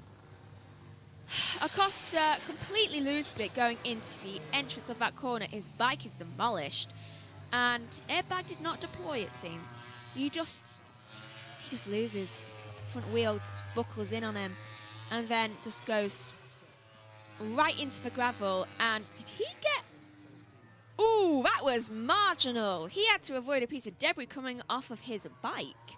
That was round turn 13. That's something to watch. It looks like he's going down a slide. That's how I would describe it to everyone who is listening. Who's listening rather than watching, which is obvious. And it's basically like going down a slide with the gravel, though a lot more painful. So everyone's lap times would be cancelled around at turn 4, which is going to frustrate quite a lot of people. There is the view from the dash cam of the bike, and it just gets completely destroyed. Marshals are on it pretty quick though. Like, it's not even on the ground fully for like 3 seconds before they're on it. Very quick reaction times from there. And that bike has from debris quite a long ways along the gravel, so hopefully they've got that picked up quick. The yellow flag has gone in now, 13 minutes left to go of the session. And is that Quartararo? Yes, it is Quartararo, and his suit is looking quite shiny right now because the sun's beating down on him and there's zero clouds about, which I can't tell whether the riders would be happy or sad about that. I mean, it means no chance of rain, but it also means that their necks are going to get really, really warm. And that their suits are going to be even harder to maneuver in. I would be in hell, personally. And here is a replay of turn 6, and it's 21, that's Morbidelli. Just having a little wobble round turn 6. Which wheel? It was the back one that buckled first, and I've been waiting for someone to show that. That's a soft, so please, for the love of everything, stop using the softs to go round the circuit. If you keep buckling, then you're gonna fall. Hold on a minute. He's probably been staying on this. They're all on softs apart from Acosta. Well, that didn't work out too well for him on mediums, both front and rear. Maybe he needs... And again, I'm pretty sure he buckled on his front, so maybe he needs a hard front, medium rear. Right, so 11.5 minutes left to go of this session, and at the moment it is in its lull period, so if I'm just rambling, then you know why. It'll pick up in about 3 minutes. Here's a replay of Pedro Acosta with his crash, because we all know they love to throw the drivers with pain. Yeah, I was right, it was his front that buckled. And it just caused him to lose everything. Tell you what though, ooh, that must have hurt his shoulder blade when he hit one of the, you know, the little bumps around the corners that kind of showed to slow down. Though his bike is gonna need extensive repair. I don't think they will be able to do that in time for qualifying, given that qualifying starts in like 20 minutes. So, you said we'd get dramas in qualifying. Apparently it wants to also make an appearance here. Right, that is... Looking at Marc Marquez's garage for some reason. Is that... He is in, currently. I don't know why he is currently in. Should be setting another time. I mean, might Mark to just be okay with second. That is actually very unlike him. Looking at Quartararo now, going through his strategies. So I don't see what he needs for strategy-wise. I mean, he's pretty okay at the moment. And this is Acosta heading back out. Visor strip. I understand. I understand. Those of you who do not know, I have a hatred for when people just throw the driver strips, well, the rider strips, in their case, on the ground. Visor strips. My mind is a million miles away right now. Because it's trying to keep up really quickly with what's happening here, because my mind wants to say about everyone leaving the pit box, but it's annoying. Mark's heading back out, desperate to get that first place. Can't say I blame you. Right, Quartararo stays in the pit lane, according to this, but I don't... surely he'd want to go back out and see if he can improve even more on his time, especially if Mark's going out, so he'll probably be out in about a minute or two. Right, he's on his third run, Marc Marquez, right now. He got second on his second run, jeez. That is impressive. Currently looking at Jack Miller, and he is a tenth down on the time of Quartararo's. And Antonio goes 6th. Marini further down goes into 14th. Honestly, that's not as good as earlier on Marini, but we'll take it. Usually it's a lot lower. Jack Miller goes into 5th for 1:37.220. And here's Quartararo exiting the pit lane. At least I think that's Quartararo. It might be Rins. I never saw a number. It's Rins. I can't tell. Please, let them customise their suits. Please. For the love of everything. I mean, I know the Marquezes both have their names on the back. I mean, that does help. Actually, why don't I just go from that when it comes to them too? It's easier to tell. And I feel like we're still in the lull period right now. And it's Yamaha talking about, and MM93 yellow flag. That is Bagnaia. Bagnaia crashes sector 3, and is it the sector we've been worrying about all the time? I believe it is, because I'm pretty sure that Morbidelli crashed there earlier on today. Is Morbidelli from the teammates? Bagnaia as well. I believe he is. He's always teammate of the champion, it seems. Right, so this is round into turn 7. Ooh, he just loses it. So it was quite a violent losing it, I would say, because it's like the bike, when he was going round the corner, just ejected him off of it. Like, see him going around the corner now, the entrance in the middle, and coming up into the exit. Then round the second corner, and through the entrance, he just completely gets jolted off of the bike. Lap time cancelled for 72 due to the yellow flag, and which one of you is 72? That would be Bezecchi. I should know that. I knew it was someone who had been in VR46 before. Right, that was quite a violent one for Bagnaia, actually, though his bike seems to have not done a lot of damage, and he seems perfectly fine. I mean, he got up straight away. And it continued to have lap time cancelled for all those in that area, and here's a replay of Marc Marquez for some reason. What did he do? Did he do something? You see him start to kind of lose it on his rear tyre. Yeah, he almost lost it, but seemed to have managed to keep himself upright. So he's on softs, right? Or yeah, he's on softs for his rear tyre. So it seems like we're going to need a harder compound going around the track today. And another yellow is out of the track, and that is a Yamaha. Sorry for all those of you who love the Yamaha. And who is that? That would be Rins, because Quartararo isn't out yet. Rins, round turn 6. Ooh! He's okay, he's up and walking, but he just got smacked straight into an air fence. And that is going to hurt. Obviously, he's going to be heading out into medical centre, and those of Yamaha are having their eyes wide at the impact of that. He is okay, though. Though that bike went straight into the aero fence, and so did he. And weirdly enough, that aero fence did not look like it was fully repaired. So, gonna have to look into that later. And there's Bagnaia going off to the medical centre, I presume, or is just his trailer. So, Rins, you're gonna have to go out to the medical centre. Ryder is okay, but well, he's gonna not be very happy if he has to just do qualifying, I can tell you that. Which I'm pretty sure he is. I think he's in qualifying too, though, so it should give him a bit more recovery time. So that is a benefit.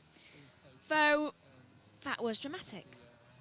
Joshua, you've left me with them all crashing into the air fences, and now they're flinging themselves in. 4.5 minutes left of the session. What else can happen to these riders right now? Acosta just almost booked the front of his bike. Do you know what I mean? Like with a horse. Like booking upwards. He almost did that just then. That isn't a dare, Acosta, to just decide to crash again. You've already done it once today. I don't reckon you have another bike in store. I don't reckon they're fixing the bike you just broke. He probably needs an entire new rear for his bike. Acosta is a 10.5 slower than Quartararo's time though, and I believe Quartararo has actually finally made his way out of the pit lane. He has, given the fact that his teammate has just decided to jump in an air fence. That was, I've never seen that before. I have never seen a rider be flung into an air fence and just, let alone be flung into an air fence and get up like nothing happened. Straight away, got back up. And it wasn't even like he was flung slightly. It was, that air fence was way too soft. And it looked like it broke apart. I'm guessing a piece of debris must have hit it beforehand. But he's okay. Marc Marquez is almost 2 tenths faster than Quartararo's time, so Quartararo gets a move on. And it's coming into the last sector now, and he is gone down about half a tenth, so no, not half a tenth, an entire tenth. So people seem to be losing time in Sector 3. I think it's because they don't want to be flung at things. Can't say I blame them. 3 minutes left of the session now, and we should be getting the final lap times in shortly, though not many improvements I'm seeing. Only 2 really are improving.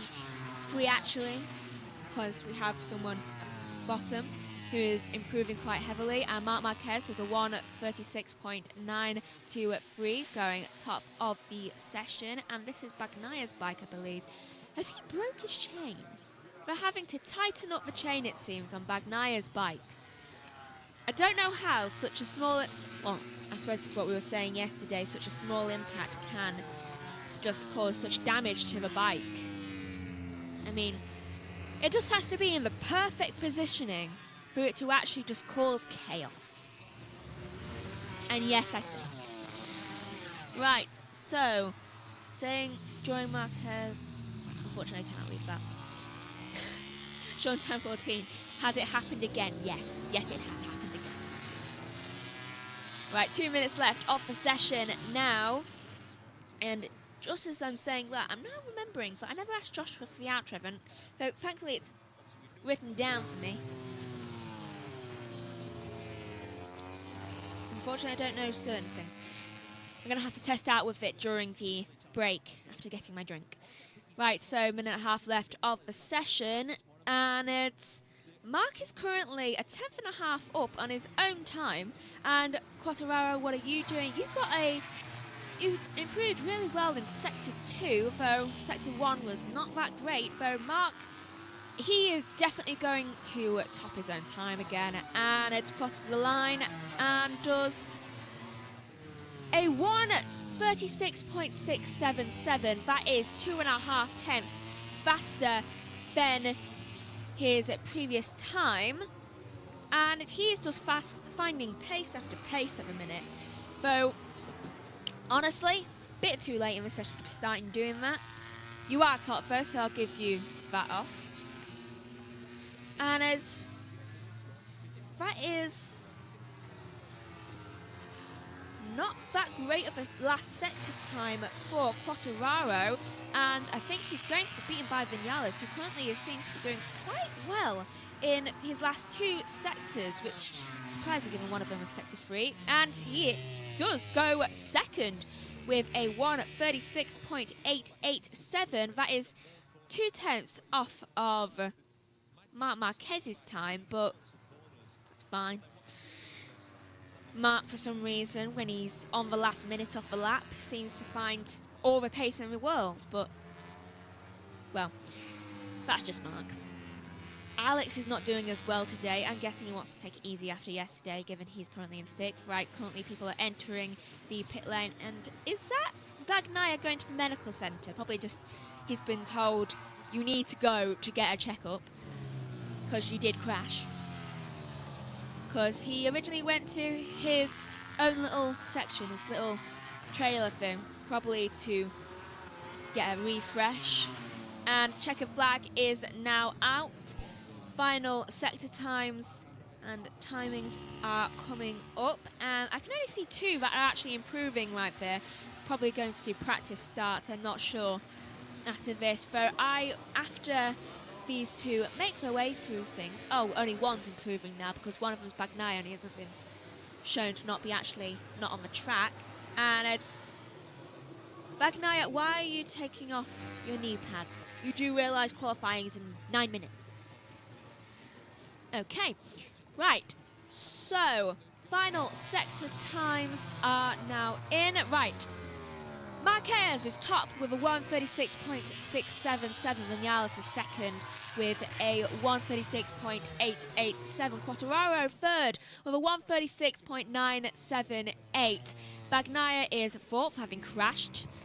Fifth is Jack Miller, very surprisingly, and Quartararo very disappointed with his times. And it's doing a wheelie apparently on his front wheel. I would not suggest that for timings. I mean, yesterday was a joke when we mentioned about the unicycle things. We didn't actually mean it literally, Fabio. Didn't mean it literally. That was round turn 1. Right, so Alex Marquez is 6th with D'Antonio in 7th. Bezzecchi is 8th. Morbidelli is 9th. 10th is Marini. Binder is 11th. Acosta is 12th. Mir is 13th. Aldeguer is 14th. Aleix Espargaro is 15th. 16th is Zarco. Agura is in 17th. Raul Fernandez is in 18th. 19th is Augusto Fernandez. Bastianini is 20th. 21st is Rins. Chantra is 22nd. And for some reason showing Salvadorian 23rd. And that is... How are you back out on the track? Bagnaia seems to be doing practice starts in the middle of a track. And that is time, I would say, to go off there now. Where is the other person? That's a good... Do you mean Joshua? Joshua is currently at Donington, which is currently on the main channel, I believe. So if you want to also go on to there, more than welcome to, because he's having a right old time at the first race of the season, well, first round of the season for touring cars. So, right, I will quick off because obviously qualifying starts in about 7 minutes. So I will do a quick off now. So thank you for watching.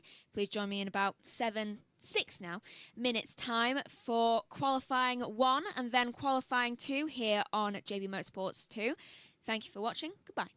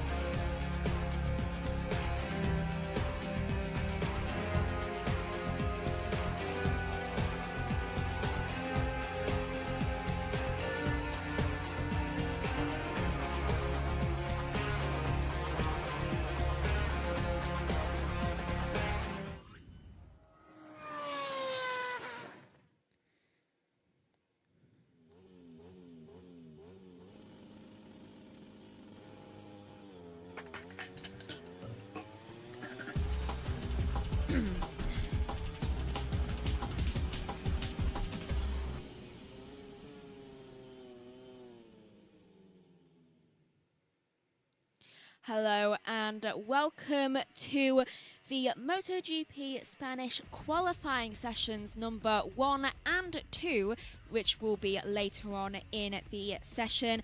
And if you just joined me from FP2, you'll know that currently Joshua Birch is at Donington for the opening round of the touring cars season, and I, Megan Birch, am currently running the streams for MotoGP, which honestly, if I'm running any stream, it's MotoGP I'm going to be comfortable with.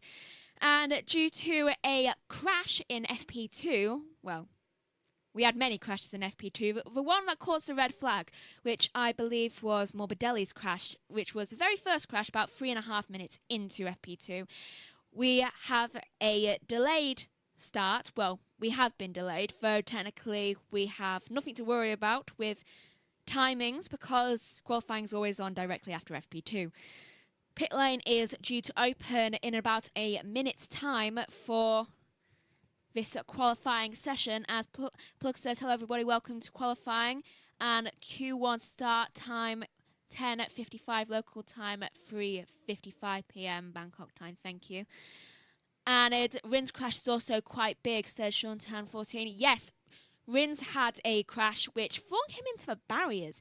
He got up immediately, was perfectly fine. At the moment, I assume he is being checked out at the medical centre. But everything seems to be fine. His bike isn't fine, though. That also was flung into an air fence.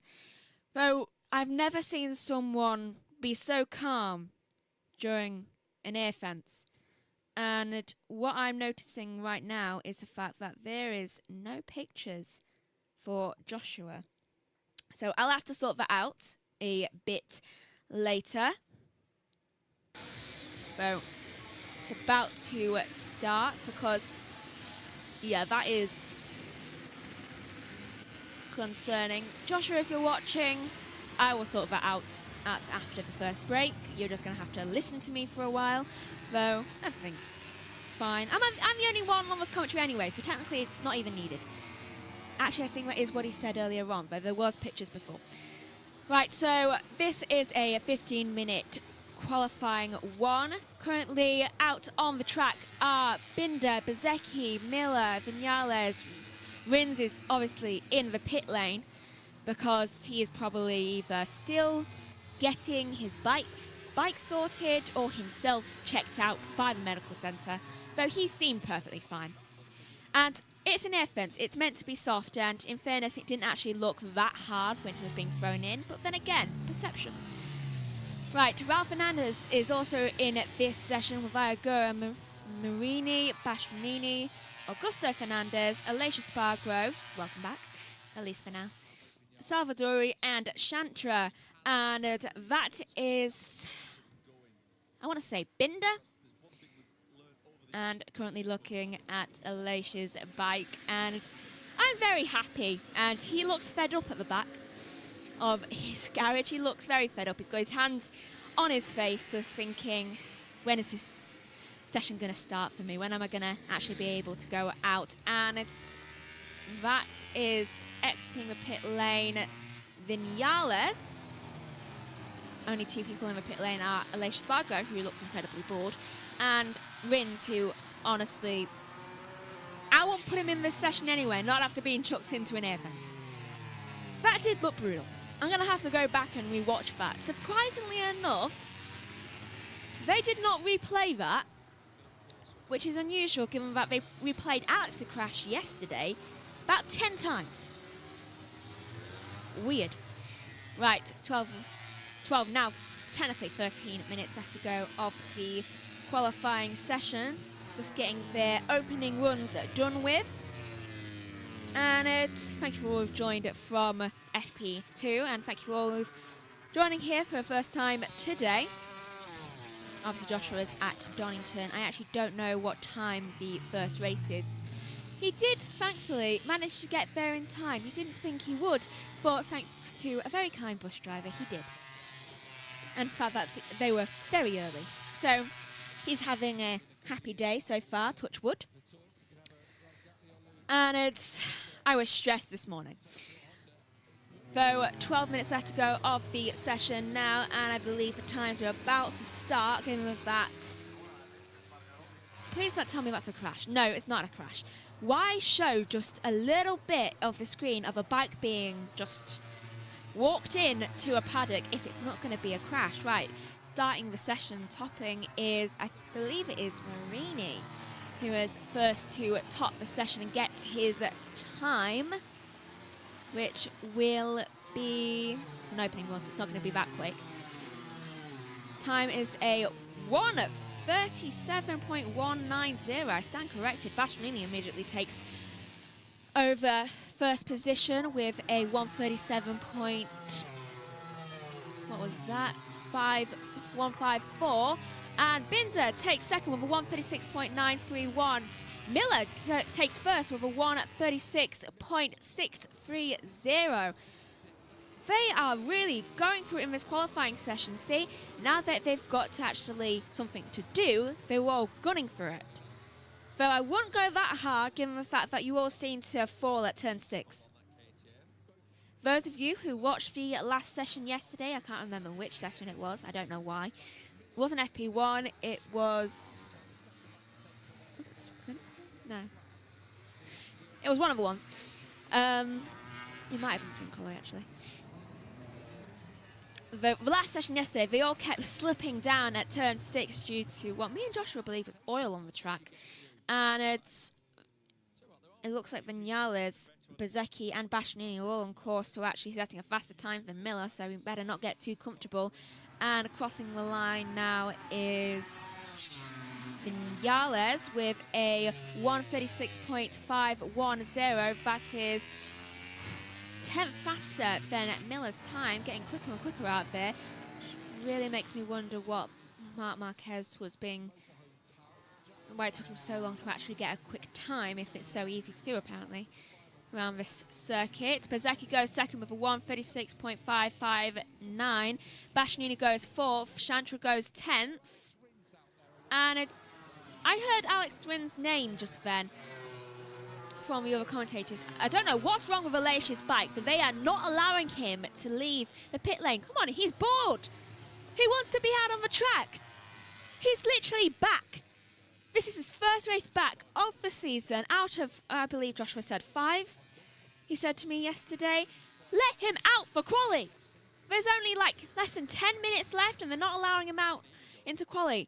Finally, Aleix gets to be let out and Rins still isn't there, so I'm guessing he is not allowed on the track after what happened in FP2.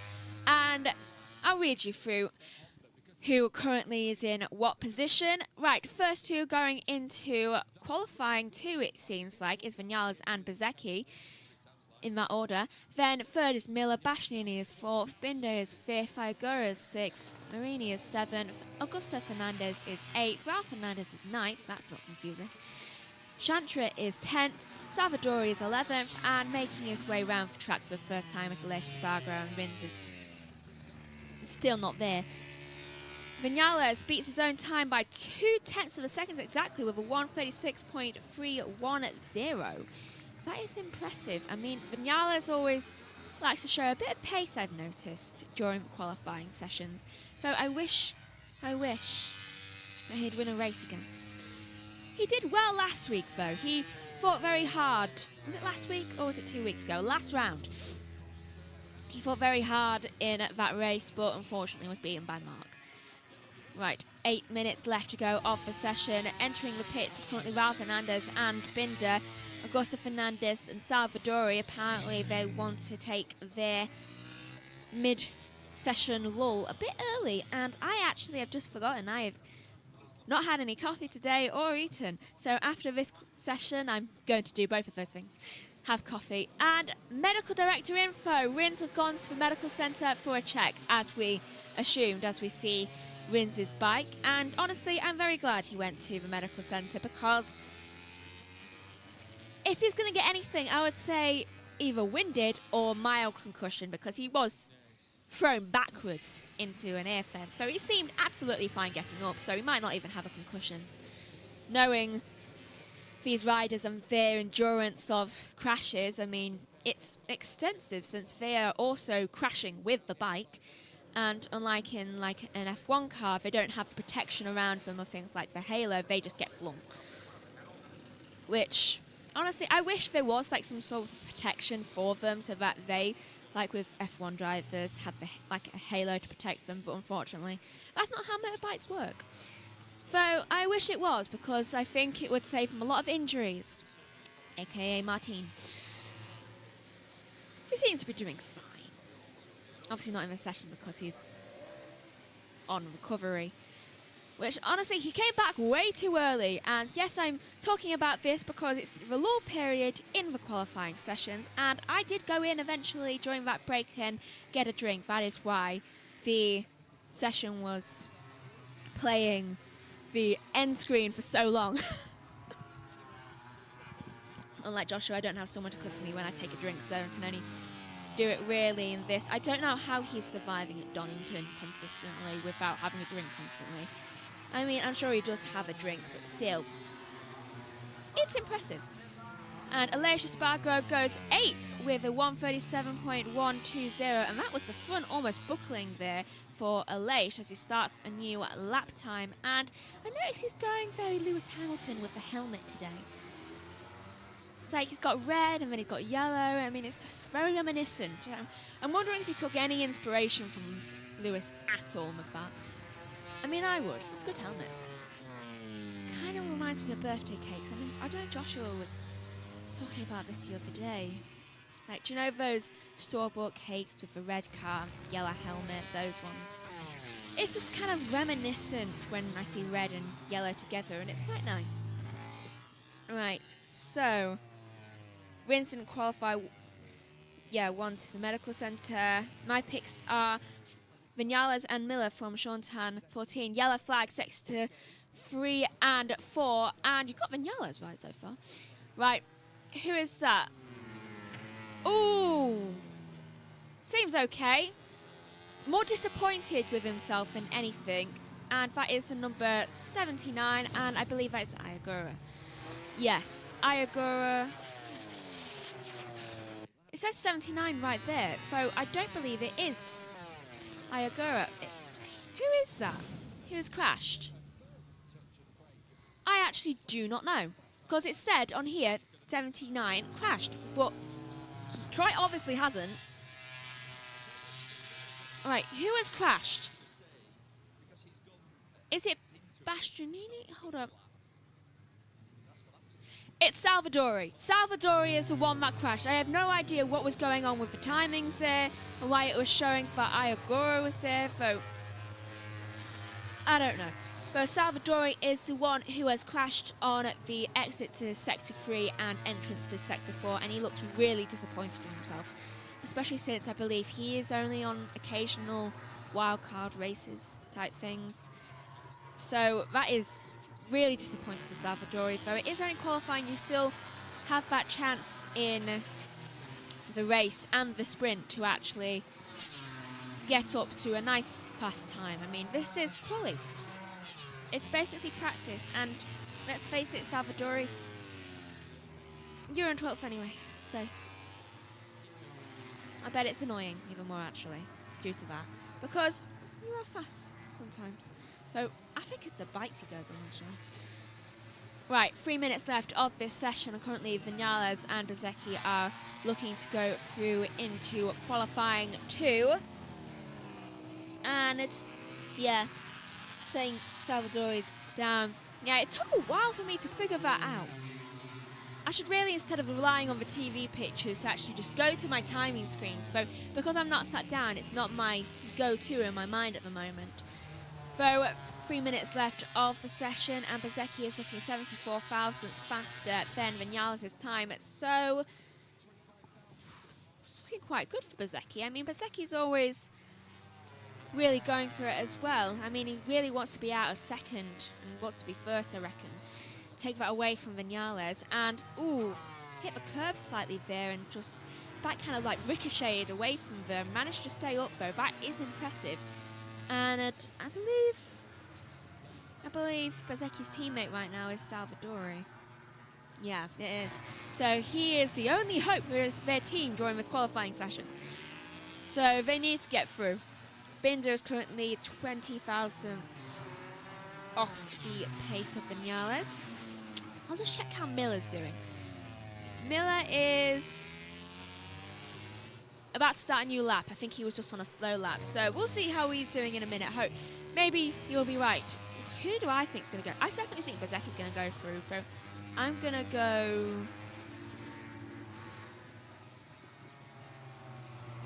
Binder. I'm going to go Bezecchi and Binder. 2 B's.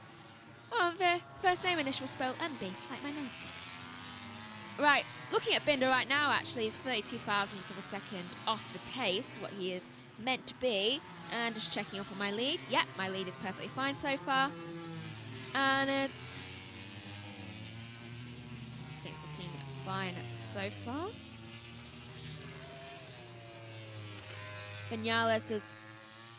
Vinales is currently 52 thousandths of a second faster than his own time. I cannot speak today. That just means I probably need more water, given apparently this is the first drink I drank today. Yeah, that was right. Right, 52 seconds left of qualifying one. Currently, only wait, what the? Rins is currently out on the track, according to this monitor. Rins is out on what seems to be an opening lap, doing quite well, so obviously he's been cleared from the medical centre to actually be able to make at least some effort during qualifying. He might just be able to get at least one run in. It would be hilarious if he managed to get into Q2, but only fast sector ones for everyone right now. They all seem to have backed off. So it's looking like Vinales and Bezecchi going into qualifying 2, still 8 seconds left. Marini goes 6th over 1:36.730, and I think that is Vinales increasing his time to 1:36.284. Checkered flag is now out for qualifying 1, and Salvadori obviously is out, and Rins is suddenly back in. It's like he saw an opening, and I think he just crossed the line, just not in time. Or he might have done. He might have had a second left. I'm not sure. No, he did not cross the line in time, so he unfortunately does not get a time that is that good.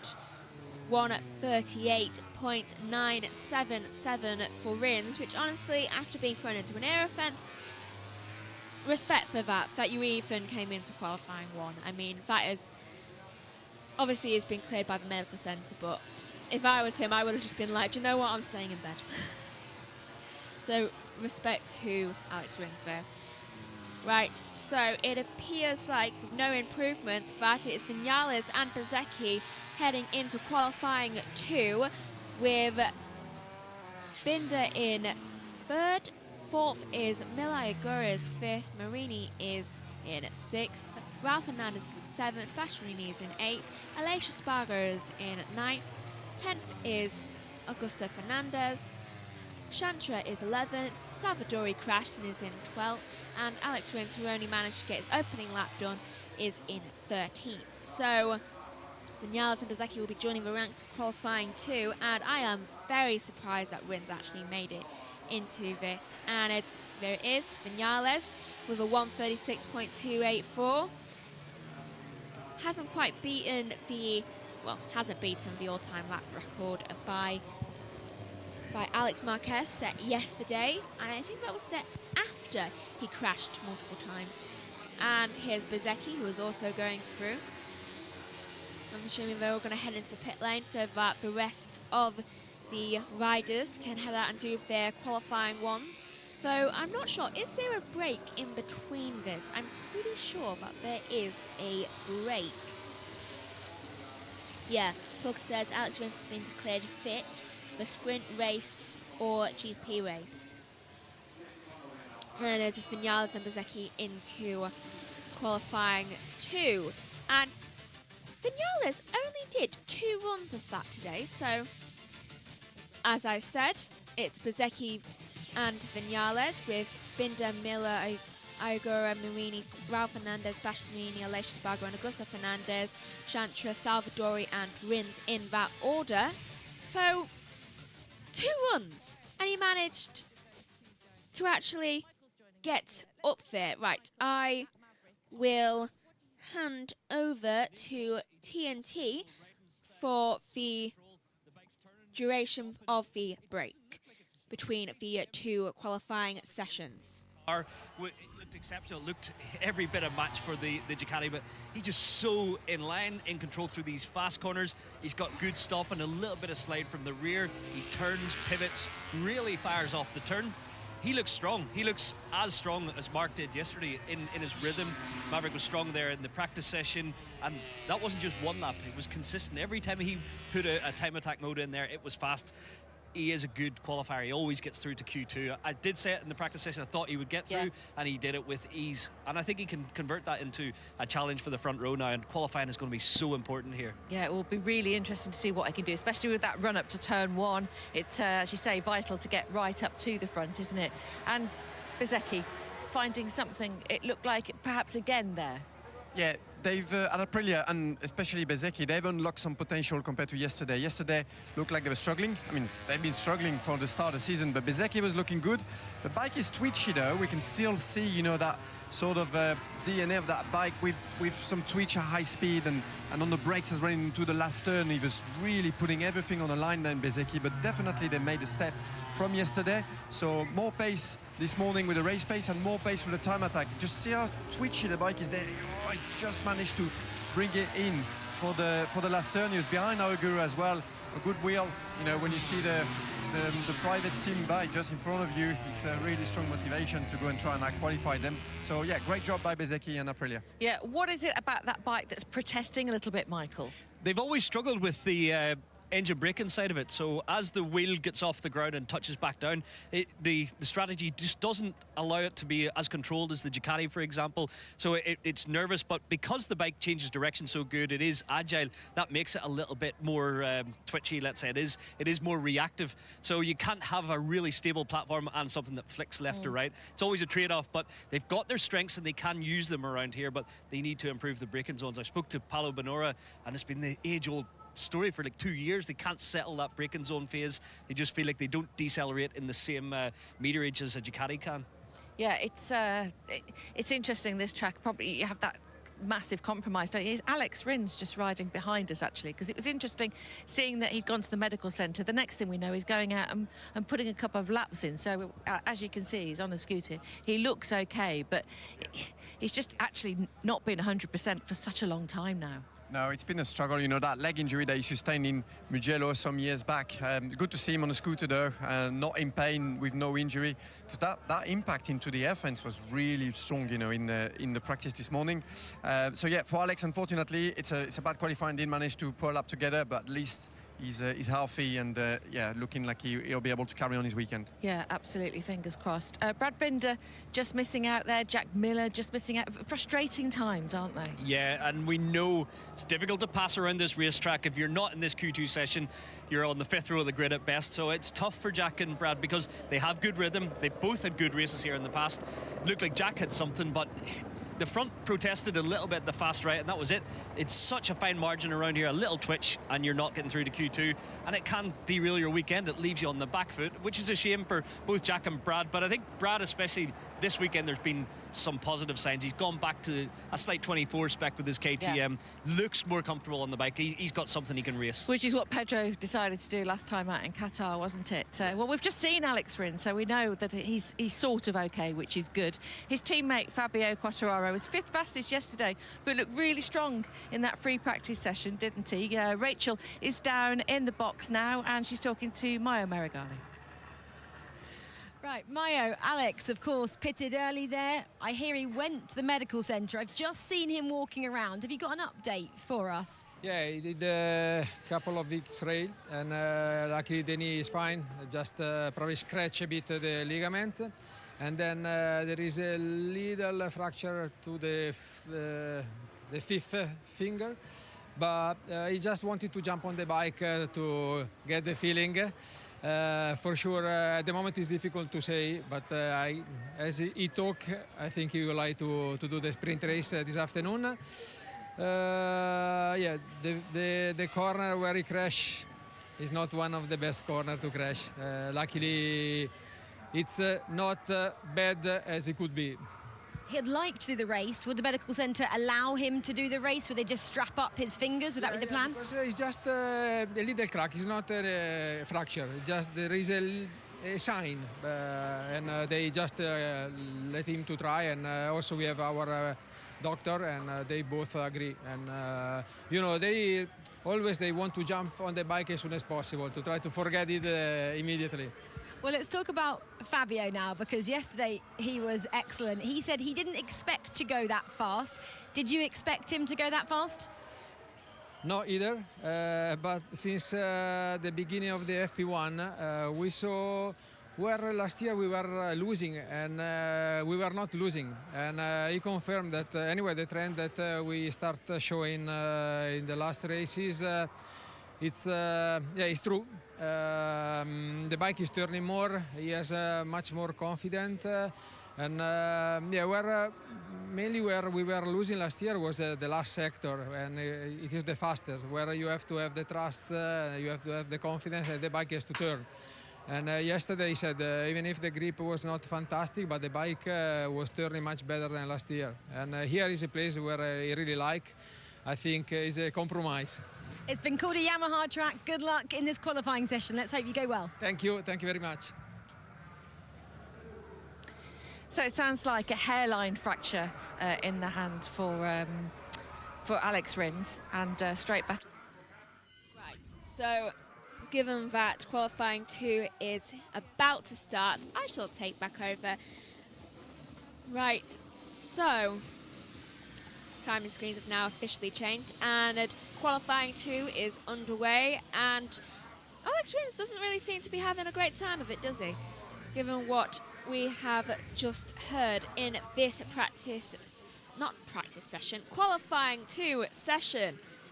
Wait, circuit pole sitters for the past few years have been Marc Marquez, Aleix Espargaro, Bagnaia, Quartararo, and then Quartararo. So Quartararo usually has quite a good time around this circuit, but hold on, let me just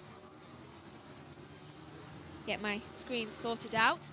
And in this session we have Alex Marquez, Bagnaia, Morbidelli, Marc Marquez, Quartararo, Aldeguer, Zarco, Acosta, Di Giannantonio, Mia, Vinales and Bezzecchi.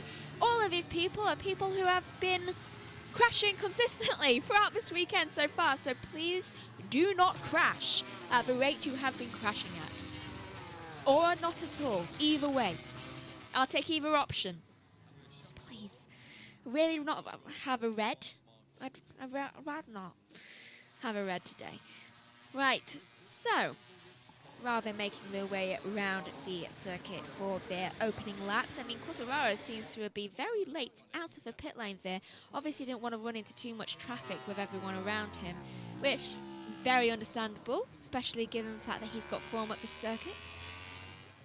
Right, everyone seems to be going into their final sectors, get their first outlap runs completed with, and it's we're getting times round about now.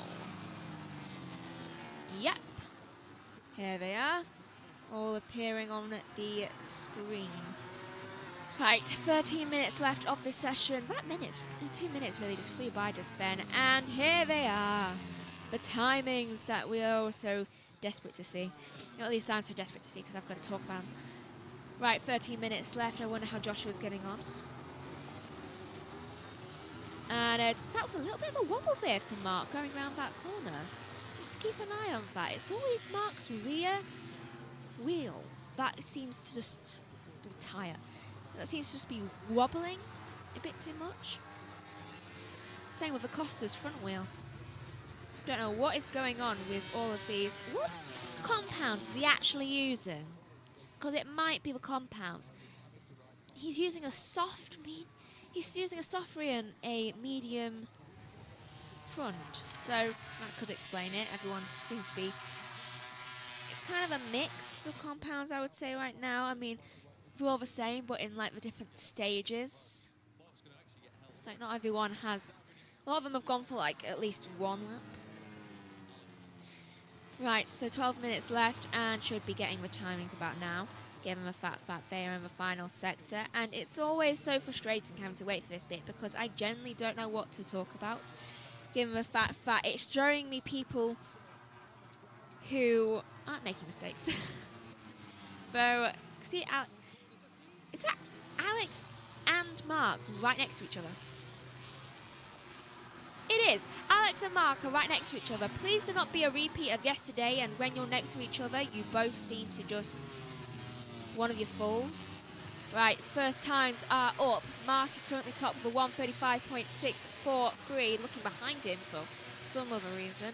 Alex is second with a 136.460. Mia is third. Morbidelli is fourth. Bagnaia is in fifth. Zarco is in sixth. Antonio is in seventh. Valdegur is in eighth. Pizecki is ninth. And Acosta is in 10th. But for some reason, on these timing screens, it just says 1 and then 0, 0. Not 100. I mean, there's no 0. I am going to take a picture of that because that's actually quite funny. Because apparently now there are 2 first places. And this is what I have to deal with when you're away, Joshua.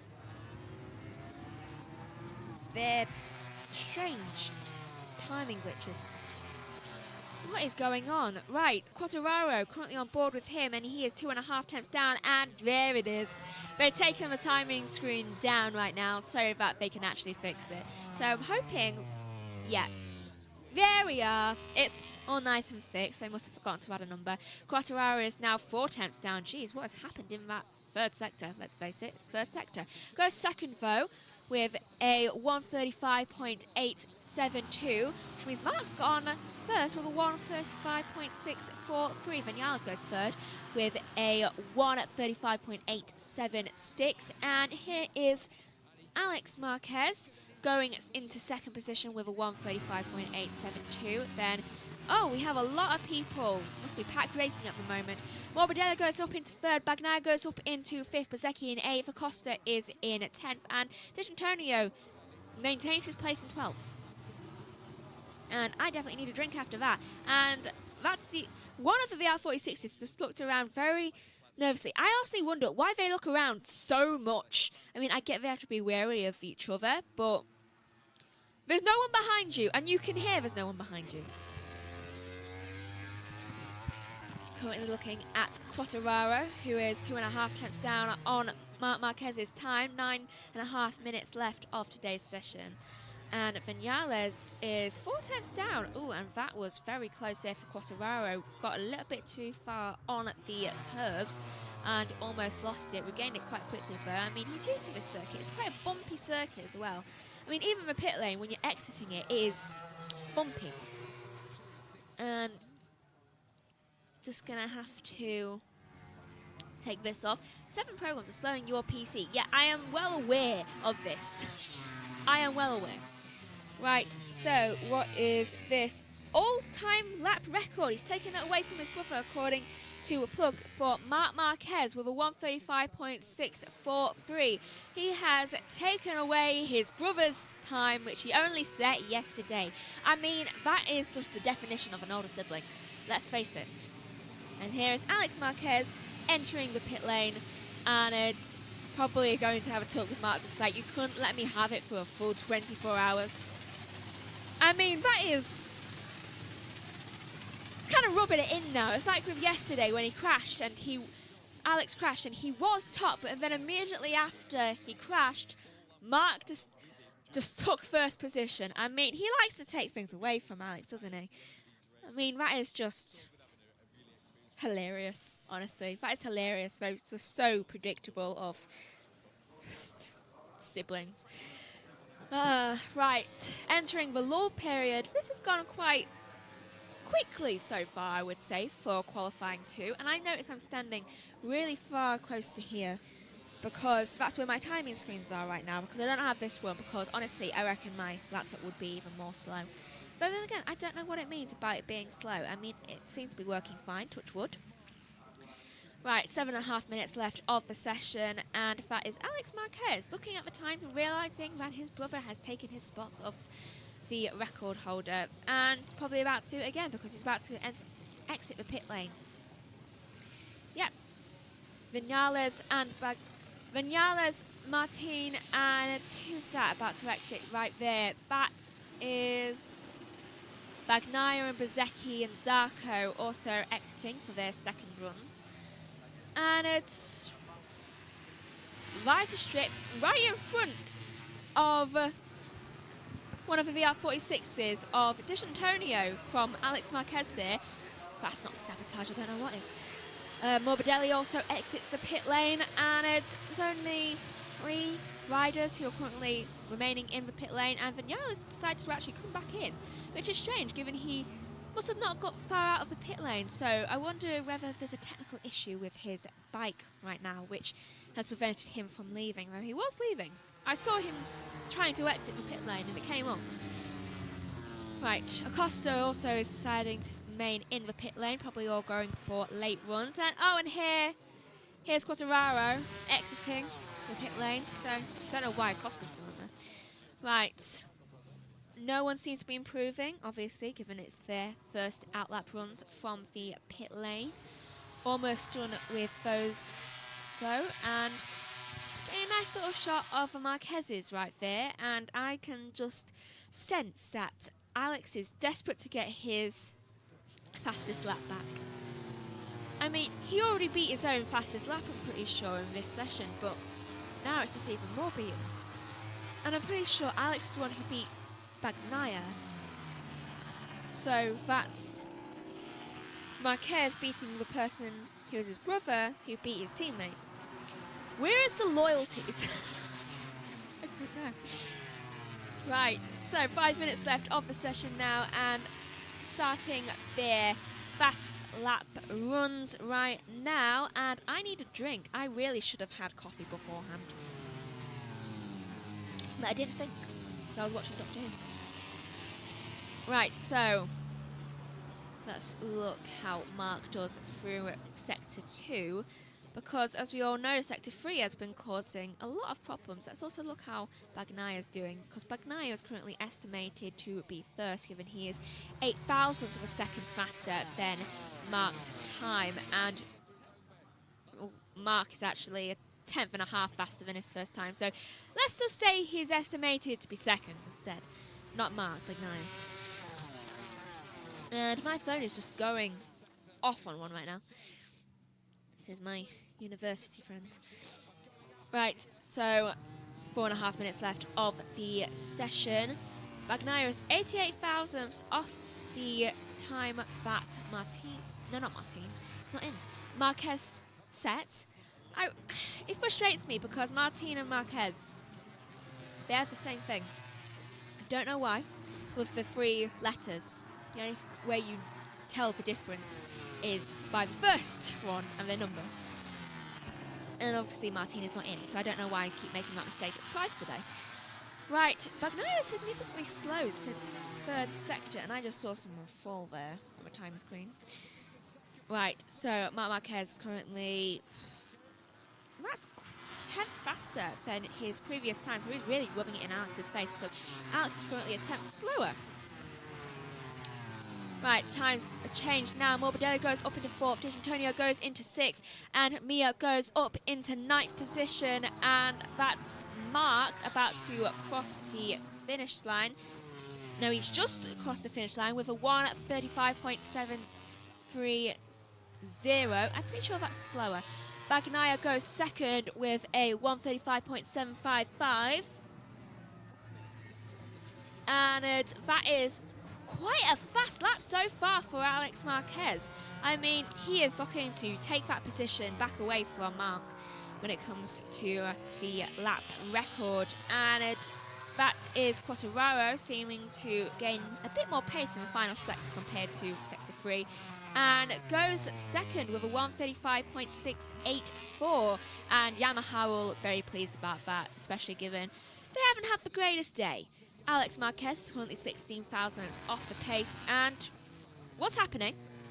Oh, that is very unfortunate for Alex. He has had to back out of his lap time, given he had to get out of the way of, it appears, one of the VR46s, and his teammate. He had to get out of the way of his teammate of Aldeguer, and I believe it was Morbidelli he had to also get out of the way of, and he did not look very happy about that. Oh, that was a really good lap time as well, it looks like, from Alex. Poor Alex.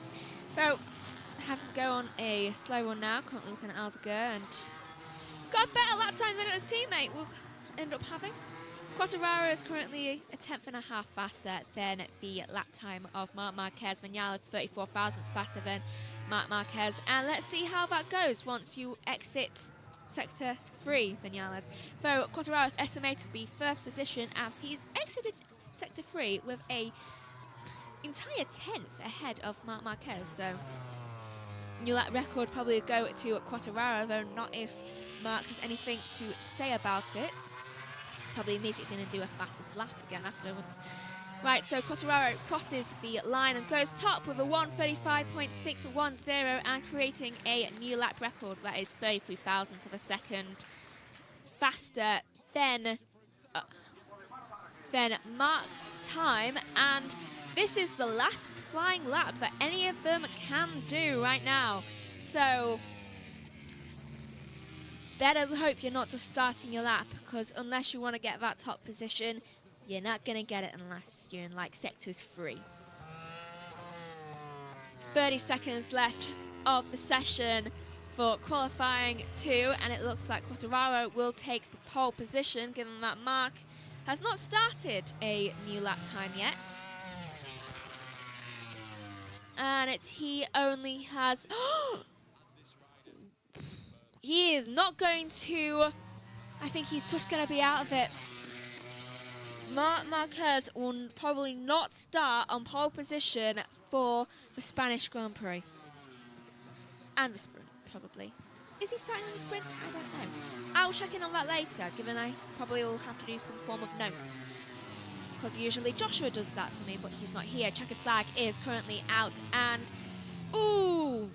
Marc does just miss out on the second lap and beats his dog in frustration afterwards.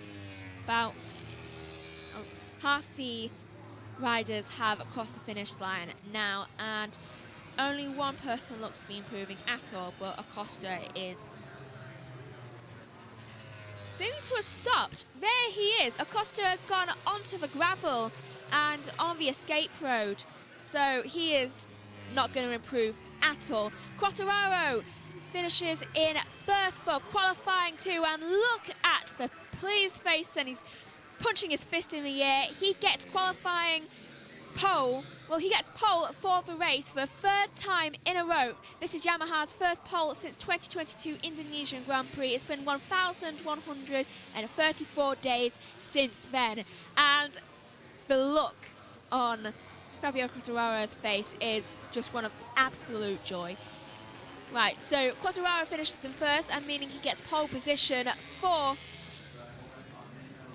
the race tomorrow and possibly the sprint race. Have to look into further onto that. With a 1:35.610, also gaining the lap record, which has been beaten twice in the past day.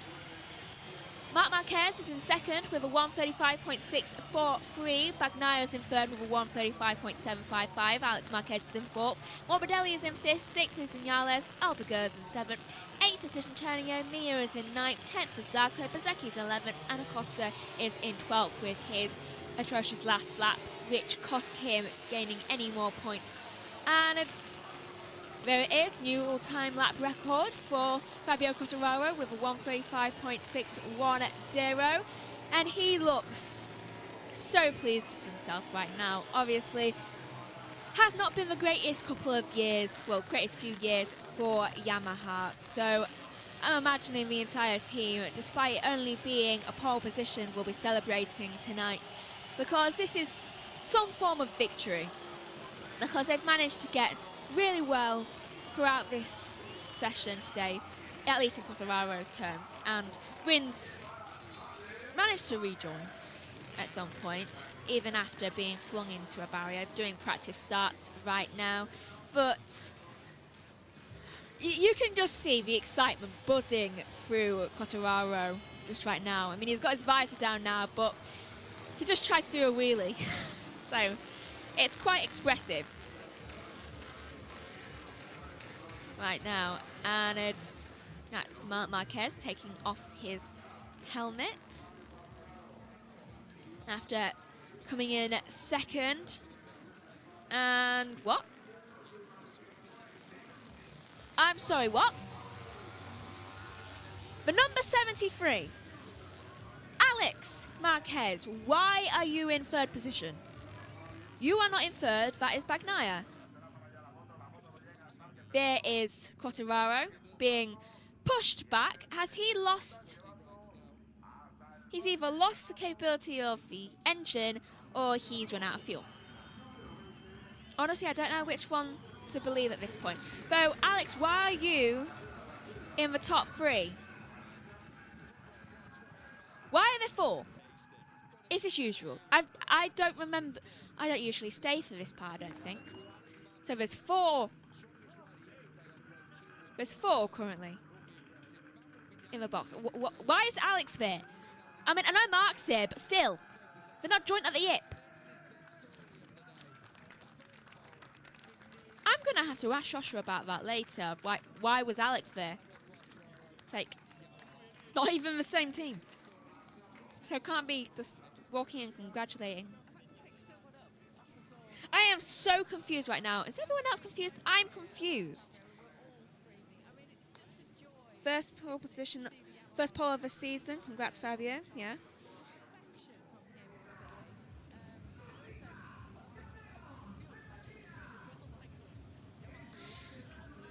Just reading through. Mark just won that 46 BMW. Right, so this is the end of the session. Please go. I'll read through once again the positions of everyone from this session, with Quartararo in first on pole position, Marc Marquez in second, Bagnaia in third, Alex Marquez in fourth, Morbidelli is in fifth, Vinales is in sixth, seventh is Aldeguer, Antonio is eighth, ninth is Mia, Zarco is in 10th, Fasecki is 11th, and 12th is Acosta. Right, thank you for joining me for the qualifying session today. I don't know whether they do interviews, but I'm just checking when the next thing is. I believe at 10 to 3 is when we next go live for the TISO sprint, which is in 3 hours time. So join us in 3 hours for the sprint race. I just heard a door. So thank you for watching this today. I keep hearing noises outside. Thank you for watching, and yes, I have muted the background noise because it's the end of the session.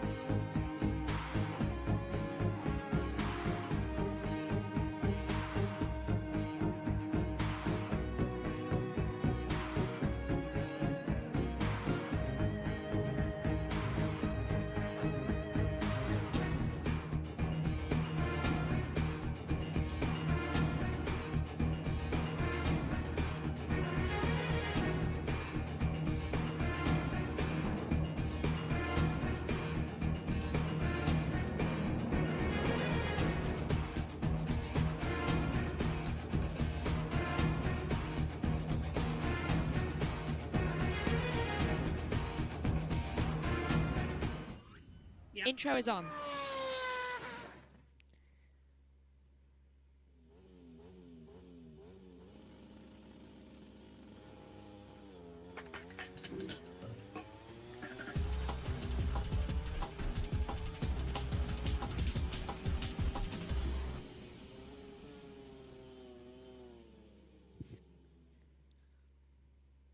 orbit.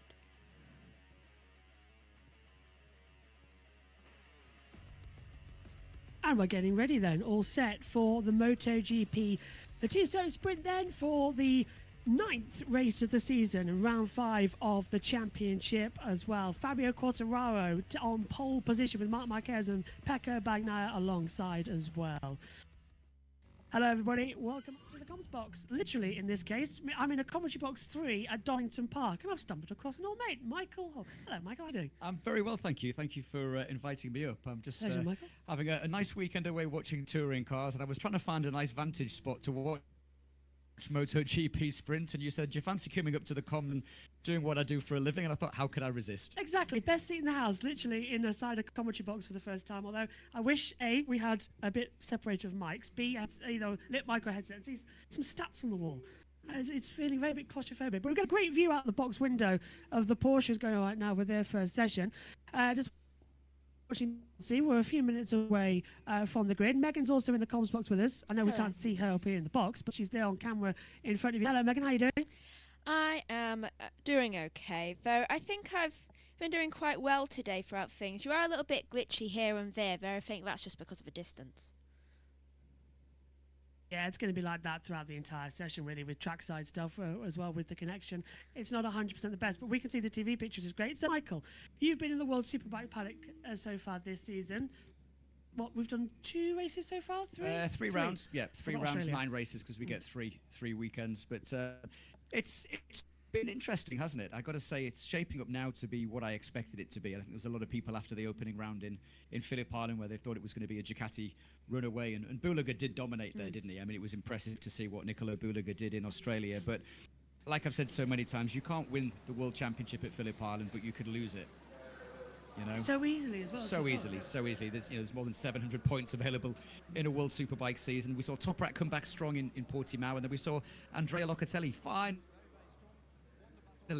get his first win of the season. In fact, his first ever World Superbike win for Yamaha. So 3 different manufacturers have won races. As I said before, I think this championship is going to go all the way down to the wire. And I think we're going to get something interesting here looking at these live pictures. There's Pecco Bagnaia.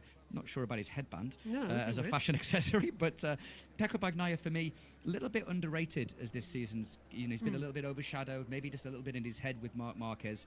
But he's been strong. I watched the qualifying or the practice yesterday. Pecco Bagnaia now starting, I think, to find his feet. And again, in MotoGP, it's a long season, isn't it? You're not going to win the championship at the end of this weekend. It's going to be an interesting race. But I'm so happy to see this guy back on pole position. First pole since Indonesia, I believe, a couple of years ago. And he's stuck loyal, hasn't he? He stayed faithful to Yamaha when he had options to go other places. And I think that's what's been good, because we saw this as well with Maverick Vinales when he joined the team a couple of years ago. They went immediately on a downward spiral, but then that win at Phillip Island, Rossi finishing second, the sort of jubilation that they had, that's what Yamaha's all about. It's a real family of affairs, and I think we're seeing that as well right now. Pole position, and it was like they won the race earlier on when they were celebrating. It's fantastic. Yeah, it's great to see, and I was watching yesterday, and I felt so sorry for him when he crashed at the final corner. It's like, no, come on, don't let that dent your confidence. And especially with that lap earlier in qualifying, we saw Marc break the lap record, the outright circuit record at Jerez on his very first flying lap, and I thought, that's game over. And then Fabio produced that lap, and I just hope for Fabio's sake that he can get it off the line and get it somewhere near the front into turn 1. My fear, however, is that the Ducati launch device and the launch systems work a little bit better than Yamaha.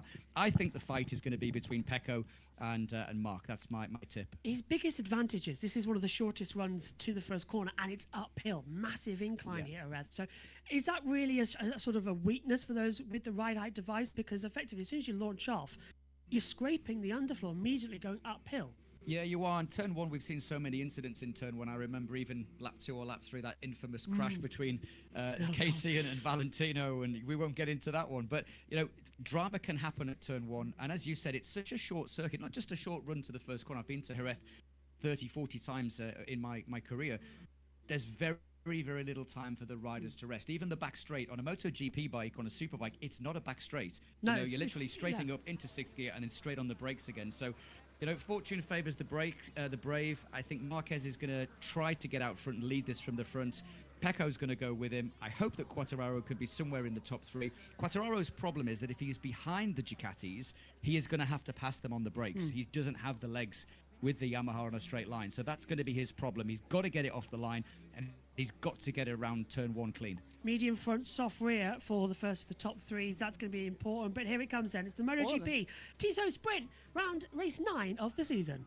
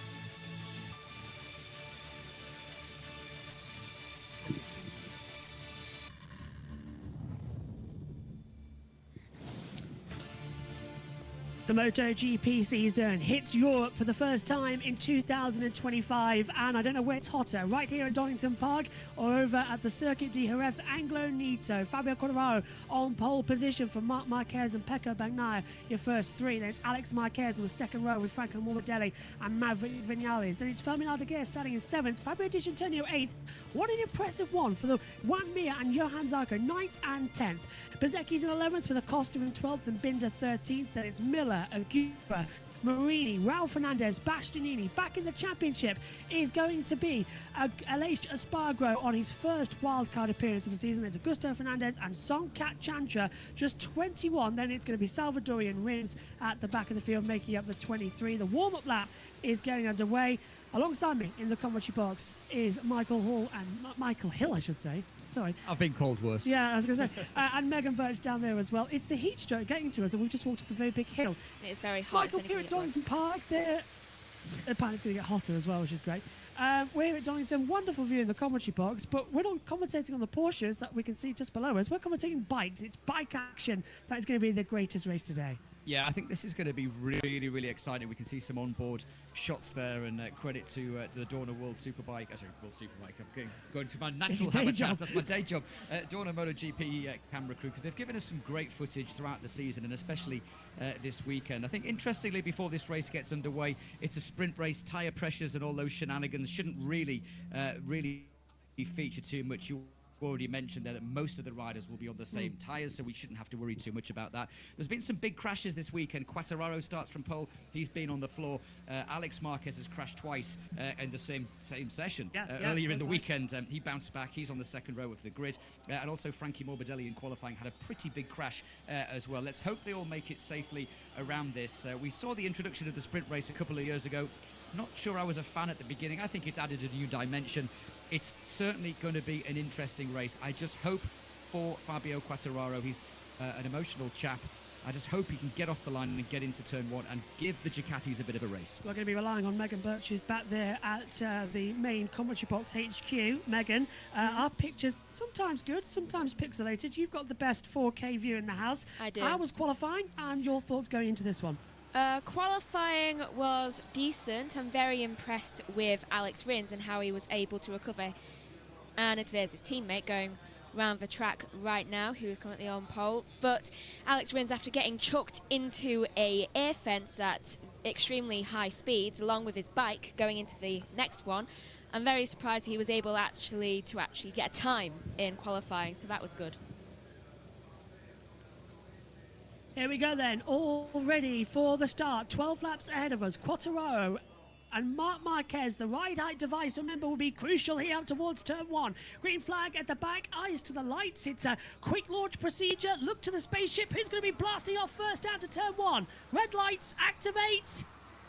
and pull the throttle back as we go racing. Good start from Quartararo, great start from Alex Marquez coming in the middle, and already Mark's in the lead by turn 1. He got that whole shot brilliantly. Quartararo's trying to come back on the inside. Mark's going underneath him down to turn 2, but Quartararo's got it as we hit 3. Alex already up to 3rd.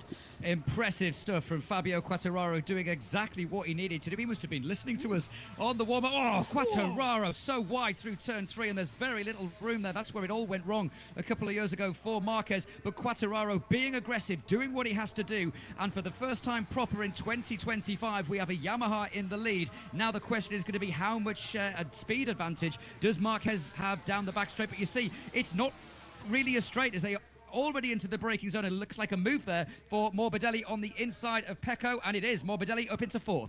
Great stuff already as they come through. Well, it's a bit pixelated for us, but we can see the main action. You can tell which is blue, you can tell which is red coming into this one as well. So Quartararo doing well. D'Antonio get ahead of Vinales, Bezzecchi ahead of Mia Megan, and side by side Aldeguer trying to go on the inside of Digi. Great Aldeguer's move already from having a time of it. Fermin Aldeguer was... Oh.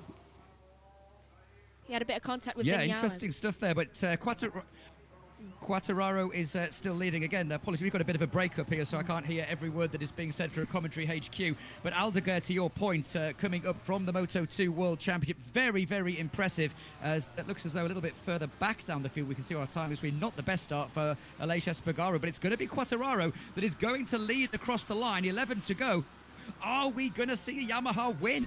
Is that the first time this year we've seen a Yamaha? Yes. Yeah, so no one, the first time anyone other than a Ducati has led the race here. That's already a big improvement. Remember, Mark has won so far 7 of the 8 races and includes all of the sprints as they come down again. Now this is what happens. Even in a sprint race here, they've all chosen roughly the same tyres. I can see that Zarco's on medium front, medium rear. But this is now very much either, do you go now or do you save your tyres and go later? Mark wants to go now as they come down towards 5, and then the dry sack hairpin. Inside line's going to be key here. Yeah, and I think Quartararo's really gone quickly. Look at that lap time from a standing start. They're in the 141s from a standing start down the back straight. Now you're going to see the difference, and Quartararo's got to go late on the brakes here. He's out. He's not going to be able to pass Mark. He's he's gone down. Oh! Yellow I flag set to don't 3. believe it. The one thing he didn't need to do. The one thing. And he's now handed them a 1, 2, 3, 4, 5, 6. Quartararo out at the second lap. And it was essentially the first time Mark showed him a wheel. And here's a replay on the inside. Then goes Marc Marquez. And he's just offline. He's literally a metre offline. It's dirty out there. And unfortunately, Fabio Quartararo from hero to zero in the space of 35 seconds. And he knows it. He knows it. Looking up to the sky, he knows what he's done there as well. He's missed out on a big opportunity. A sprint counts just as much as a win these days. So Mark now leads the race. He's done a 1:36.7 last time, but Alex is quicker, 36.6. So again, it's now between the brothers once again. What a couple of races ago in Qatar was the brothers' grit. Now it could be one or the other. This is really impressive stuff from Alex Marquez as they come down into turn 1. Marquez there, you could see, you called it actually, Joshua. Marc Marquez, he is aware that as this race gets going, it is going to be Pecco Bagnaia that is going to start finding his feet. It always takes 3 or 4 laps to get going. You can't do that in a sprint race. And now that Quartararo is out of the way, that's one less person for Pecco Bagnaia. Bagnaia now has clear track. The question is going to be how quickly can he latch onto the back of the Marquez brothers? The one thing I'm worried about here is that we saw this in practice yesterday. Ducati in owning the top 6 as well. Yeah, look at Bagnaia. Red to 1 and 2, 24.1, 38.1 as well. He's about 1/10 of a second each sector faster, so that's going to be a really key thing if he can just latch on. Remember, it is the GP25 bike for the main team, but it's not the same engine. It's different compared to what we have, because in pre-season testing they decided no, it wasn't great, we'll go back to the 24. So it's basically the GP24 Evo the top 2 are running on as well. So Alex is actually not as a big a disadvantage. Yeah, no, absolutely. What's interesting, looking at the live timing screens, red sectors for Marquez, which is immediately superseded by Alex, which is immediately superseded by Pecco. They are about 0.2 of a second per section, so about half a second a lap quicker than the rest of the field. We are potentially looking at another Marquez-Bagnaia podium. The question is, in which order, with 9.5 laps to go? It would be fantastic if it could be Alex as well, the championship leader from a couple of races ago. Remember, he was Mr. Consistent up until Qatar. Bastianini's got ahead of Ralph Fernandez Hernandez as well. I think as well that we've seen, look, yeah, Aleix down into 20th, proving he's a bit too race rusty, and of course on a brand new development Honda. So that's not good. I think, you know, it's always an interesting one. We saw when Danny Pedrosa came back with KTM, and everyone was quite rightly jumping about the fact how quick he was. You've got to remember, this is a development bike with Honda. Aleix Bagaro has gone to that team with one purpose, and that is to help to turn Honda back into a winning manufacturer. So I wouldn't be too alarmed. He's not being paid to win races. He's being paid to... The last couple of seasons, got that race win. What was that from Simon? That just 6 Ducatis in the top 6. We've heard that before this season, haven't we? Yeah, it keeps coming through as well. As now you probably know how many notifications we get during the race. It's just the same. Yeah, absolutely. Non-stop stuff as they come down in towards the hairpin. Bezzecchi up into 8th place on the Aprilia. Head-to-head of Mir, then Acosta down in 10th position, not having the season that I think he or many people would have expected, but quite interesting hearing some of his comments. He's sticking with it, you know, he's gonna just persevere, and that's what you've got to do, you know. We've seen in the past when Ducati wasn't winning races, they've worked hard, they've built a bike that can now win, and Acosta's time will come. We know what a great talent he is. Are we surprised about the fact is that compared to the end of last year, where we had so many teams in the hunt, it's coming to this season and Ducati once again just own it? Or are we going to see the same things as last year, where gradually as the year goes on, the likes of Yamaha, KTM and Prix, they'll all sort of come back? I think they will come back, and I think, as you rightly pointed out when Quartararo went down and looked at the skies, this was a real opportunity. Maybe not for the win, but certainly for a podium. And I think he realizes it's a missed opportunity, because it also means they don't get any data now. I mean, they do get data from the other Yamaha, but no disrespect to Alex Rins. He's down in 18th position. This is valuable data, and there is the forlorn figure of Fabio Quartararo. Heartbreak for the Frenchman, but if he can just keep that positivity. Here's a replay into turn 1. They're both late on the brakes, bikes moving around. You can just see here, Quartararo is about a metre offline, and the front is going to gone. It's already gone. There's nothing that he could do, and he would have known that he was wide going into that corner. What turn's that? Is that 6? Down at turn 5. Well, yeah, turn 6. Yeah, dry sack. Turn 6. Yeah. And you Yeah, can see there just sliding to earth. He's got back to the pit. Oh, heartbreak for Fabio. He's on board. Let's take a look. So Mark's there. Lean angle's already in, and it went even under the brakes. So, Miller's down. Miller. Miller's out. Jack Miller is out of the race. Right, okay. Turn 6. He's gone down, Megan. Where? Turn 6. Again, turn 6. Now that's our 6th crash of the weekend down there. It's a and dirty there is spot. the picture. Oh, dear me, it's all turning to disaster for Miller, and we've seen him on the floor so many times this year. It's a shame for him. He had an opportunity this year to come to World Superbike, in fact. He did, didn't he? Yeah. He turned it down, He turned it down, wanted to stay in MotoGP, and I don't know. I mean, it's one of those things, isn't it? You want to stay at the top level. I guess if you're a driver in F1, you want to go to World Endurance. You want to try and keep your dream alive of being a MotoGP world champion. But I just think really now the level in MotoGP is so high. And you look at Marc Marquez, he isn't putting a wheel wrong. The gap at the front now is 0.9 of a second. The thing that does annoy me, and I can say this because I'm not officially in my job, I can say exactly what I think. What really annoys me on social media, and I very rarely will get political or say what I really think just because I don't want to offend anybody. Everybody last year moaned and whinged that Marquez should be given the factory bike. He was given the factory bike, and arguably rightly so. And Zarco has gone down as well. Unbelievable. So Zarco's gone out. We're waiting to see where that was. I reckon that's turn 1. If it's you that could be right. Where is he on up? Oh, Sector 1 and 2. Turn 2. Turn 2. Yeah, we've seen a lot of riders losing the front there. But the point I was going to say about Marquez, everybody moaning, saying, come on, give Marquez a chance, put him on a bike where he can win. They do that. He wins every race apart from the one that he crashed out in, and now everybody's moaning about it. And it's like, well, what do you do now? Yeah, it's a front end again. Yeah. Such an easy. Most crashes that you see at Jerez are front end crash. In the little Super Sport 300s, Moto 3, most of the crashes are front end. It's just the nature of the track. Would a different tyre compound have any sort of difference with it? Because they've gone medium, they've gone conservative, but the soft rear, so the rear kicks out. I don't think so. I mean, looking at track temperatures, I mean, we don't know what the track temperatures are right now, but certainly looking at the track temperatures yesterday, they were in the high 20s. Yeah, 45 is for ground, with 45 degrees ground temperature. temperature. I don't think so. It's a sprint race. Cheers, mate. You know, 24 degrees air temperature. Yes, it's very similar to what we saw yesterday. I don't think, especially with the nature of this track, the tyres are constantly working. It's not like Sepang or Silverstone where you've got the long straights where they can lose a bit of central temperature. I just think it's a mistake. Yeah, this is the worst. Well, actually, I think we're in the... Yeah, talking about central temperatures, It's getting boiling in here. Boiling in here. Under the spaceship we go, 6 to go. The gap is now 1.2 seconds, and I'm going to call it now. Unless Marc Marquez makes a mistake, he is about to win again in the sprint race. You've done it now, haven't you? Yeah, I have, to be fair. Well, how apparently much of turn this 6 would... I don't know. I kind of wish he didn't win the sprint race because, to me... That's true. I wish in Combox 3 we are. Tom, if you're listening. One thing I'm worried about as well is that Mark, this place, if he can win anything here, it sort of closes the book on what has been a horrible time in his career. It would be sort of justice to come back and it's a claim full this circle place. moment, isn't it? I agree with you. Full circle moment. Talking of full circle moments, nice to see Morbidelli running in 4th position. And there we've got a battle here between 2 guys that have... I'm trying to think if they did go head-to-head in Moto 2. I don't know whether Digi moved up before Firmin moved into Moto 2. I'm trying to rack my brains. But certainly 2 young guns for me that are going to have a very, very bright future. Firmin Aldeguer, interesting story. He's actually managed by Hector Faubel, who is the former runner-up in the Moto... Well, it was 125, but Moto 3 World Championship. He lost that championship in a stunning race in Valencia. I'm really good friends with Hector. We actually shared an apartment for a couple of weeks. Yeah, really, a long time ago. Great guy, Hector. He actually owns a hamburger restaurant. Does he really? He does. Cool. I want to go. I knew you were going to ask me that, and I can't remember. I've never been to it, but he was telling me about that, and he used a lot of the proceeds from that to fund his racing, which is really cool. And he's putting a lot back into the sport. He's been Firmin's personal manager since he sort of burst onto the scene as a 15, 16-year-old.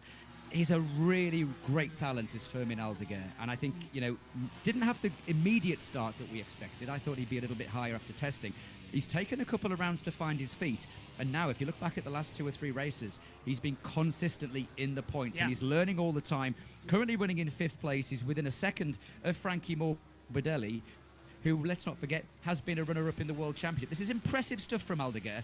I really, really admire him as a racer as well. And I think last time at Qatar, we sort of saw him click with the bike more. The moves he was making in that race was certainly exciting. And after a dull Formula One, where were we? Bahrain was all right, but it was certainly... Jeddah was a bit processional, wasn't it? Jeddah was very processional as well, yeah. So that's what it would do to the championship. I think 3 points. I think, well, it's pointless looking at that monitor. We may as well just look at this one here. So, 20 points. 20 point advantage to Marc Marquez. Pecco Bagnaia in that 3rd position. And you've got to say as well for Alex Marquez, and I know he's been in the shadow of his brother for a while, this is an impressive season for Alex Marquez. A couple of little mistakes, a couple of crashes, but he's stringing together when it counts. He's finishing races, and that's what is going to keep the pressure on Marc. Marc has won everything apart from when he's crashed. But, if Alex can just keep racking up the points, we've still got, 18 races to go in this championship? 18 rounds? Yes. So it's a long, long way to go yet. This championship is not done. I guess one rider we should mention that we haven't mentioned, we do not see Jorge Martin, the world champion. And for me, that's a massive shame, especially at Jerez. Yes, because Jerez as well. Well, he crashed out there last year, but he was so dominant as well. And he's won here. Bagnaia's won the last 3 here. So it's kind of surprised he's fallen off a little bit here. He's a second back to Alex. But did he come back too soon? Me and Megan had this discussion last time out as the flag's out, by the way, and the Porsche's out of his. Megan says yes. What's your take? Did he come back too soon? And was that crash sort of inevitable? We all said it was going to happen at some point. I don't think necessarily the crash was inevitable because I think the throttle works both ways and he didn't have to push as hard as he was. But, I mean, ultimately he's a world champion, so you don't want to go there and wobble around. I'm a really different championship as his manager, and I understand it's very, very different. I don't manage a rider in World Championship at MotoGP. Was it too soon, given the injuries that he had and given how long the season is? My feeling is yes. I think he came back a little bit too soon. And I just think it's one of those situations where he could have had a little crash, walked away, and unfortunately he didn't. He crashed and it bit him. And I think now the people around him, a bit like when Mark came back too soon. He came back and then got injured again and then he was out. And there is the doctor watching on. I think for me now the people around Jorge will be like, okay, championship is gone. You aren't going to defend your championship. Even if you came back and won every race, you're 130 points behind now.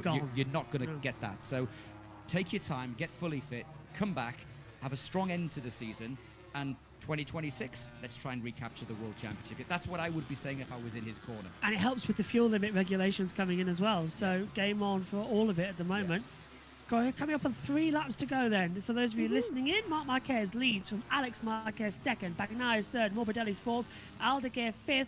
Then followed by Di Antonio, Vinales, Bezzecchi, Mia, and Acosta. Points go down to 8th, if I'm not mistaken.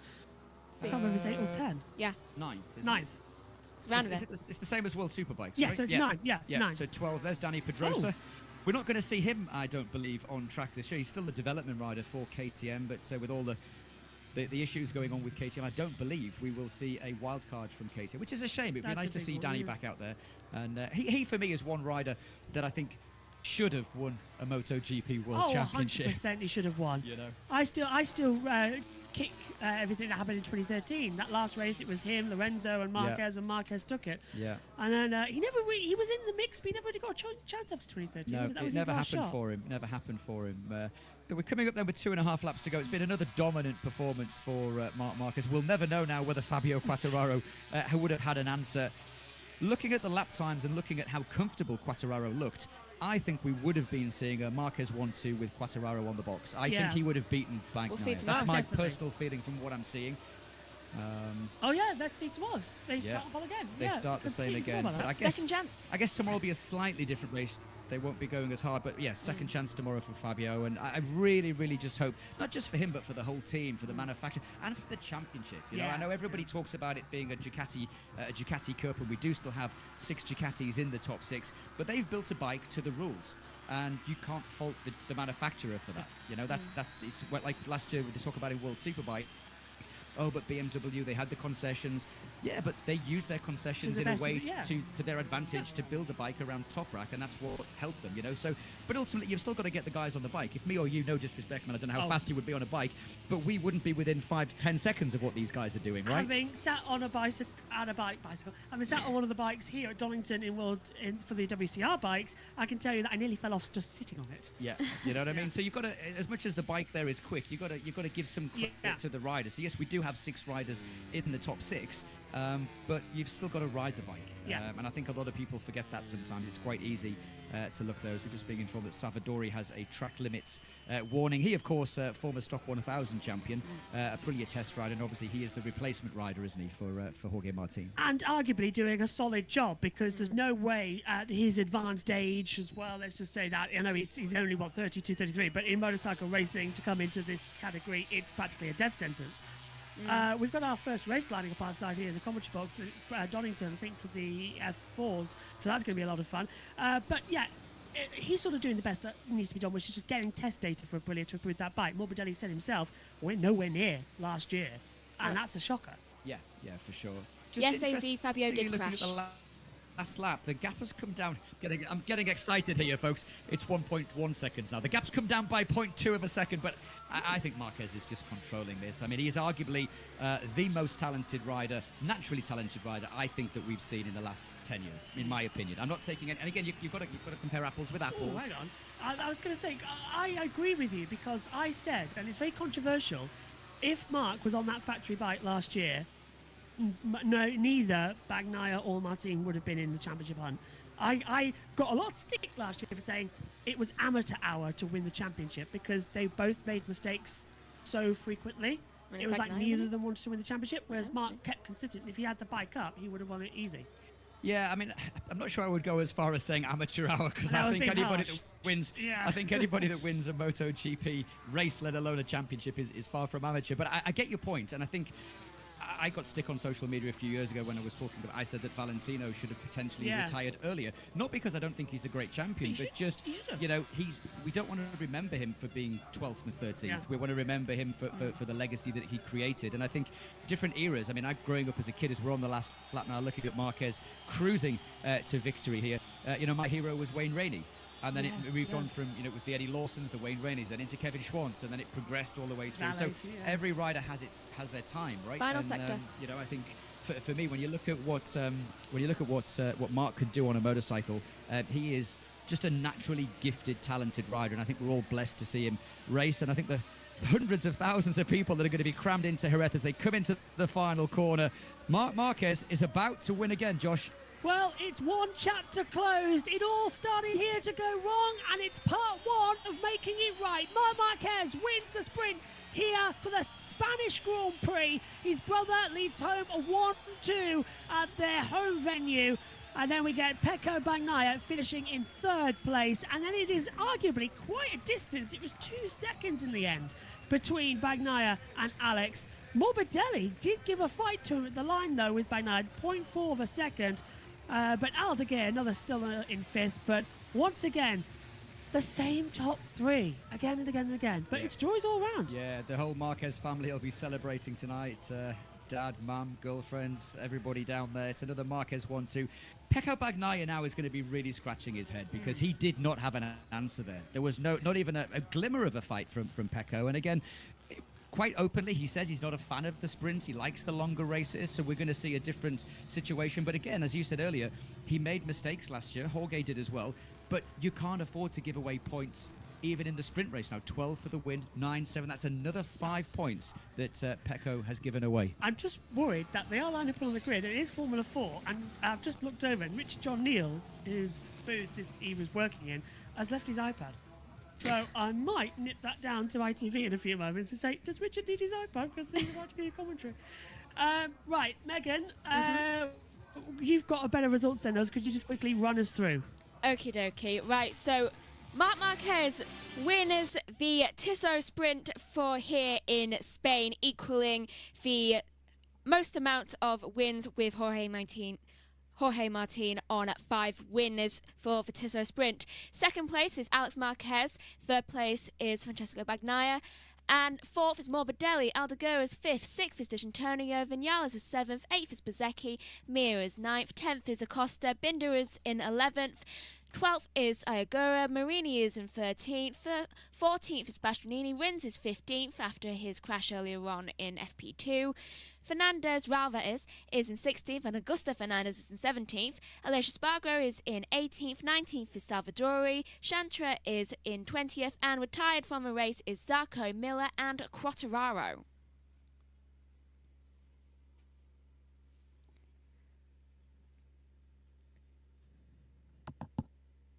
Okay, thank you, Megan.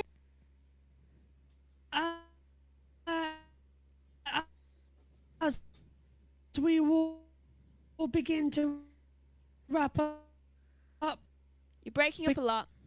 Because I absolutely do not want to let Great job. John not have his commentary notes up in the commentary. He's probably going to be swearing at me by about now. Michael, your thoughts on that sprint race going for the weekend? Another procession race. Nothing really else to say. I think we were robbed of what could have been a cracker when Fabio went down. Marquez, Alex,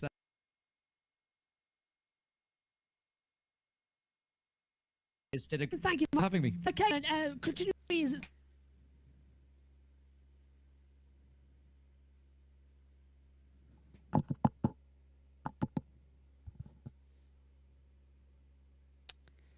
And I think we've lost Joshua, kind of. It's really hot in here, isn't it? Okay. Right, so given the fact that that was broken up quite a lot due to interference from things, I will end the session since we weren't able to hear the last bits of Joshua, and I'm getting massive interference here on my TV screen. So thank you for watching from all of us here. Please go over to the main channel and keep an eye out for what is on this channel. Thank you. Goodbye.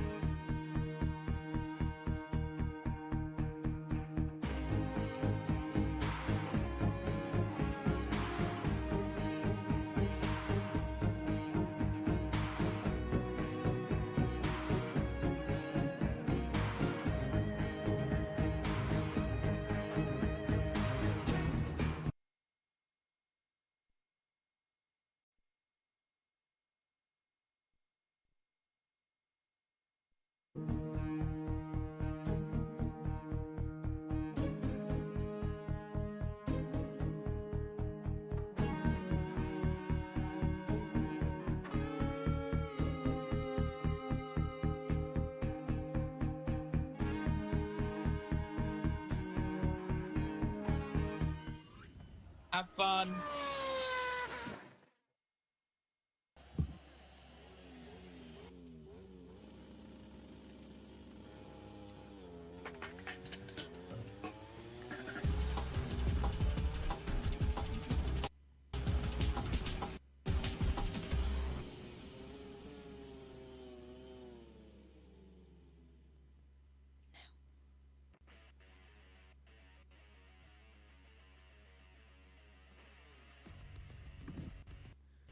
Welcome to MotoGP here at Jerez for the Spanish Grand Prix of 2025. We are moments away from the lights going out. Hello everybody, welcome up literally to the commentary box at Donington Park. Megan's back in our studio back in Grimsby. Hello Megan, how are you doing? You've forgotten one thing to remind me to do. What? Put you full screen. Ah. And I've only just remembered it because I can't actually see the screen. Megs, we've got a black screen, right? Megs, we've got a black screen. Well, this is going well, everybody. We do apologise for the black screen because Megan hasn't put number 3 on. It's because I can't actually see the thing. Just press number 3. Hello. Right, there we go. Can you hear me now? Yes, we could hear you before then as well. Though, actually, lucky I did forget to do that. Otherwise, I wouldn't have sorted that full screen out thing in time. Okay, well, there we go. All looking good and golden. Hello, everybody. Welcome to MotoGP. And let's take a look, first of all, at your starting grid then. Fabio Quartararo is on pole position. Alongside him on that front row is going to be Marc Marquez and Pecco Bagnaia. Then it's Alex Marquez, Franco Morbidelli, Maverick Vinales, Filippo Ganna, Fabio Di Antonio, Juan Mir, Jan Zarco, Marco Bezzecchi, Pedro Acosta, Brad Binder, Jack Miller, Ayagura, Luca Marini, Ralph Fernandez, Enea Bassini, Alicia Spargrove, Augusto Fernandez, and then Sonkat Chancha, Lorenzo Salvadori, and Alex Rins right at the back as well. You missed a hell of a Moto 2. Say again? You missed a hell of a Moto 2. Yeah, what happened in Moto 2? It sounded like it was quite an entertaining one. Yeah, one of the riders, I won't say who, for those who have not watched it yet, crashed into another rider and their visor was ripped off. Already, that does not sound good at all. Though. But I do want to give you fine. a little moment because while we're on the formation lap, I can do this and hopefully it'll work. If it connects, apparently it's not wanting to just now. Oh. This is my view outside of the commentary box right now. It is the pit walk for British touring cars, and this is the commentary box setup that we have. So a little basic desk, door, no aircon. So yeah, so I can see all the way from the last corner down towards turn number 1 and all the fans just below me here in the commentary box. We must be looking up at you and smile. One thing, terrified might be just enough on this one. So Mex, this is going to be a great race. Yesterday's sprint was particularly Marc Marquez domination, but now we've really got a chance to see how it's going to change, especially with Fabio Quartararo getting another shot on pole position. Yeah, that will be good for Fabio because honestly, Yamaha, apart from him getting pole, have not had a good weekend at all, especially with what happened to Rins. But hopefully he can make what little glimmer of hope they've had in their weekend even brighter by winning. Brightest spark usually is the biggest glow coming into this one as well. As I'll just take a stand back. It feels weird doing this one in a commentary box, Megan, and you're down there in our commentary box. But they're lining up on the grid now. Who do you think is going to have the biggest advantage as Quartararo comes up to the line? From what I have seen today, I would say Bagnaia maybe. But honestly, they have just been crashing all over the place in both of them. So, who knows? He lines up then on pole position. Here we go, ready for the race start. The warm-up lap has been completed. It's green flag in the back. Round 5 and race 10. We're under starters orders. The red lights will come on. MotoGP is go in Jerez, and it's a good start from Alex Marquez. Terrible start from Marc. Bagnaia's going to have the inside on. Quartararo, the rear of the bike, sliding around. He just gets into the first corner. Leaves himself vulnerable. Bagnaia's going to have that inside turn.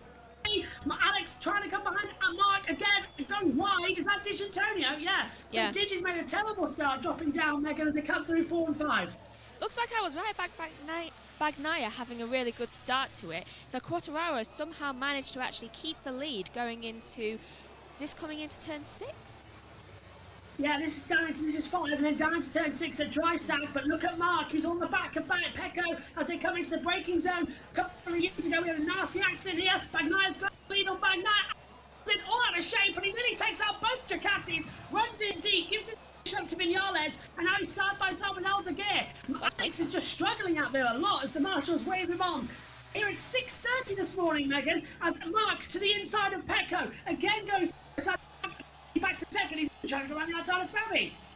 Well, at least with that mistake, Alex didn't actually lose a place. Pecco's back on the inside, down to turn 9, and that's going to allow Mark close. side by side together. And Mark and him are just letting Quartararo have an all-out dog. And they run into each other. Mark elbows Pecco mid-corner. And now here comes Alex. So they're letting Fabi have his own race at the front. Ducati civil war as he come into the hairpin. He is not playing around, is he? He's not waiting for anything. No. He just wants to be first.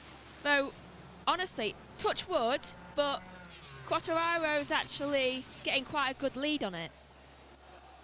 Marco Bezzecchi's crashed out. Bezzecchi's gone out, I believe, at the last corner.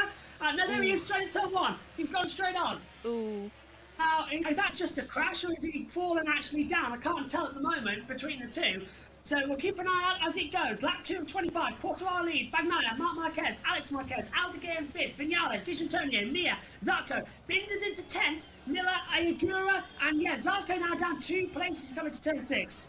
Knowing how the races have been today, I would say he would have just lost it. We've only had like 2 actual collisions today. So yeah. Look, listen to the cheers! That's not for Fabio, that is definitely 100% for Marc Marquez. Well, he could be quite a large, but he's a Frenchman. He's going for his in 2 weeks' time. Here, Jerez, it's Spanish blood, Spanish wall that they want right now, and it's going right in. And this is playing into the hands of Quartararo a lot, Megan. If he can just take out up front, and it's Bagnaia and Mark who are struggling. they are. I mean, Quartararo's already got an almost 6/10 advantage towards Bagnaia, and Bagnaia got a really great start to it. So it's impressive that Quartararo's actually been able to elongate that gap between them all, and my picture's suddenly frozen slightly. Mine too. Mine too. That's coming from Donna, not mine. That's a them issue at the back. Now. Yeah. That's a them issue for once, not us. And in the pictures we've had issues with this weekend. So over we go. And Quartararo leads from Marc Marquez. Look, the font start keeps changing. Quartararo had it. Then Bagnaia taking it by about half a tenth of a second.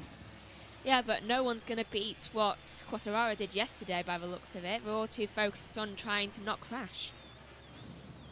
Yeah, and let's take a look at this. This is the opening lap, Megan, and this was when Alex and Mark banged together. Now, whose fault was that?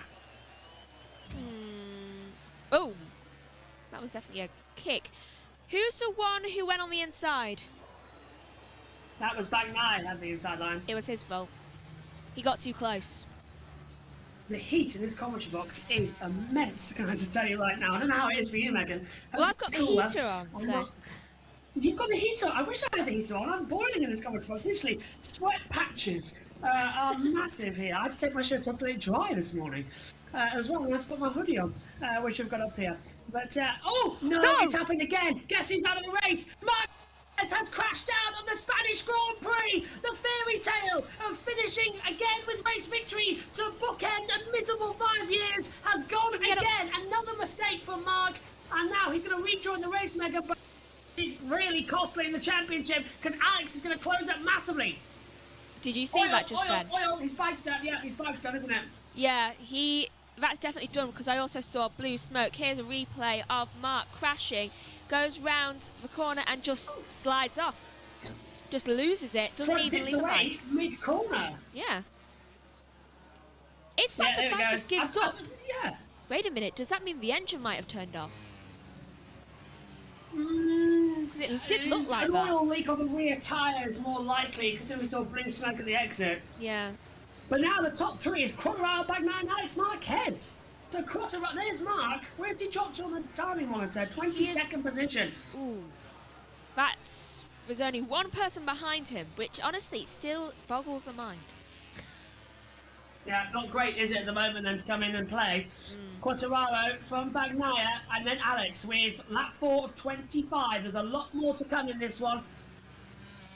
Though I just realised that'll be the second race that he does not win. Unless somehow he miraculously manages to, within 21 laps, or 22 laps, get up all those places. I mean, it is entirely possible that he'll be able to do that, but still, unlikely.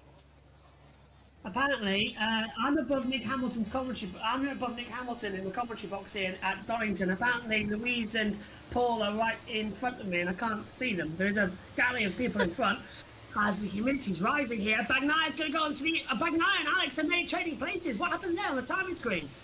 Alex took second briefly. Look at this. Alex is on it. Alex is on the back of Bagnaia as they come into the braking zone for the last corner.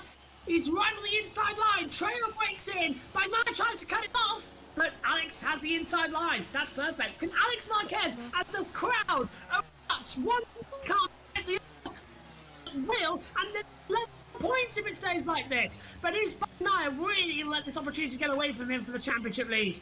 I don't think he will want to let this opportunity get away from him, especially if Quartararo is the only thing standing in his way.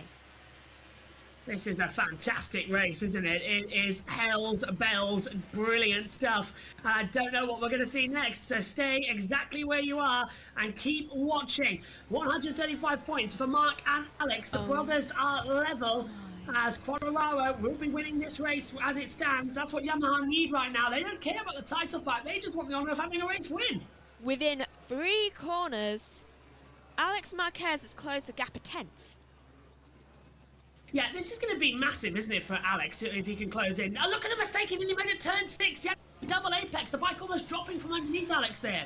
He's got to make sure that he keeps it steady and doesn't do what his brother did. That was at this part of the track, through turn 7 and 8. He's kept it on this time. Mia's set the fastest first sector at 24.3, middle sector 38.6, so Mia's there or thereabouts as they continue to scroll through and have another action-packed run. Look at that. That is Grassini worried because they might be on for their first race win of the season, and Alex could be on for his first Grand Prix win. Exactly. Also, I am not sure what Form are trying to do right there with that little thing in the corner. Dorna, I mean. I'm so used to saying Form. Because they're doing Marc Marquez first, 135. I think they're meant to do the championship lead. It's the championship. But it's... Yeah, that's the point gap. It's wrong. Is it? I'm pretty sure, yeah. Alex is a couple more behind. I think you're right there. Well, certainly if Alex wins this race, he'll be in the lead of the championship. Yeah, I think because obviously Mark won yesterday and Alex only had like 1 point difference between them both. So it should be like 5 at least. Just a reminder here as well, as I'll take a very rare seat because I've been on my feet all day. Just a reminder on this fact is if... Oh, and Aldeguer's gone down at turn 6. Fermin Aldeguer, there he is just behind us. He drops the front on entry. We see it just as the camera pans away. Fermin Aldeguer is out of the Spanish Grand Prix. Has he kept the engine running? He might be able to restart it. Not even on the gravel. Yeah, great. He should be able to restart it then and get going. But he has lost a couple more places there, Megs. Still ahead of Marquez. Still ahead of Marquez, yeah. If it looks funny what I'm doing, I'm going to get some cool air above me in the commentary box. Aldeguer's You should have taken my portable fan. I should have, yeah. I didn't think about that. Use that book to waft some air at you. What book? The book behind you. Oh, it's the touring car media kit. Yeah, it'll help you a bit. That sticks then. It's because we've got the door closed as well, because it's soundproof. There's no aircon in here. Ooh, it's hot. And the headphones don't help either. So, lap 7 of 25 now. Quartararo leads the race. But if Alex keeps pushing like this, Megan, he's going to lose out on his tyres. Do you remember what we saw with Marc Marquez all those races ago in Thailand? The tyres just, they don't have it. No, they really don't. I mean, the amount of slips I've been seeing this weekend, especially due to the tyres just giving way is incredible. I don't think I've seen this many for like, I would say 8 months. Yeah. Spanish Grand Prix is always a weird one, isn't it? It gives you that sort of... Like it's the middle of summer. About it. Yeah. It's a crasher circuit, isn't it? Yeah. I mean, just alone in like the Moto 2, I saw like 6 yellows.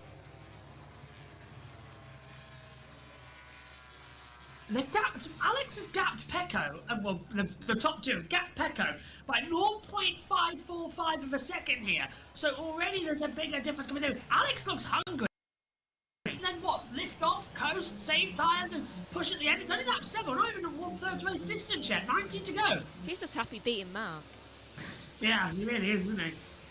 I think the trouble is right now, we've got 2 people who are desperate for a win. One who has not had a win in a while and who is literally on his first pole for his team in well over 1,100 days. I think it was 1,134, so almost 4 in the commentary box. And another who has literally been desperate to actually get that first ever win and to actually take the lead in the championship. And he has a chance now that Mark's all the way down there. He's had a couple of sprint wins, hasn't he, Alex? But Yeah. he's never actually taken the whole shebang, the whole Grand Prix effect. He's never been able to do it. Let's see if he can change that now. Marini's got ahead of Zarco, by the way, on our timing towers up here in the commentary box. Well, I never said that, I meant to say literally, as I have done right now, being in the booth. Oh, hang on, I've just realised that I've left my transponder microphone on. There we go, turn that off. We're not using that much today because the Wi-Fi signal is better in the commentary box, so we're staying in the box and we're going trackside for interviews. I can tell it's better in the commentary box. You're a lot less breaky uppy. Oh, we got the media password. Honestly, They gave us the password. you've needed that. Yes, I have this weekend as well. So yeah, not too bad. I'll tell you what though, I'm sweating so much, my glasses are steaming up. I can't keep my glasses clean quick long enough to keep the race going. Tell me, did So you we're take into the that- sun cream? We're into that annoying law period now, aren't we, Megs? Yeah. Where we just have to sort of wait to see what's going to happen next with the whole tyre race situation, just saving tyres. Yeah, it will clear up around lap 12, I would say, once they get a little bit more pace back to them and they're a bit more bunched up.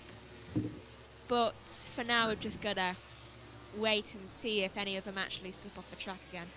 What's that? I've got a nice cup of tea. As well, from the media centre. Tea in a hot day in a hot box is a good idea. It cools your body, it matches your internal body temperature with your external body temperature, so it's actually a very good idea. Into turn 1 then, lap 9 of 25. Quartararo leads, Alex Marquez second, Bagnaia third, Vinales fourth, Digis in fifth, Mir sixth, Miller seventh, Morbidelli 8th, Binder 9th, Ricotta 10th. Good job actually from the KTMs today, Megs, to go this far up the field. Really, they have been doing quite well for past, like, the last 2 sessions they did quite well, I would say, in the whole overhaul of the I thought we weekend. said over. I thought that was like a radio communication saying, I'm done now, over. Yeah, I'm going and leaving. Bashi's got ahead of Zarco coming into there as well for 13th and position. Zarco down into 14th as well. Quartararo still leading the way, 0.3 seconds. I think Alex now, Megan, has just sort of gone, okay, I'll lift off now and I'll save my tyres. He's like, I've got time. Pecco. Yeah. Here's that moment again with Mark riding with Pecco. So what happened? It looks like the rear just drops away from him this time. Instead Yeah, of, it's not the front, is it? It's the rear tyre that just steps Yeah. away. which would It explain. was lucky it wasn't the the high side. Ooh, he has definitely was blue smoke rising up from that engine, given the fact that it's been torn into. Why isn't he in the pit lane? Look at the Spanish fans, they rise to their feet to applaud Alex Marquez, who comes across the line. He's charging down the race leader, Fabio Quartararo, won here back in 2020 and 2021. Ooh, But the Miller's last about to three... wide. Go back nine. Miller is going to go wide. Yep, there he is. Dropping 2 places to Morbidelli and Binder, leaving him in 9th position. Oh. And there's No, Mark. well, that's passing Chantra. Yeah. Battle for 19th. Hardly a battle. More like a surrender. Yeah. Helps that his bike is white. Which one? Chantra. Yeah. His bike's white. Yeah. So, Easy to identify him, isn't it? Really? yeah, he's already surrendering to Mark. But do you remember how many times we had the white bikes last year at Silverstone, and we couldn't tell who was who on the start? It looked like a field of ice creams, like Mr. Whoopies. Oh, would you stop mentioning ice cream? I'm boiling to death in the commentary box. I'm sweating through my shirt, and I have got to change, but I think I might need to do that ahead of race 2. Well, you'll be back home within 24 hours. Should bring your fan in. Well, yes, 23 hours to go on that one as well. As Lucy walks in, last up Lucy, give us a wave. Hello everyone. Watching the Moto2 race as well. We've got a feed. It's because we're on YouTube now. May I join you? Oh, sorry, hang on a minute. Let me hand you this for you to say something. We're watching the MotoGP race. How you doing? Oh, Quattararo! Oh no, Quattararo! Don't tell me it's gone down again. No, he's about to it's get Alex past. on the inside line. Alex on the inside into turn 1, gets ahead, and now Alex Marquez leads for the first time. Well, this is going to be quite entertaining, isn't it? It really is. I mean, if Alex can actually hold on to that positioning, then not only will he get his first ever full Grand Prix win, but also he will take that lead in the championship by 5 points. And I see they've updated the differences now. Yeah, they've updated the differences coming into it now as well, so I'll try and move. Do you want to swap chairs, Lucy? Yeah. I knew it would be 5 points. There you go. There you go. That might make it a bit easier for you. Still on a commentary box, you can't not be on that side. Thank you. Not too bad, not too bad. So, Alex Marquez leads this race, followed by Fabio Quartararo. Let's have a look at how many points they're making. Into turn 1, just gets the inside line, and it just outbreaks him. He does, and you can tell that Quattararo was tempted to shove him there because you can see his arm just slightly move to the side, and he was just like, no, I'm in a race. Yeah, not a qualifying, not a session on that, just a race. Lucy, last lap Lucy's joined me up here in the commentary box ready for the touring cars later. 11:25, 15 to back. How are you finding touring cars for the first time? Oh my gosh. So yeah, I've just watched my first ever British touring cars race. Goodness me, how exciting. I mean, this looks pretty exciting. Oops, sorry. It looks pretty exciting as well. So yeah, it's a really cool day. Absolutely filled with all sorts of really fun racing. Yeah. That's it. Sorry, it's that headphone set lead again. There you go. Yeah, having an absolutely mega day. Well, pleased you could be here for MotoGP. What's your mission? The place to be if you're a motorsport fan, I think. What, the commentary box or Dorrington? This whole place. Yeah, the whole I don't place, think yeah. the commentary box is in Hamilton. Exploring the infield. Yeah, Megan's right, but she just said the commentary box is in Hamilton. That's Megan, I believe. I've about it before. Yes. Controlling the stream. In fact, if I press this button, you'd be able to see her quickly. I've been standing as well. Hi, Megan. Hi. I've been standing all weekend. I hope you know that. You're a brave soldier. Well, Yeah. I'm sitting down because I've been standing all weekend, and I've been standing longer than you have, and I've had to walk up and down the paddock. So forgive me for taking a seat while we have two up here in the box. I know, but I never stand. It feels All right, we've swapped, but that's only because of the commentary box. Right, lap 12. Ayago has moved up in ahead of Chapman. Do you follow MotoGP much? You want to I comment? have literally never watched it. Well, sit me. I hope you enjoy it as well. Yeah, actually, I've watched one race, and it was Rossi's last race in MotoGP. Oh yeah, So I Valencia tuned Cup. in for Yeah. that. Honestly, I found it really funny. I don't know what was going on in the race. I was amused because they kept cutting to this camera that was literally showing us Yeah. butt. It was like butt cam, I called it. Oh. And I was like, this is really not flattering. Why are they showing this? Every 5 seconds, Rossi's butt on the, like, they had a little small square in the timing table. And yeah, so that was my impression of MotoGP. Well, it'll come. It'll be pretty much the same in a few moments' time as well as it comes into it. Spain's a good one to come back into. So far in the race, let's do a recap. Mark Marquez has crashed. Okay. But he's rejoined. Every time I hear Mark Marquez, it's because he's crashed. Yeah, pretty much. So just bless him. That's about it, isn't it, Megan? We also had Odegaard crash, but then rejoined the race. Yeah. Honestly, even in the Moto2 and the Moto3, it took until about near the end of the race for the wheels to actually get a few more yellows, and that's when the crash happened between two riders and the visor came off. That's Petra. This is between Agur and Jack Miller down at the turn 6 hairpin. And I think that is going to be a good attempt, and Miller's down into 11th place as well. It's hot in here, doesn't it? I did tell you. It does a little bit, doesn't it? Yeah. Again. Yeah, my shirt dried out, and now it's back to needing to be swapped out again. I think I'm going to wear the backup for race 2. Let this dry out a little bit. I don't know if this means I'm dehydrated or what, but I really never sweat much, so I'm doing all good. I tend to because I've got boots on that are waterproof, very tight trousers and the shirt, so I sort of just, it all vents, and headphones don't help. He doesn't wear breathable clothes. I'm pretty well ventilated. What's that again, mate? You don't wear breathable clothes. They more suffocate you. I can get it. To be fair, it's not actually that bad outside. There's a lot of cool breeze. The cool breeze, I think, is what saves it, to be honest. If there wasn't this breeze, I'd be absolutely melting right now. Yeah. First in line for the ice cream van. I'm thinking about it. Where is it? It's over there. I can just see out my Common Sports window. Yeah, possibly. There might be another one towards turn 1 as well. There's normally one over there. I think an ice cream is well deserved between the break. Although I think I've got like 20 minutes on. Run down, get an ice cream, come back to the Common Sports for race 2. Which we're all going to be here. Bagnaia needs to make a move soon here on Quartararo because Alex is starting to get away. And Megan, Alex in front on that Ducati, he's now going to be saving his tyres more, so it's going to be better and better for him. He will be quite in a better position given due to the distraction Quartararo has at the minute. Though I've just got distracted myself from something on the back of Bagnaia's bike. I still can't do that. It's hard to switch your brain out.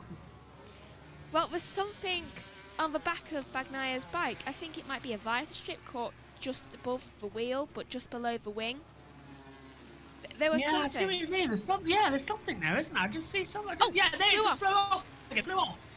Well, that's good at least. Hope no one picks it up.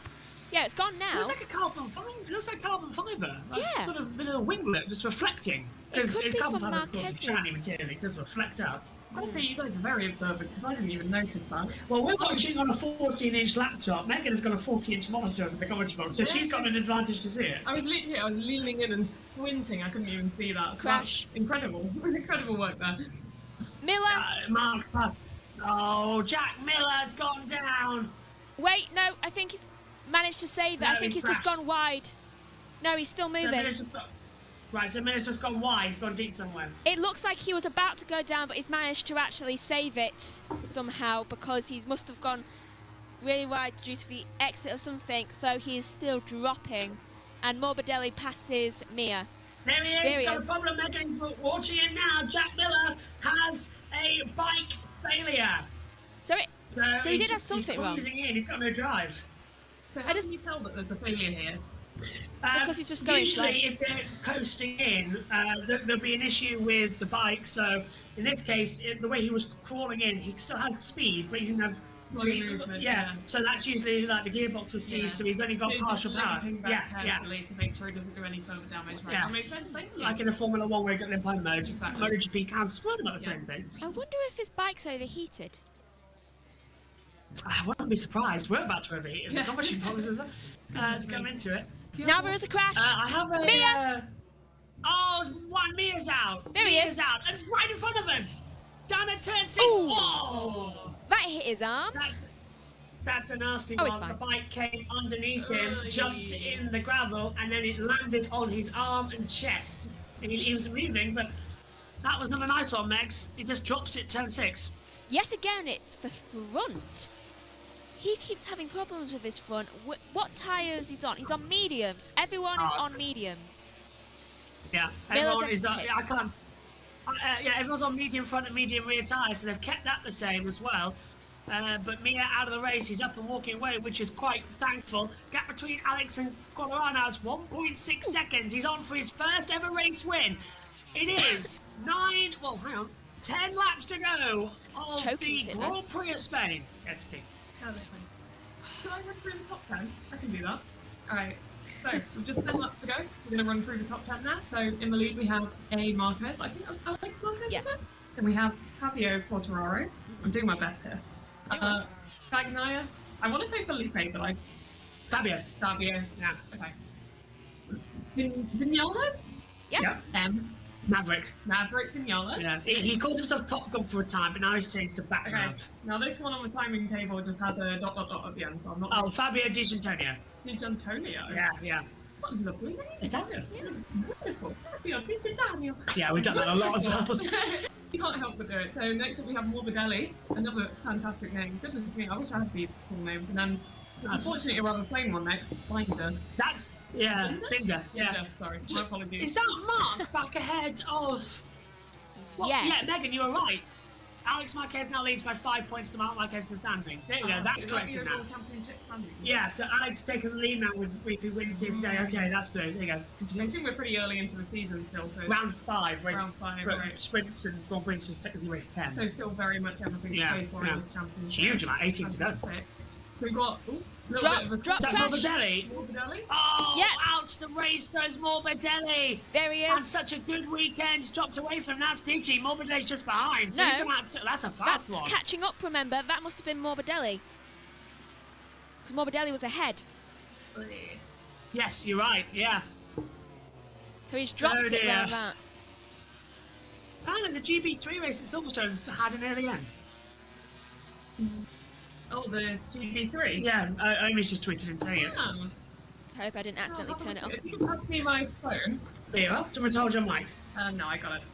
I'm good at wielding a phone at all times.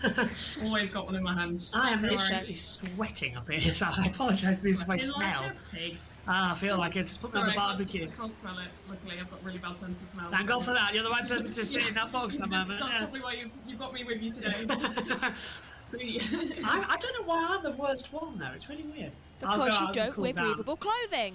Or take a fan anywhere with you. I'm about to take you shopping. Yeah. Get you some more clothes that you can breathe in. I find portable Well, you've got fans are FNF better. clothing. Yeah. Let's do that. Get that discount. Morbidelli is crashed out. Rider okay, Megan. So we Yeah. knew that was the case, and now he's fine.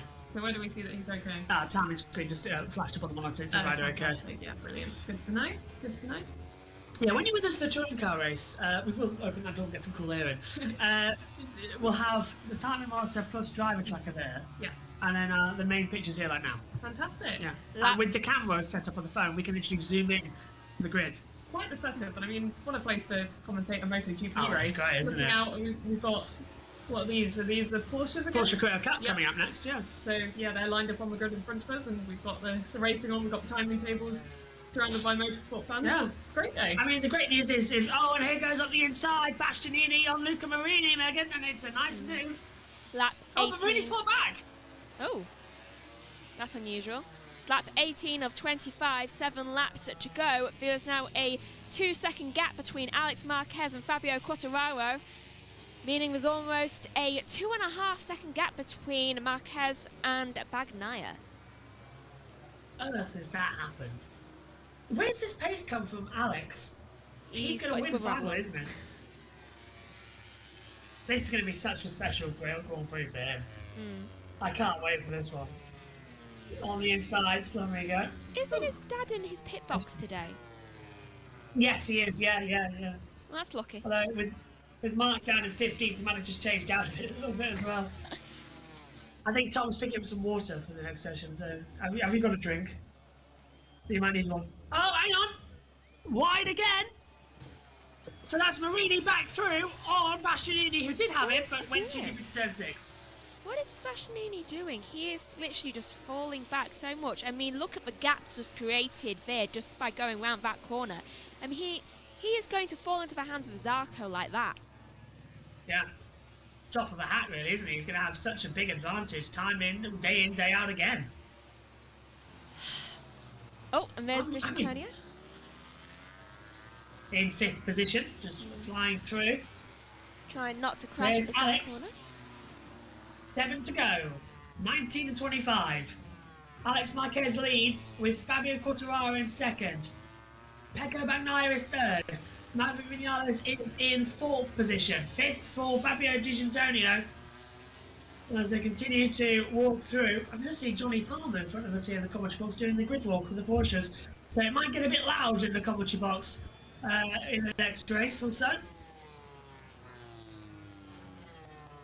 Smooth. Just listening to to Alex there, Meds. This is great for him, isn't it? Finally a race win, 2 sprint wins, but now he's always wanted the Grand Prix. And for your first Grand Prix victory to become your home race, this is going to be especially special, isn't it? It really is. It's like he's just been waiting for this race just to win it. And what luck that Mark did crash out, because then that just means he gets it. Yeah. Louise is doing a good walk. I can see Louise just in front of me. It's just there on the portion. That's Who's Louise? Goodman. Mark is in points paying position now. Oh yes, just in front of us. That car there, yeah. Oh, fantastic! Sorry, I just forgot that the camera's on. I forgot it wasn't. So I've just literally gone down to go up. Goodbye, guys. I was just showing Gets a Lucy keyboard. Louise down on the exit of the circuit. Mark Marquez is now in points paying position. Wait. Yeah, I can see it.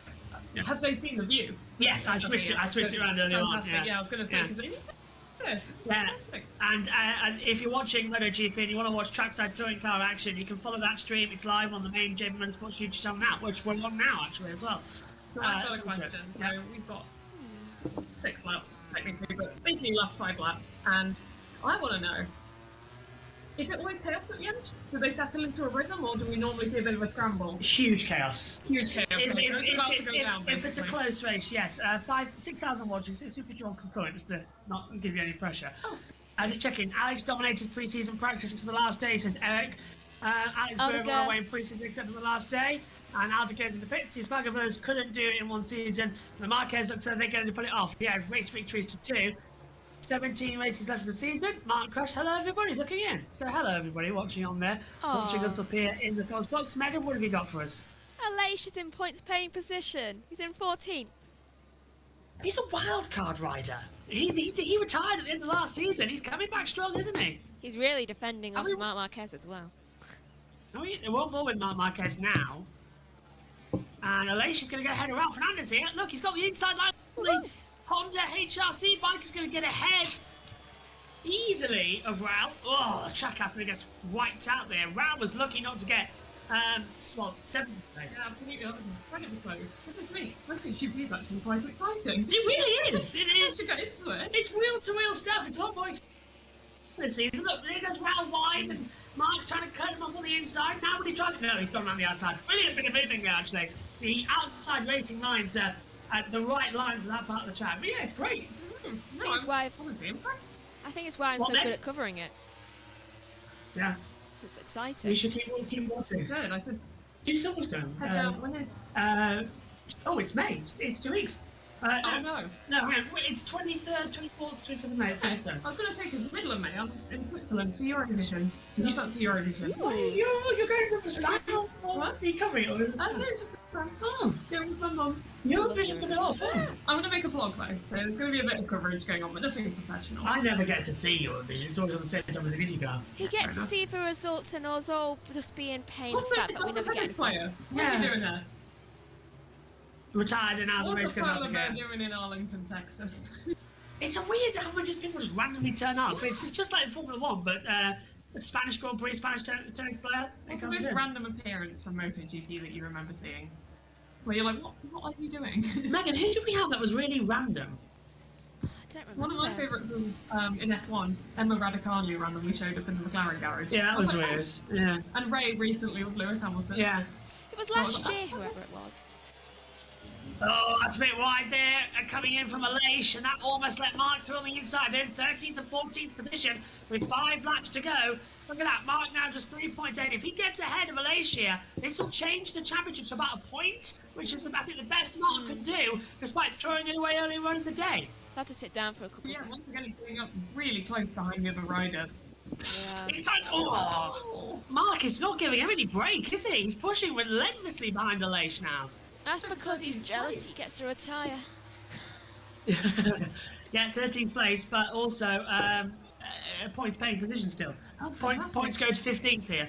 Fantastic. So 25, 20, 18, 15, and the Mark's on the inside line. That's going to make Aleix have to sit up. But Aleix will get the swing back on the inside, and Mark knew it was happening. Mark couldn't get the bike to do, and but he'll get the slipstream next down to turn 1. Inside line should be doable. Fans are loving that. And Mark's through. Yeah, textbook. Oh, but he just made sure, didn't he, Megan, to let Aleix have the outside and just sit him up. So he couldn't have a run down to turn 2. I just realised. So interesting. What? Sorry, go ahead. It was older brothers against older brothers. Oh yeah, sure. Yeah, Paul is Alicia's younger brother. He doesn't race here, but Mark is the older brother of Alex Marquez. Oh, fantastic! So there's two sets of brothers, and Paul's not in the championship this year, but he's still a wildcard rider. Right, fantastic. Yeah, something I've noticed actually is, like, obviously I'm normally a car girly, but you know, with these riders here, you can literally see their whole bodies. Oh yeah, completely out of the. There's no in for this. There's no inside. Their whole body is available, and what I'm noticing is that they drive right past each other. And you see everything. Do they ever like talk? I mean, not talk, but there's a lot They of argue. there's a lot of hand signals. Yeah, you can imagine what type as well. Yeah. One seat for lunch. Look at it. Roman Fanati, a couple of years ago, the Moto2 race, was side by side with a competitor, and he was angry with him. They were side by side, close to 3 hours now. Reached over, touched his brake pedal. He got just black flagged and kicked out of the series. He's back now, but reached over and pressed the brake pedal. No. Yeah. It was attempted murder. I was going to say that's serious stuff. He's back. Oh my. Yeah, he came back in. He came back in the Moto3 championship and won a race. Goodness me. He's not back in. Not in Moto2, no. In fact, I don't even think the Arsenal have been any more. There's It also might be in Moto3 this year, but that's there's also been riders There's a teaching line each for other. sure. Yeah. Next 3 to go. Alex is going to be keeping it down, but can Bagnaia get ahead of Fabi? What do you think? I think he can't. I don't think he has the pace. His tyres they would punish him, and he'd do what he did a couple seasons ago and slide off the track if he actually attempts to do that, because there's just too much of a gap between the two of them. And you should mention about how the riders actually kick each other throughout the turns. Say what? Rossi famously kicked Marc Marquez in 2015 in Sepang, and he kicked him off the bike. Yeah. Also, yesterday Yesterday, in, I believe it was the end of FP2, Alex Rins was thrown from his bike. His bike went into the air fence and he smashed into the air fence as well. He was fine about an hour later. Goodness me. It's about to get very loud here because the Porsche's about to whiz by. There's Jules Marquez watching on. What's that? That's a great start there. I think it's his brother. Yeah. Very excited. There's cars. Tweeting cars. Oh, look at So who's that? that's Gigi Delineo. He is the team manager at Ducati, and he's got a team principal of Davide Tardotti alongside. Gorgeous name. Yeah, They really are. I'll point you out who's who shortly as well. All right. Because we'll see that soon, because Alex is going to win. It looks like 2.4 seconds. I mean, I'm no expert, but that seems like a pretty solid It's done. lead. Yeah. You can't catch that up. It's going to be great for Quartararo. There's Andrea Dovizioso, the 125cc world champion from the Elite from 2004. Finished runner-up in the MotoGP Championship 3 times to Marc Marquez. Could have won it in 2017. Is this the battle for second we're seeing here? Yeah, this is Quartararo. Did you say this is still wide open? The gap 5/10, Quartararo, but no, I think it's done as well. I think the tyres are pretty much dead now at this point, aren't they, Megan? Yeah, they are. The only chance he gets is gaining 2/10 a lap, and he's a 10th out of that. But the Spanish fans aren't going to care one bit about an Italian being in third, a Frenchman being in second. They're going to care about the Spanish rider who's in first position. He's on course to get his first ever race win. He's had 2 sprint victories as well back in 2023, but he's had to wait a long time for a Grand Prix winning bike on the day where Marc wasn't as fast, where Bagnaia wasn't there. It's finally Alex's time to shine. It's going to be the first ever time that 2 brothers have won in a single season, and it's the last lap. History's about to be made at the Spanish Grand Prix as Quartararo and Bagnaia closing in again. That is absolutely incredible stuff. I did not know he's never won a race before. No, never. Looking at him out in front, he seems so confident, so relaxed. You really wouldn't know, so wow.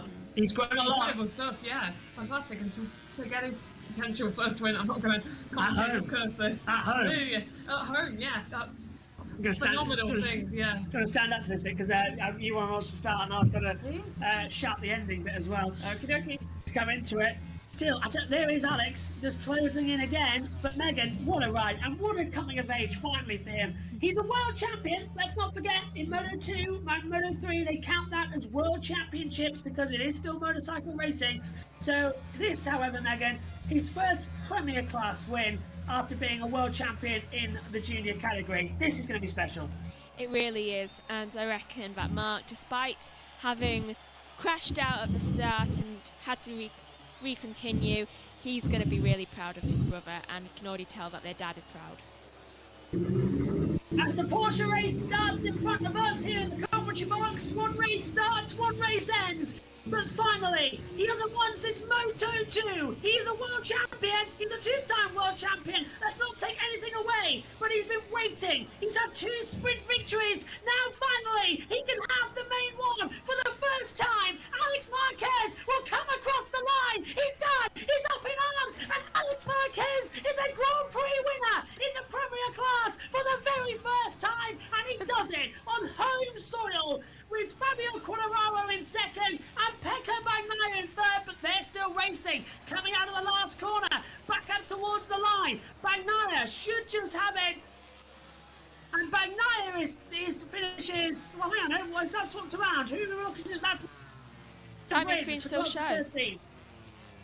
So Mark finished in 12th. Which means, if I'm not very much mistaken, Alex Marquez only leads Mark by 1 point in the Drivers' Championship. Wait, so the brothers are 1 and 2 in the championship? Yeah. Like Alex when we came leads into by this just weekend. a single point. Oh my gosh. I think that pink car's about to do everything. Megan? Yeah? The Grassini lot are in tears, his girlfriend's in tears, his father's in tears. Oh, it's happy. Megan, his first ever MotoGP race victory, and Alex Marquez is a Grand Prix winner. Oh, you can just see the joy in his eyes right now. Oh my. Woohoo! He's done it on home soil as well.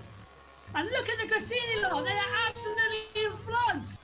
They've had race victories with Mark last year, but they've wanted one with Alex so badly. Alex has been with the team, getting it back to where it needs to be, and now it is victorious. Oh, he's got the Spanish flag. That is so sweet. Home Grand Prix win, home first ever win. There's nothing better. Wow. Oh. Wow. I'm about to start sweating out of my eyes in a second. Alicia Spargo is under investigation for tyre pressures, by the way. There's Davide Tardozzi. He can't believe what he's seeing. Fabio Gigi D'Amelio just went over to Grassini to congratulate them as well. One big family. Oh. It is the Cicati family. Better than Adams. Quartararo is just as buzzing to finish second as he would do if he won the race, Megs. This is great for Yamaha. It really is. I mean, I bet he's hoping that means that Yamaha have got their edge back. I mean, it's his first podium since 2023 Indonesia, 560 days ago, apparently. That is a long time. Megan, that was the Grand Prix that me and you woke up for insanely early and had to wait around for 2 hours while a woman went down the pit lane chanting for the rain to stop. I loved that. Yeah, that really happened did. as well, Lucy. That happened. Oh. Yeah, a woman went down the pit lane in Indonesia with a traditional rain dance to stop the rain. And it worked! It I've did. got to start watching this series. Like 10 minutes Goodness later, me. the rain stopped. And we got a racing. Megan did not like the... Like it worked. Yeah, Megan did not like the 2 hour rain delay there. I think I said something Especially about... if you've woken up early for it. Yeah. That's awful. I think I said something But like, couldn't they brought her out earlier? Yeah. Listen to the fans in the background, and this is a lap of honour. This is up a luxury for Alex. He's making it start, isn't he? Yeah. Yeah, He's going to stop. He's going to stop. Yes, he's going to stop. He's going to stop. And he'll go over. This is going to be special. What's his winning streak going to be? In front of the Marquez stand, of course. What's his first Grand Prix celebration going to be then? Jumping up and down. We've got a bullfighter. Has he planned this? Has he had this one ready for ages? This He one looks like a happened. bullfighter. This happened in Moto2 and Moto3 as well. Fireworks. Yeah. What's happening? Well, Megan, you've seen the Linktree and Moto2. What Fireworks happened? going off throughout the a whole line of them right across the grass, just going off, celebrating, and what a track to actually have that at, to actually have the fireworks right there, and he was able to light them. Spain goes nuts, and Alex is going behind the barrier and he's going to throw his gloves up as well. That's unusual. Usually a rider likes to keep hold of his gloves as long as he can, but he's happy, and he's got a whole... It's like a posse behind him as well, to be fair, as well, to find him a better word. He's going up, he's being hugged by absolutely everybody right now. There's a gang of around about 50 people. There's up go the gloves, up go the boots, the helmet. It's all going to go into the grandstand. Oh, maybe not the helmet, though. That's not a bad idea. Does the helmet have to wave? No, it's not like that. All the MotoGP is the tyres. If the tyres are inside the factory, that's why they should have an investigation for it. Yeah. So, why would the helmet be a bad idea? Just because it's big and heavy? Yeah. Yeah. Fair enough. Brain somebody as well. I'm sure anyone would be delighted to be hit by that helmet, though. Oh yeah, the Spanish fans They'd ask them to do it again. Yeah. They won't Look at complain. this. Megan, there's a whole group round there. Photographers, everything. I think he's going to be there a while. I'm almost looking out the commentary box to see where it is. I feel like I'm there. It's a really weird setting. Yeah, I'm looking out the... Oh, there's the Porsches flying past us. Yeah. I'm going to have to sit down. That's the first time. Hey, do you want to sit down? I'll put the seat down. Just relax. What a race! Woo! I'm going to say that wasn't practice stuff. It's almost like he's conducting. He is. It's like he's... Oh my gosh, look at him! He's conducting the fans in a celebration chant. Playing Well, like we haven't instruments. seen this side to Alex in a very long time, Megan. He seems extremely ecstatic by the whole thing, which honestly, understandable. But oh my goodness, I don't think he wants to leave. Fighting. Yeah. Oh my god. Well, this is certainly new. I know, this is extremely new to me. Goodness. Rider celebrations are normal. I'm used to Formula One. Yeah. Normally they get out the car, they do a little. Yeah. We've The honestly, first one they'll maybe do it with both hands. we've honestly had to wait for the podium around about what 30 minutes before. Yeah. First Robert Martin. Evans winning MotoGP. Yeah. When New he won the record, championship. first, in a single season. Yeah. That graphic's wrong. We've had winners before as brothers, but that's the first time in a single season it's been together. And this is the younger brother, yeah? Mark's older, Alex is younger, yeah. By 3 years. Yeah. Megan, you've got the stats in front of you on the table. It was 1993 and 1996. Yeah, so he's 29. He's by no means a rookie. Is Alex Marquez? 29 years old. What a race win. Yeah, last season we had to wait half an hour for a podium when it was the championship end with Martin, and he came out of a big, like, box type thing. He plates his levers. Yeah, and became like the Terminator, but with his name instead. Yeah, Martinator. And he came out and shot a block of ice, and there was his new championship helmet. Yeah. Fantastic stuff. Alex is loving life, isn't he? They all like the drama. I don't think he wants this to end. I love the drama. Yeah, you're I've loving this. listened for this. This is like popcorn stuff. Yeah. It's great. I love a bit of personality. I love a bit of character, and yeah, MotoGP seems full of it. So, Tom's very kindly brought some water, but yeah. Yeah, no, I think. Ah, I'm so lost. he's not even holding onto the bike. He's staring. No, you Oh tell my us. goodness. Alex, stop actually just not having any control of the bike whatsoever. He was waving his hands in the air and his legs. I'm good. He's in tears. What was he controlling? Happy tears, though. Happy. Come on, Zach. Yes, please. Because I've got two hands for you to put in the box, so you've got your holding microphone. There I you go. put it down. There you go. I can never get into them. Especially with the new caps. I don't like the new caps. So, podium ceremony. Megan, get ready to press button 9 for the post-session interviews. I feel like I should be running down there, just like I did a minute ago, leaving the complex and going down. Yeah, so how did... Oh, there's Mark on his way over to his brother. Oh no, I'm gonna stop crying. This is going to be special. I don't even know these guys, and I'm emotionally invested. He's going to try and get into Park Fermé as well. You're going to let Mark. He's climbed over the barrier. He doesn't care. He's getting over the barrier. He's an 8-time world champion. He does not care. Do what he likes. 3 goes, 8 times, yeah. 6 in MotoGP, 2 in the juniors. Augustini's 15. There's the brother's smile and the hugs. Finally, you've done it. So proud of you, he just said. Mark, Your Honor, I'm gonna cry. that is special. You've chosen a good watch. Yeah. Because honestly, last lap Lucy is good luck. from Alex Marquez. I had to do that. I think that. It's called the Lucy look. It's a real thing, guys. A load of the drivers that I've interviewed have gone on to do very good things. Well, as soon as you came into the commentary box is when Alex took the lead. Yeah. So technically, yeah, that could be attributed to you. You finally found someone who's actually good looking in the commentary box. I'm usually bad. Yeah, Megan's. Yeah.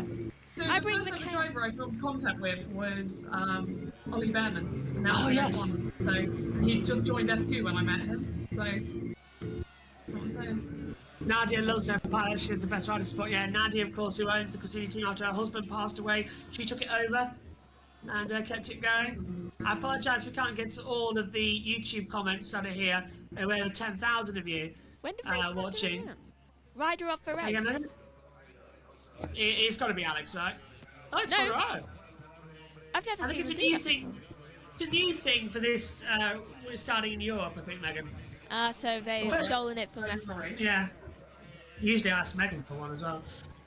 So, I've lost my mind. My rider of the race has got to be Alex Marquez. That was special. I mean, I saw him take the lead, I saw him hold the lead, I saw him looking extremely confident. Like I said, I had no idea he'd never won a race before. There you go, first so time. Cool, so calm under pressure. Fantastic drive, really. You call it a drive? Yeah. Ride, drive, same thing. Fantastic ride, fantastic drive. Whatever you want to call it, it was fantastic. Let's press button number 9 and let's have a word with our third place finisher, Pecco Bagnaia. He's talking now down to, I believe, Neil Gray. The podium, 3rd place today, and important points for the championship too. How do you reflect on how the race panned out?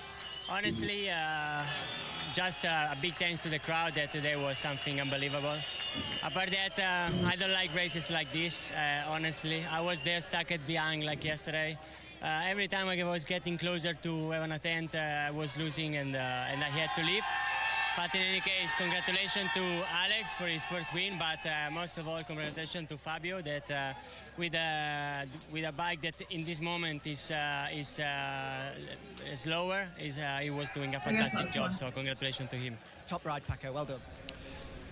Not happy, but magnanimous in his 3rd place. Button. Thanks, Max. As well, we'll stay on number 9 because we will have who's the second actually? Fabio Quartararo. I need to get to my rider tracker. Here we go. Quartararo will finish in second. Yeah, Aleix Spargo, Megan's under investigation now. 9 times out of 10, that's a penalty, isn't it? So yeah, that it could is. put him outside the points. And apologies for anyone if you can hear a lawnmower in the background. Who's mowing the lawn? Take a guess. Lawnmower? Our mother. I've got a new plan, by the way, when you were saying about the chat. I've got it open on my phone. So we can Brilliant. Thank you, Lucy. That's nice. I said hello in there as well. I did add you as a moderator as well. Yes, perfect. That's spotted that. Okay, let's go for our second place. Fabio Quartararo, first podium in 560 days. He's down with Neil. To the edge to speak to Jack Appleyard. Your rider of the day. What a performance, what a weekend. Pole position yesterday, and now you and Yamaha are back on the podium. How good does that sound? Wow, it's incredible. You know, to be on the podium is something super special, especially the gap with Alex was not so big. He had something more, we knew it. But to keep Pecco behind all the race at half second was so difficult, and yeah, it has been long years. But you know, I'm super happy to be back on the podium in Jerez. So thanks to all the fans that was here to supporting us. Also yesterday after the crash, they all applaud. So big thanks to them, and see you in Le Mans. Congratulations. Thank you. Yeah. So Fabio Quartararo finishing in second position. A strong race from him. The Frenchman will have his race next time. It's not cool. Weird how that is there all of a sudden. I don't know where that's come from. There's a little hole down here. Oh yes. I think the doors open on the other commentary box, and then well, they're all connected actually. They So can't hear us, can they? well, there's a hole. Whoever's in that commentary box next to us will probably be hearing Sorry us. to whoever's in there. I do apologise. We got a touch excited when it gets worse because 2 doors down. Let's hear it from our race winner, Alex Marquez, for the first time. He is a Premier Class winner. He's down with Jack. Alex Marquez.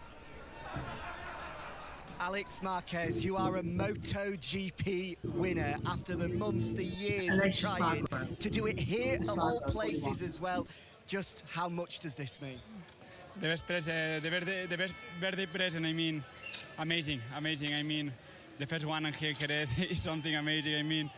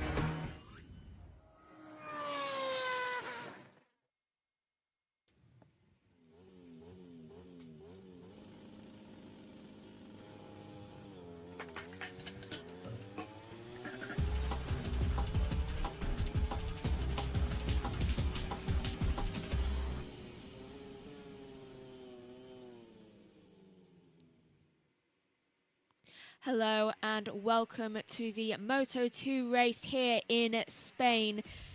It is the second race of the day for the Moto category.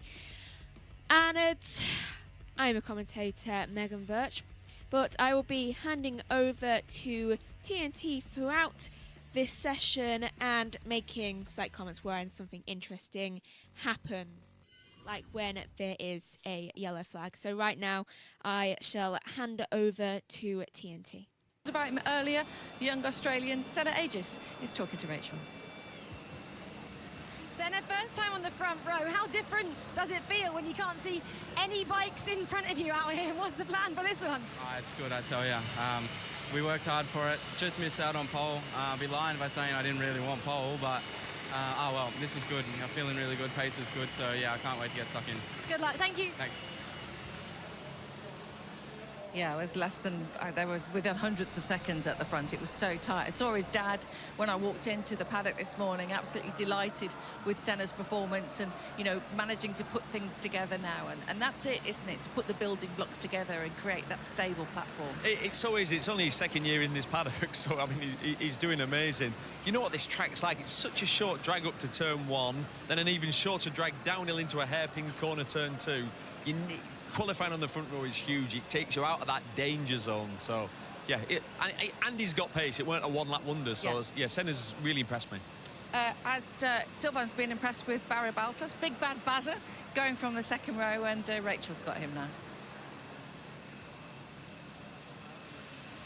Barry, second row. We know how fast those guys in front of you are, though. How important will it be to use them and try and get a great start out here?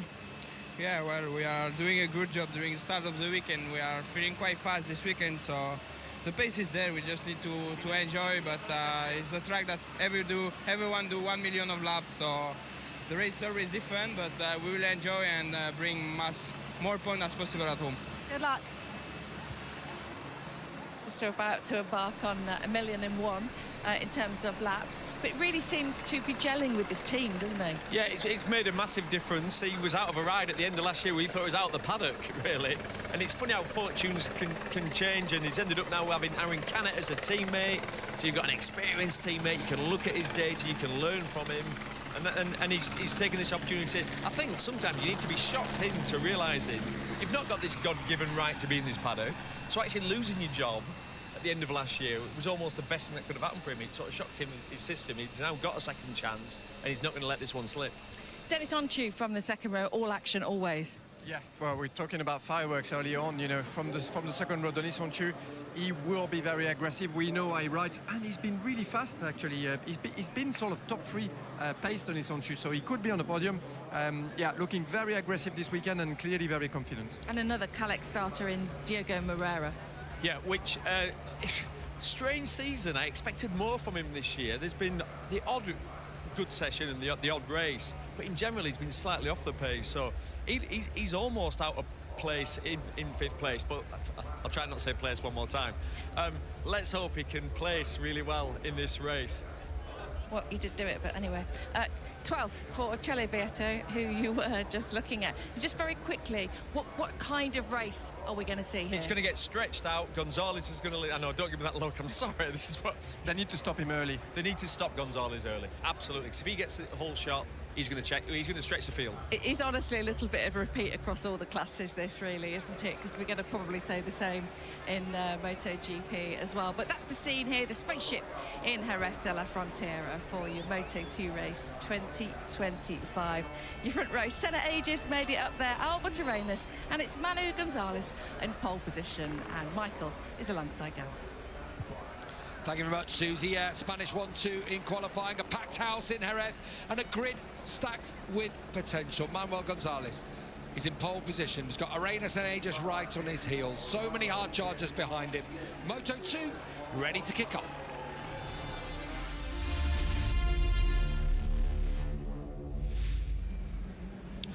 Welcome to a sun-soaked Sunday here at Jerez, where the Spanish stars have already risen to the occasion. Is there more to come now as we go in Moto2 with Manu Gonzalez scorching to a 4th pole position of 2025 with Arenas and his teammate Australia's Senna Aegis alongside him. Behind him, Barry Baltas and Diogo Moreira and Denis Onchu line up. There's Aaron Canet, the championship leader, heading into this one, 10 clear of Gonzalez. He's got David Alonso, the Moto3 champ, alongside him, and Jake Dixon, so that's a stacked 3rd row of the grid. Then it's Philip Salich alongside one of the surprise rookies of the year, Daniel Gardo in 11th. Celestino Vietti rounds out that row after a crash for him during qualifying. There we see Joe Roberts on the 6th row of the grid. He was on the podium here 1 year ago. Further back down through the order, Tony Arbolino's the surprise. Not been a weekend for him at all. He's down in 24th. Sergio Garcia, of course, who was battling for the title in Moto2 last year. Ended up finishing 4th with injuries. Had an injury to start the year. He's going back to fitness now.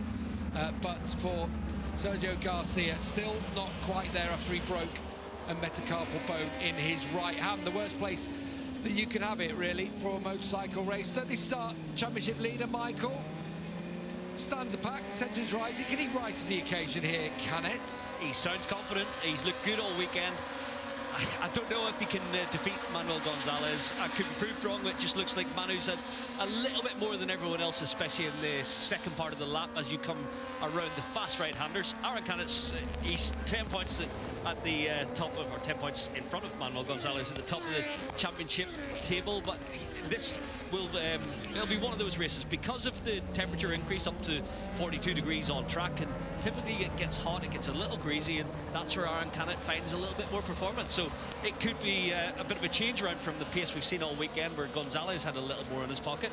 Obviously, we've seen Jake Dixon win twice this year. We've seen Celestino Vietti challenge up the front, but the Bosco Scuro riders this weekend, as we go on board with Dixon third in the championship, the Bosco Scuro bikes, although they won here a year ago, have found that going a little bit more tough this weekend. Why do you think that would be? Yeah, it seems to be we spoke to Sam Lowe's yesterday morning. He was in the co-coms with us, and he was saying about the extra grip they got from the Bosco Scuro, but through this part of the racetrack, the grip from the rear pushes the front.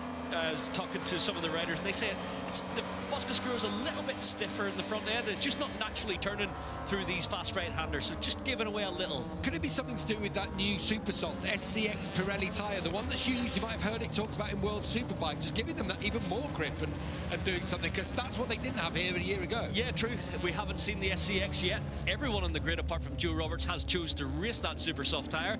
Sometimes you throw extra grip in, and it gives you no end of front-end issues. Track temperature, Pirelli have just sent another one. It's over 40, it's 42 degrees, could be greasy out there. That is another little bit of information the riders will have to bear in mind. There is Senna Aegis, superb during practice all weekend. He's going to challenge, he'll be up for it. He'll be trying to challenge his teammate. The best we've seen so far from David Alonso, who was brilliant on the Moto3 bike, although crashed out in the race last year. In Moto2, 21 laps ahead, around one of the sport's true heartlands. The stage is set. Gonzalez mighty all weekend. Can he soak up the pressure on home soil? A bit of a wheelie from Barry Baltas behind him. Senna Aegis got away great from the outside of that front row inside, I suppose, as they go down to turn one. And now you just see Arenas is being swallowed up by Diogo Moreira. And around the outside, Denis Onchu, aggressive early on. It's Gonzalez leading. Moreira really takes almost on the curbs on the inside. Oh, and we got a crasher. Alonso Lopez it is, who's gone down on one of the Bosco Scuro machines. He's going to have to rejoin at the back. Senna Aegis, he done well there in those first couple of corners. He's coming. He's straight looking to make a move immediately on Manuel Gonzalez. Diogo Moreira feisty into turn two, but Senna just closed the door. Someone we haven't talked about who's had pace this weekend is Denis Onchu, who's actually sat the fastest laps of the weekend, quicker than Pole he went. So just keep an eye on the number 53 right on the curbs on the outside. That's brave from the Turk, and he's going to get a little nudge on the inside. Albert Arenas doing exactly the right thing, but don't worry. Oh, Dennis fancying it, did he, on the inside, but he had to roll out. Yeah, turn 7 on the outside, you're leaving yourself open for a contact, but Onju did think better of it at this point in the race. Moreira making a move into the braking zone in turn 6 up the inside of Senna Aegis. He's looking good here in these opening few sets of corners. Solid start for Jake Dixon as well. He's made it past David Alonso. He's up into 7th place. I think that's a really solid opener from him. He is the top of the Bosco Scuro bikes. So it's Gonzalez leading as expected. He's so strong in this sector of the racetrack. Moreira it is who is leading the charge behind him. It is good to see Arenas going to have to go a high line. He's riding so close to the rear tyre of Aegis. Someone else gone down in there. David Alonso has slid out. Oh my gosh, first lap Moto3 last year, that corner. First lap Moto2 this year. Yeah, looks like a carbon copy of 1 year ago in a very different position. Mired in the pack a little bit after having a solid weekend. That's a disappointment for the young Colombian. Did you see Barry Baltas there in the final turn? Having another 2 for 1. He was up the inside of both Onchu and Albert Arenas. I think it was Daniel Gardo, just to jump in. I'm pretty sure it was Daniel Gardo. I've just seen the pink of Alonso's helmet further back down the order. So I'm pretty sure it was Daniel Gardo who's gone down. So thankfully, David Alonso, all the Colombian fans who just switched off, hopefully they'll come back to us now because he is still in this race. Sorry, Michael. Yeah, sorry, I called it wrong. I just seen what I thought was Alonso's helmet, but yeah, they do wear 2 different brands with Bell and Arrow. So, still Gonzalez leads, Moreira second, Aegis in third, then Barry Baltas in fourth. Has looked strong all weekend. Arenas is the block at the moment for Denis Onchu, and then a slight gap back to Jake Dixon, who's under pressure from Isan Guevara. Where's that come from? Up 6 places from his grid position. Wow, that's a good start from Guevara, who's been languishing down right in the back of the field all weekend. That's Onchu running wide. So that's 2 laps in a row where at turn 6 has cost him. Yeah, heavier fuel load at the moment just seems a little trickier for Onchu to be as consistent. And he's lost a bit of ground, stuck it behind Albert Arenas. They've just lost touch with the top 4. Onchu will come back for sure, but not as consistent as he's been throughout the weekend in terms of hitting those apexes. We heard from Aaron Canet in that interview before. He's down in 9th place, just behind Dixon, who has been passed by Isan Guevara, who becomes the top Boscos Guru by contract. The fastest rider on the circuit is Barry Baltus. There he is, the number 7, the Belgian youngster, who's had a really solid start to the year. 4 finishes, 3 of them in the top 7. You'd have to say that's an excellent start, and he's got away well here. Yeah, he's having a go. He's seen the rear wheel off the ground, breaking into turn 2, getting all lively, but he pulled it down. Didn't cost him any time. He's going to find a way through on St. Aegis before too long. We know with Barry's riding style, typically aggressive, all action, overworks his tyres on occasion, and he is on the super soft rear. So at the moment he's going forward, but can he maintain that pace? I feel like Gonzalez at the moment just dosing it in these early stages. Just finding his rhythm, as you say, full fuel tank. Here we go again, Denis Onchu on Arenas. This time, gets it stopped. No way back on the inside on this occasion for the former Moto3 World Champion. And Onchu takes 5th place from him. Now, I think Onchu has the kind of pace to run right at the front. A few little mistakes, but he's just steadied the ship on this lap. Into turn 6, he went up the inside, but didn't go wide, so he just needs a few good corners, and he will be getting back across to the top 4. Not sure what happened to Jake Dixon, but in that first sector, he lost 2 positions to Canet and Vietti, who both came through on him.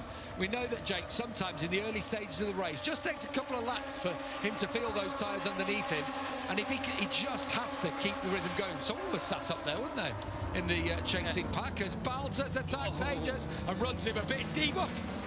Look, I thought he'd lost the front there as well, Baltus, but he got through. It's a hard move. It is. Turn 13 is a difficult one to pull off without contact, but Aegis, he's wasting no time to fight back into turn 1, although Baltus a little better on the brakes. So Baltus gets through. He is running a decent pace. Now Gonzalez, fastest lap of the race again, a 140.3, trying to impose a rhythm on this race. I expected Canet to be in this group, but he's lost touch. He is in the battle with Vietti, Dixon, David Alonso and Philip Salach. So, yeah, despite Canet having good pace this weekend, just not getting the start. And whenever that happens in Motor 2, it's a struggle to get back from there. Yeah, just as we saw with Onchu trying to get past on the Arenas, you get blocked, don't you? And this is a narrow circuit. There's not that many opportunities to overtake. You have to get creative around here. There is Jake Dixon. Oh, that's a late one from David Alonso. Yeah, Jake won't like that one from his... Well, they are good pals, aren't they, David and he? But I don't think Jake will be thanking his Colombian mate for that one. No, shared a pit box last year and got on really well. Oh, this is a good move from Canet. Not easy to pull off there on Isan Guevara, but fairly clean. In towards the stadium section, and now Philip Salach is on the back of Dixon's bike. We heard on the grid that they were trying something on the sighting lap. When you don't have warm-ups, a setting that you've thrown in there, he said we're treating it like a test, and I suppose that's the situation if they know they're not going to be able to challenge for the podium. Yeah, Jake honestly looked better than he sounded confidence-wise on the grid. He definitely didn't sound the buoyant Jake Dixon we've seen of late. This weekend we've seen he and Salach ride together a lot with fairly good rhythm. We talked about it, and we said the race pace is going to be 40.5 to 41.0, and well, it's actually maybe even a little bit faster at the moment than we thought, because sometimes it drops into the 41, so the front group are moving here. Oh, this was the first lap incident between Alonso and teammate Danny Holgado. So actually, I mean, it was Holgado attacking Alonso. Alonso didn't relinquish, and it's Holgado who goes down. Yeah. That's teammates not really best pals. No. I think tensions could be a little bit strained between those two after this one. Yeah, David was Alonso a little bit aggressive, closing the door from the outside, and yeah, that was an awkward impact into the ground for Holgado as well. There's Vietti now, who's got ahead of Canet. So Vietti coming back through the field, qualified down in 12th. He crashed towards the end of qualifying.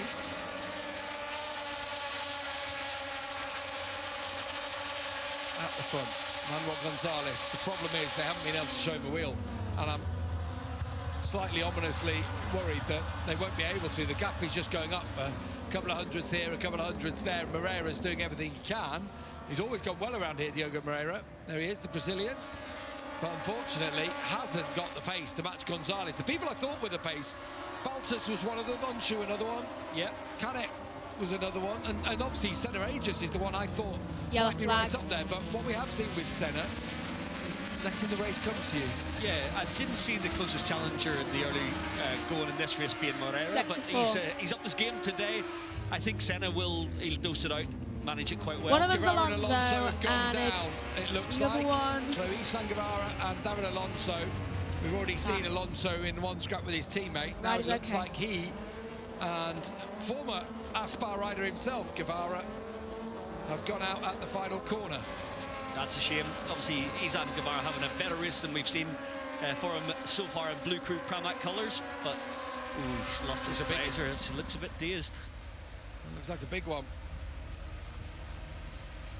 He's helped away by the medical staff. Let's have a look. It's Alonso on the inside. Wah.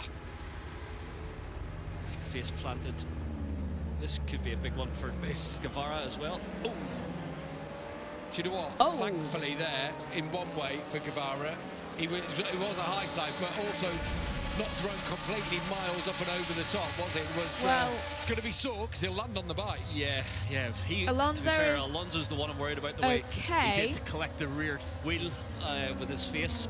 Not good at all, but that's why he was dazed. And yeah, these helmets do their job, but that was a tough impact for him. Seems to be okay.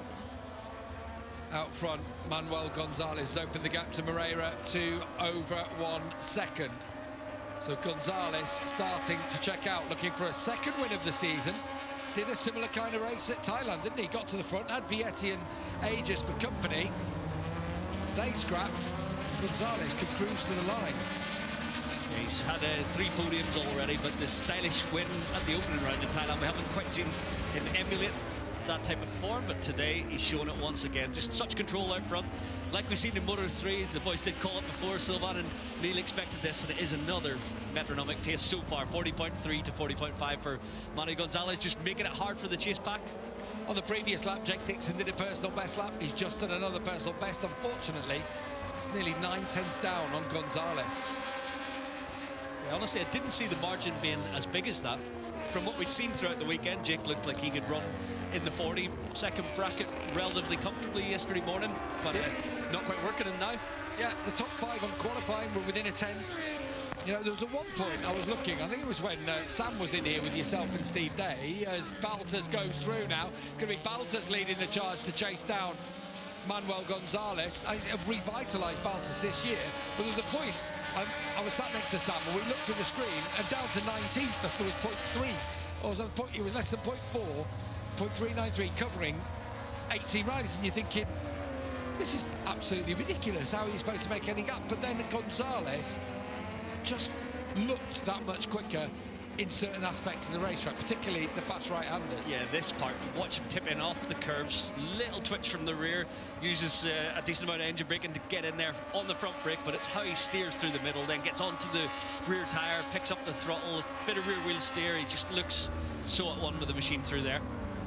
How will the SCX tyre, this super soft tyre that was originally planned as a qualifier effectively, or a raceable qualifier tyre, wasn't it, for World Superbike, but it's raced a lot now in World Supers, so how will that fare as the race goes on a greasy track like this? Yeah, with Pirelli, when the track gets a little bit hotter, as it has done today, up to 42 degrees, typically you want softer compound rubber, and it works a little better, holds its it will drop. You get 2-3 laps of really good performance, then it drops a bit and then holds its performance pretty much to the end. So the riders knew that it would have to be, I think you have to be considerate of it in the early laps, but it will go the distance as long as you don't abuse it too much. Converging lines there from Baltas and Moreira as they come through Sito Pons corner down towards the hard-braking Dani Pedrosa corner. Baltas was much quicker than Moreira on the previous lap. but he's not able to break away from the Brazilian, and the gap is opening up further to Gonzalez. He's having to defend his position rather than set about chasing down Gonzalez.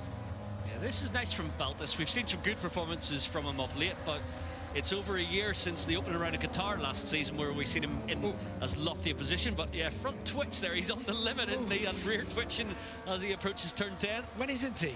When isn't he on the limit, Barry Baltas? But yeah, there was a twitch then dropping into 9. I'm thinking, oh, he's going to go here. He likes it loose, and he's not shy with the throttle off the corner. He's an aggressive rider. But yeah, with a super soft rear tyre, with Barry's size and his natural riding style, he may be one that suffers in the last few laps in terms of grip.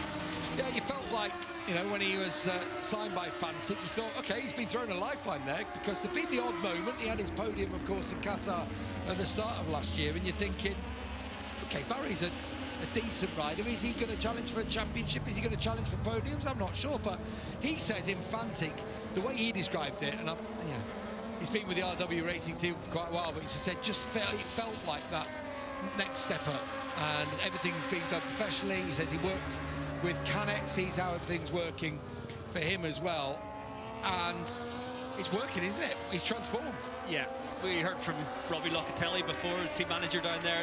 They run a slick operation, and got to say, full credit to the team. I wouldn't have seen Barry with these type of performances based on what we've seen last year at RW Racing, but he stepped it up, and he's delivering every weekend. He's been consistent from pre-season testing. As soon as he's jumped into the Fantic colours, it's worked for him, whether it is just base setting or the way of working inside the team, because the material's more or less the same as what he had at RW Racing. But yeah, he had a tough time last year. Home life and everything, a few issues, lost his mother, and yeah, it was a tough time, but he's bounced back and found a real home at Fantic Racing, and it's nice to see he's one of the good guys in the paddock. Senna Regis is just starting to turn up the wick. He, Onshu and Arenas are quicker than both Baltas and Moreira. In fact, their pace is quicker than Gonzalez out front. Dixon and Salach also with personal best laps, but it's ages I think we need to be looking at here, Michael. Yeah, Senna's something, Andy. He did sound confident when I spoke to him over the weekend. Bike's working, he knew what he could deliver here today. And I think Senna always lets the race come to him a little bit. The two in front, typically, well, historically I want to say, they do sometimes lose a little bit of pace in the latter laps, so maybe this could be an opportunity for Senna to stand back in the box.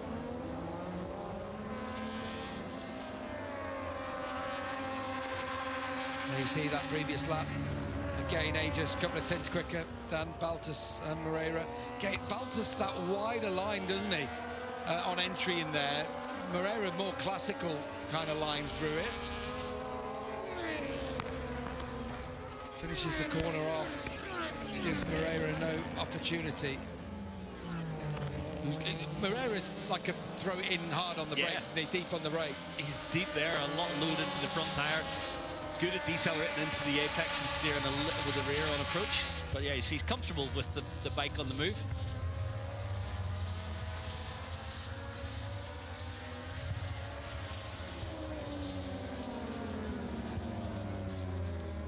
Belgium's Barry Baltas in second, Brazil's Diogo Moreira in third, Australia's Senna Aegis in fourth, Turkey's Deniz Oncu in fifth. It's good to see a few other nationalities up and in the mix at the front, isn't it? There's Italy's Celestino Vietti from the Valencian-based and born Aaron Canet.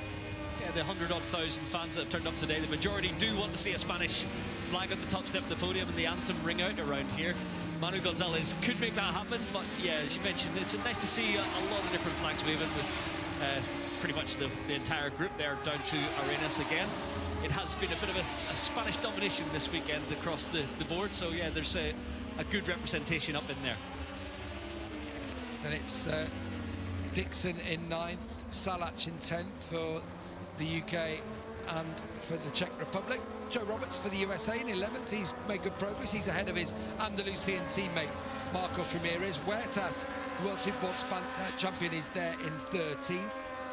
Dutchman Colin Fire in 14th, and then a gap back to Tony Arbolino, last point scoring position in 15th spot. Yeah, it's funny, I was watching Red Bull Rookies this morning and I thought, you know what, there's a lot of diversity in terms of nationalities coming through the junior ranks at the moment.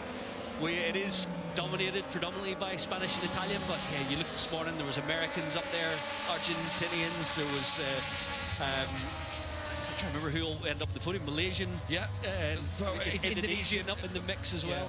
Yeah, it's good to see that these junior talent systems are working and feeding fast riders from various countries around the world. Has it been a conscious decision, do you know, about the rookies to not necessarily go the straightforward Spanish route? I understand they got a Spanish female rider in Alejandra Fernandez who had a good ride. She bit Lucas Brown, I think, to points today, and you know, not taking maybe the easy route and going for the big Spanish names. Is that deliberate, or is it just how it's worked out? No, it seems very deliberate when you speak to the guys at Red Bull. They want diversity. They want opportunities to be given to underfunded nations in terms of their junior categories and their national championships.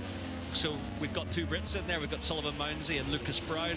I just mentioned the push from the Asian markets as well with Malaysia and Indonesia. And yeah, I think there's always going to be Spanish riders for sure, but yeah, they're always looking to see what other nationalities can be represented. Christian Daniel Jr., the American, took his first podium, didn't he? Yeah. Earlier today. That was really pleasing to see. He is a sparky character. He's been in Spain for a very long time, him and his dad. Yeah, they're both. I've loved speaking to his dad over the years in the paddock, and I'm pleased for him.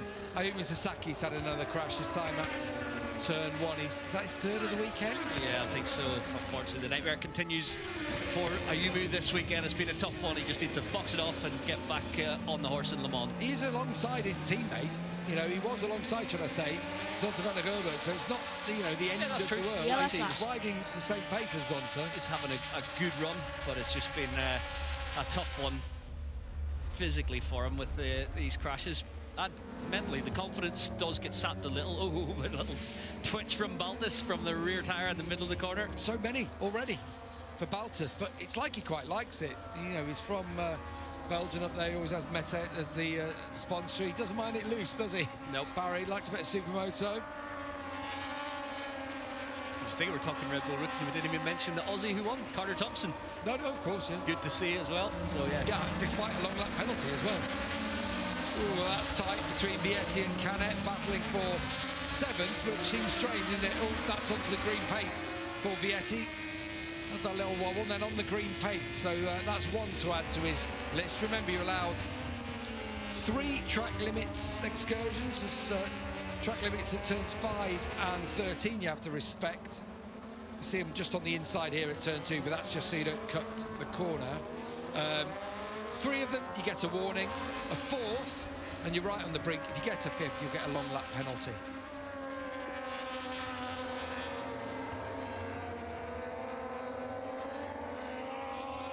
Championship leader Aaron Canet.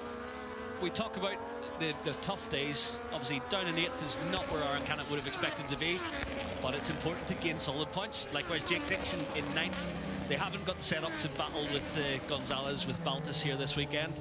It is strange. I find it odd that Baltus is in there in 2nd place and Canet, the team leader and championship leader currently. Will he still be? He won't be championship leader at the end of the day if he finishes in this position. But yeah, it's still important to box off the points, but just not quite worked for him. Into the stadium section for Aaron Canet. Just perhaps losing touch with Vietti in front of him. It was a good ride from Vietti. He is the top Bosco Scura bike in the running. Yeah, Vietti's always solid, isn't he? He's come forward throughout the weekend. Improved session on session and had a little tip off, but yeah, solid race for him here. Jake did seem to up the ante a little bit. He's been consistent with his pace in the low 41-second range, but yeah, not enough to bring him forward into the battle with Canet and Vietti. Well, it's like Dixon and Salach. Steve sent me a message from the grid to say it's like they're plotting something out here that we have seen now. They've clearly seen that they're a step behind. And it's almost a conscious decision. I know Chaz has been working, Chaz Davis has been working with them this weekend on a few bits and pieces, but let's work together. Let's work this out. Let's ride around on the track together. I know when Jake said it's a test, that's not Jake Dixon that we know, is he? No. He's out there. He wants to battle for the championship, but clearly it's not working. let's find what the problem is, because we don't want this to roll on to the next races. Exactly. He turned up in Argentina. The bike looked awesome from the first pre-practice, and he carried the momentum all weekend. Done the same again in Texas. In Qatar, it was a tough weekend. In the race, he was pulling a decent result out of the bag before the crash. It was going to be solid points.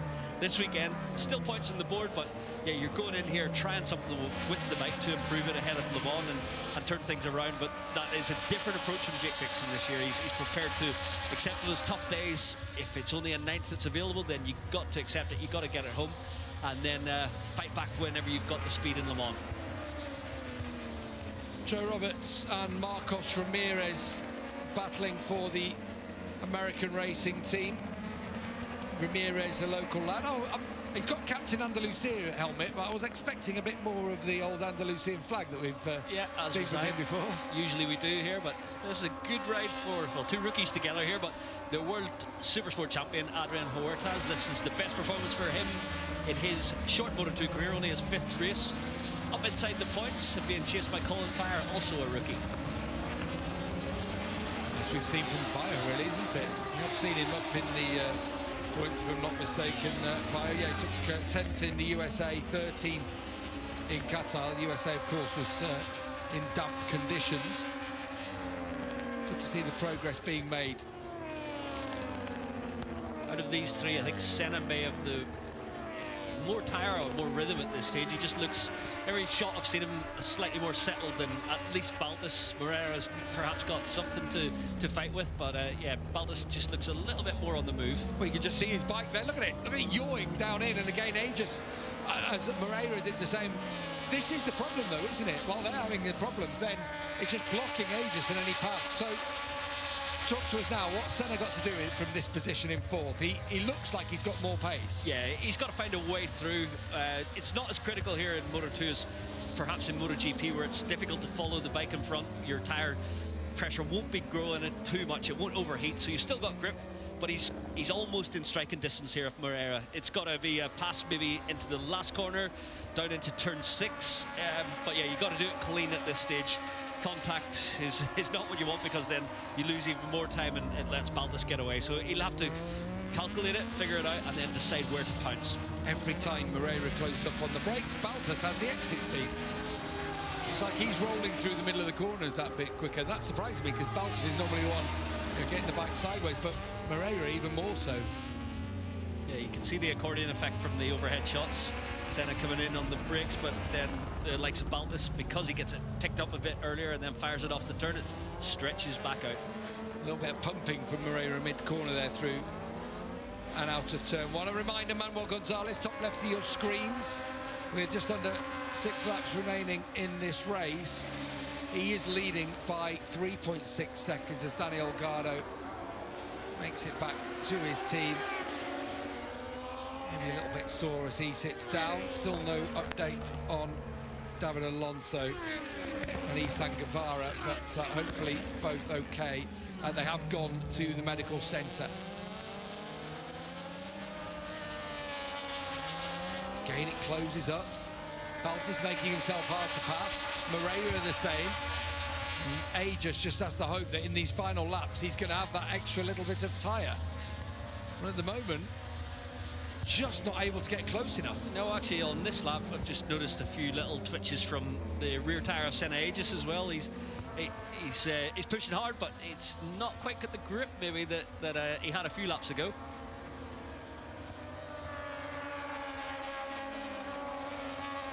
Senna, of course, rode in the European Moto2 series, which is based here in Spain, but he said, when I saw him, he doesn't have the depth of knowledge of Jerez. He didn't come through the Moto3 system in quite the same way. He stepped into Moto2, so he's not one of these who have born and grown up on this. Like, even though Manuel Gonzalez went the World Super bike route, World Super Sport route originally, would have come through the Spanish system and been here. Yeah, true. In his younger years, Manuel Gonzalez would have been riding in parallel with a lot of his peers, whereas yeah, I think Senna, he's moved to Andorra, spent a lot of time in the junior ranks over the last few years, but not quite as intimately, well, in terms of the number of laps these riders would have put in at Jerez over the years.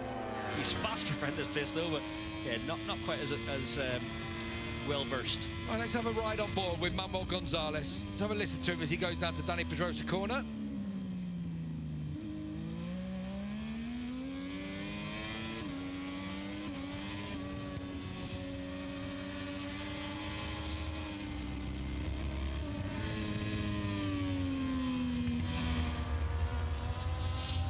Make it sing there, just short shifting up the box out of 6 into 7, so smooth, and back shifting into 8, which is a surprise. Not many back shift into 8. Normally you roll through there in the same gear that you enter it. Senna's starting to look a bit racy here now, isn't he? Right in behind. Moreira's decided, right, I'm going to have to start making moves here if I want to take second place on the podium. I did love that on board with Gonzalez, of how smooth he sounded. Yeah. Just sounded like a little Sunday ride out for him. Yeah, it's awesome to watch someone make things look easy, and that's what Manu's doing right now. He did very similar in Thailand, and he said, boy, it wasn't as easy as it looked. He is working hard out there to be as silky smooth as he has been all day. Feels like Moreira there, I've just seen him the last couple of times, diving a bit more towards the apex, trying to make himself wide, trying to stop Aegis having a path through. Gets close through turn 1. Oh, and again, pumping from Moreira as he puts the power to the ground. I thought Barry was maybe struggling for grip, but he has been loose all race long. With those few little moments, it's not hampered him in the slightest. Still lapping 41.5, a couple of tenths faster than Gonzalez at the head of the field, although you imagine Manuel's just watching his pit board and rolling it back a little bit over these last 4 laps. He rides loose, doesn't he, Barry? That is his sort of natural style. Yeah, aggressive, hard on the brakes, uses his stature, forces the bike. Thought Senna was maybe going to move to the inside there and have an attack on the brakes. Well, I wonder if he's trying to make Moreira outbrake himself and find a little way through, because he is watching Moreira getting later and later on the brakes into a lot of these hard braking zones. Trying to carry the roll, wasn't he, through turn 5, unable to find a path through. Balta second, Moreira third on the 10. Number 81 is Senna Aegis. And he's scrapping for silverware. Yeah, on this part of the lap, Moreira looks maybe stronger than Senna, although, yeah, Senna's certainly lining up a move, but it's not going to be easy here. These both riders are losing a little bit of contact with Barry Baltas. He's put 6 tenths into Moreira. Baltas again, just looks a little bit loose. There's a yellow flag. Throwing the back down through the order. I think you can't quite see who might have gone down, if anyone. Maybe someone just running a bit wide. Dani Pedrosa the corner. Oh, it's Alonso Lopez who's crashed out for a second time, and that's got to be the end of his race now. Yeah, I was watching his lap times, although he's just out there as a more or less a test session, but he's been quite fast, just a bit offline. Front tyre rolls under, second crash of the race for Alonso Lopez. His season hasn't quite kick-started yet, other than, what was it, a podium in Texas. Here we go then. Senna Aegis going to have an inside line. This one's going to be tight as they come out. On Cito Pons corner. How close do you like it? Diogo Moreira trying to force Senna onto the grass. That is brave from the Australian. It's brave and it's brilliant, Michael. Yeah, first class. I'll tell you what, he wasn't going to be intimidated in the slightest. He set it up so well out of 5. Right in the inside curb. He was millimetres apart all the way down the straight and millimetres off the grass. Neil and Silvan alongside his eyes on stalks watching that one. That was nerve-wracking stuff. Now, this is the part of the racetrack that Moreira has been strong on. Can Aegis just keep the Brazilian behind him now? Good move to get up into third. Has he got anything to have a go at Baltas in the last couple of laps? Just over 2 to go now, and Aegis into the podium positions. I'm not sure if Baltas isn't slowing any. Last lap around 41.5. Let's see when he crosses the line this time. There's going to be about 6-7 tenths gap between the two. Again, you see hard on the brakes. That's where Moreira's strong. Late braking. And he has to stick in now behind Aegis and find a way back past the Australian. At the front, still Gonzalez ploughing a lone furrow out there, 41.6. The gap between Aegis and Baltas was 1.2 across the line. The problem that Senna's got here is he's got that pesky fly of Diogo Moreira behind him, hasn't he? Yeah, he's got to defend. He's got to push on, though, I think, over this penultimate lap and see if any mistake befalls Barry Baltus. I don't think one's coming, though. It's a well-worked move, this. It's not, you know, how many times do you really see people... I know he passes eventually on the brakes, but actually, the way he's made that pass there is by riding the tighter line and attacking the exit at 5. Yeah, set it up on the exit of 5. It was very nicely done. He was alongside, all the work done. Just had to hit his marker in the braking zone, despite coming from a really different angle when you've been put all the way out to the grass pretty much.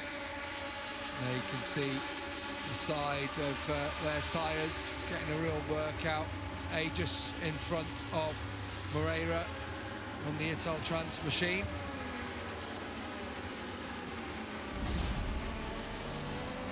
Oh, a twitch from Aegis as he went into the stadium. Hangs on, and again another twitch out or high up on the curbs. He's the way back for Moreira. Final corner. That's surely where Moreira will fancy it now, and he's carrying the speed, isn't he? He's surely going to have a go, the Brazilian. Yeah, whether it's he is going through. I thought you might leave it for the last lap. Oh, it's a proper block pass park, isn't it? In the middle of the corner. And now watch Senna. Oh, I thought he was going to edge him to the edge of the racetrack there. He does stay in there. He does well, actually, to even stay in it, Senna Aegis, but he just knew it was coming. Yeah, mild-mannered Senna. Oh! Then he's onto back at Albert Arenas, does the same kind of thing. Proper block passes. Moreira was attacking in turn 2, just in front. Moreira had attack, but I think he had to give up position because on the switchback, it was the inside line for Senna Aegis. There's been a good last few laps from Baltus. Obviously, he knew the threat was there, but he's up the ante and he's got a comfortable margin, almost 2 seconds now over Aegis. But this battle on the last lap for the final step of the podium, it's going to go all the way to the final turn. Well, that would be Barry Baltus' first podium since he took the podium in Qatar in the opening round of last year, but it comes off the back of 6th in Qatar, 7th in the USA, 6th in Thailand. Definitely things are looking up for the Belgian. It seems as though Aegis has finally been able to break Moreira. He probably won't know. And Moreira has got a little bit of a gap in front of him to close him down. But there's no doubt about the dominant force today. And he even lifts his leg to celebrate with the crowd. Yeah, a little signal to his fans out there in the grandstands. I was actually out there this morning. Marcos Ramirez was out running around the service road and the fans are going nuts for him. They support all the Spanish riders, but Manuel taking the victory here in style in front of the home crowd. This will go down well. A really good character is Manuel Gonzalez. Very straight, very neutral, isn't he? He's got this kind of aura about him of confidence and professionalism, and it has taken him to take victory for the 2nd time this year and reclaim the lead in the World Championship. If it all stays the same behind him, Barry Baltus back on the podium for the first time in over a year. Senna Aegis takes the podium for the 2nd time this season, another 3rd for him. Diogo Moreira is 4th, onto his 5th. Arenas 6th, and it's Vietti, Canet, James Dixon took 9th in the end ahead of Philip Salat rounding out the top 10. Joe Roberts takes 11th place from Ramirez, Huertas, Colin Fire and Tony Arbolino rounds out the point scoring positions. But a great day again for the Intact GP team. Yeah, another double podium for their duo. And yeah, good performance from Aegis, but unreal performance from Manuel Gonzalez. We expected he had the pace to do this, but yeah, it was another dominant display. More Spanish success here in Jerez. Manuel Gonzalez dominates to take victory in Moto2. We'll have all the celebrations and the reactions when we come back from the break. Right, well, that was Moto2, with obviously Gonzalez winning, and then Baltus coming in 2nd, and I guess coming in 3rd. Right, just checking when MotoGP will be on. MotoGP will be live around 12:50 to 12:55, so in about an hour's time for the MotoGP Spanish Grand Prix. Please go over to this channel for the race on there, or over onto JB Motorsports 1, where I believe the touring cars is currently on. which Joshua Birch is at Donington for the opening round of the season. Thank you for watching. Please join us again later on either channel. Thank you. Goodbye.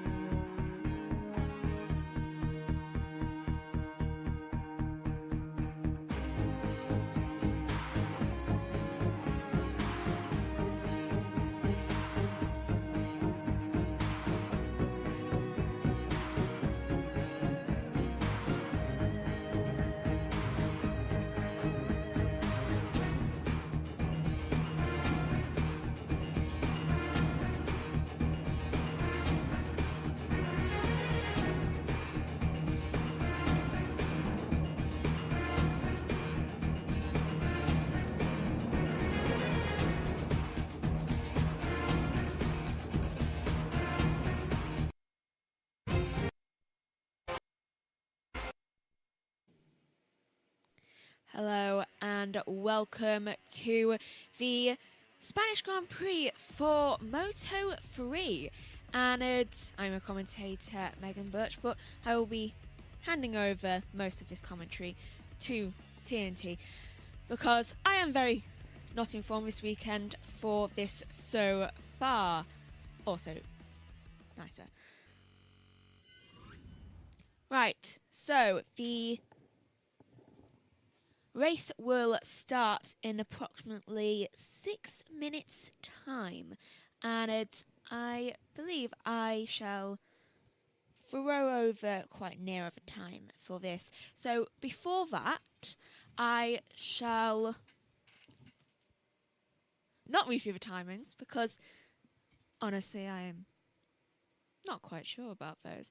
So I will run through what some of the problems that may be faced today in this Grand Prix for Moto3. Now, as we see with the MotoGP lot, turn 6 seems to be a problem for everyone, so this could be one to watch. I mean, this is the first proper full race that we will experience here at this track this weekend, as far as I believe.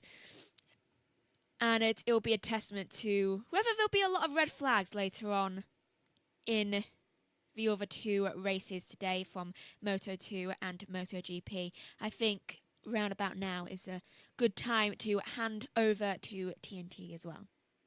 Unsettle him, because he knows if he gives Rueda 1 or 2 laps at the front, he can check out. So it's going to be a really interesting race. OK, let's hop back to the 4th row. We can talk to Luca Lunetta.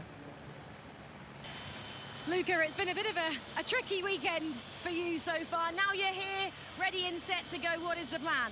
Yes, it started a little bit difficult the weekend on Friday, but we managed to recover a little bit on Saturday, and today it's another story. Today is the day that count and to get the points. So I'm ready to fight. It will be a fun race, especially with these fans so special. So ready to fight and to enjoy. Good luck, thank you. Yeah, great atmosphere around this circuit. That's the scene here for Moto3, the crowd anticipating some good scraps, hopefully, today. Adrian Fernandez goes from the second row of the grid, Sylvain. A scrapper. Yeah, a scrapper, definitely. And he's going to need to scrap as well with the bunch of KTMs in front and behind him. The Honda is probably not the best package around here. You know, it's a very much of a stop-and-go track. So the KTM have been really strong with that ability that they've got in the trail braking phase. So for Fernandez, he's going to have to get stuck in. We know, though, that he's a fierce fighter. So let's see what he can do. But I think on the bike side, I think he's a little bit at a disadvantage on this track. OK, let's go towards the back of the grid, David Munoz territory. Scott Ogden is there, got penalised during this session yesterday. The session got cancelled because the team used the wrong engine. Let's find out how he's feeling. Scott, it was such a tricky weekend. We saw what happened in qualifying. We thought you were really smart doing what you did, went out without everyone else, didn't end too well. So how difficult does that make this race? Yeah, it makes it difficult, especially for me. I struggle in the first laps, but it's a good day to practice that. I'm going to try my best to be a magnet with Munoz and try follow him through it. At the end of the day, I honestly think I have top 5 pace if I was starting there. I showed it yesterday morning, so yeah, just got to work through. If I can get some points, get a top 10 would be amazing. Good luck, Scott. Thank you. Well, he could just hook in behind David Munoz and slipstream his way through, couldn't he? Yeah, it's not a bad idea, because sometimes you get someone like Munoz, what happens is, it's the aftermath of Munoz. As he dive bombs people, it does create room. So, I mean, Scott's open and honest there. His weak points are the opening lap. So, and he's right in what he says. When you start from the back of the grid, it's an area of your game that you can really work on and focus on. So, and I truly believe he's got top 5 pace. So you never know. If Rueda doesn't get the lead and check out, because that will stretch the field. If that doesn't happen, it could be a big group, and Scott could close in. Let's hope he can. Absolutely, fingers crossed. Here's the scene then, here in Jerez de la Frontera. Our opener for the day, we're kicking off, as always, with Moto3. Angel Piqueras on the front row, Joel Kelso and Jose Antonio. Rueda is in pole position, Emlaf is alongside Gaff. Thank you very much, Susie. Yeah, sold out at Spain, and a home hero, Jose Antonio Rueda, in charge so far, but Angel Piqueras alongside him on the front row. Who knows, sparks could fly here in front of their home fans. The young guns ready for battle here in Spain.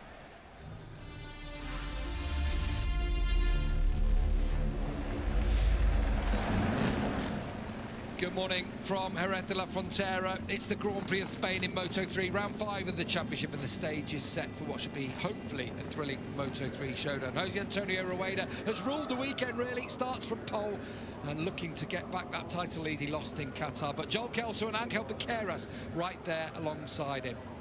Of course, Piqueras leads the championship after 4 rounds, 2 wins apiece. Alvaro Carpe heads up the second row of the grid. There have been a few penalties handed out, one of them to Jacob Ralston. That was for riding slow through one sector, so he gets actually a long lap penalty. And then if you go further down through the order, Shea Moodley, keep an eye on the South African. He's been good this weekend. His teammate, Kiwi Cormac Buchanan, lines up on the 6th row of the grid alongside Noah Detwiller, who's another one to have a penalty. He's going to have to do a long lap. And then we get all the way back to Eddie O'Shea. We saw Scott Ogden there in 23rd. Eddie O'Shea for Michael's team on row 9 in 25th. But behind him, David Munoz. I love what Neil said. He's had the penalty put to the back of the grid for slow riding online. Could be a penalty for everyone else, Michael, because that's his race, isn't it? It's going to be charging through. At the other end of things, Jose Antonio Rueda almost certain to try and pull away early. Yeah, the speed we've seen from Rueda this weekend, he can control the race. I don't think he's going to go from the outset, though. He typically, these Pirellis like to be gently loaded initially, brought up to temperature, and then worked in the latter laps. Rueda's done it to great effect already this year. In Thailand especially, controlled it and then dropped the hammer when he needed to. I can see a similar tactic from him today, but if he gets a gap on his pit board, we've seen it yesterday, even in qualifying, he was able to drop the group essentially, which is difficult to do in Moto3. But then you've got Munoz at the back. He is going to be coming through. He's going to be attacking. Scott's looking out for him to try and weld himself to the rear wheel of Munoz, and he will lever a few doors open, no doubt. But it's going to be an exciting race. It always is around here in Moto3 at Jerez. Adrian Fernandez, another one of those who will be hoping to get stuck in early on. He looked ragged earlier in the weekend. They seem to have ironed out a few problems they've had with that Leopard and all the Hondas actually this weekend. So expect fireworks. And when we see sights like this, we've just been down there, Michael, it is electrifying. It really is. This section especially, as you come out of turn 8, 9 and 10, it is just going off all day long. As we were stood there this morning after the riders have been round on the parade, and they were still singing, cheering, chanting. It was such a nice feeling down there. Yeah, when we handed back to Susie, they were even getting our cameraman to jump up and down in time with the crowd. It was just wild, and they would love it, wouldn't they? Look, there's Angel Piqueras. He is the championship leader. As we look at Cormac Buchanan coming through the final corner, they would love a scrap. They come here for the racing. They are racing purists. They don't want someone to escape at the front. They'd love it if it was a Piqueras Rueda head-to-head. Yeah, I think we'll see it. We saw a great scrap in Red Bull rookies earlier today. Moto3 it makes fantastic racing. But the Jerez racetrack especially, there's so many overtaking opportunities for these little bikes. I remember Brad Binder winning his first race here, 2016, from the back of the grid. Munoz has that task ahead of him. Rueda has a similar kind of pace that Binder had showed that weekend. Let's see what he can do.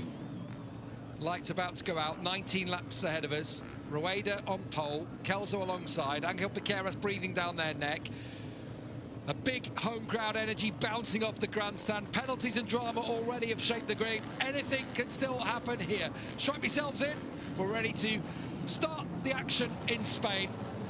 19 laps on this circuit in Moto3, and we are underway. It's a good start from Jose Antonio Rueda. Little bit of a wheelie as he goes up through the box, actually.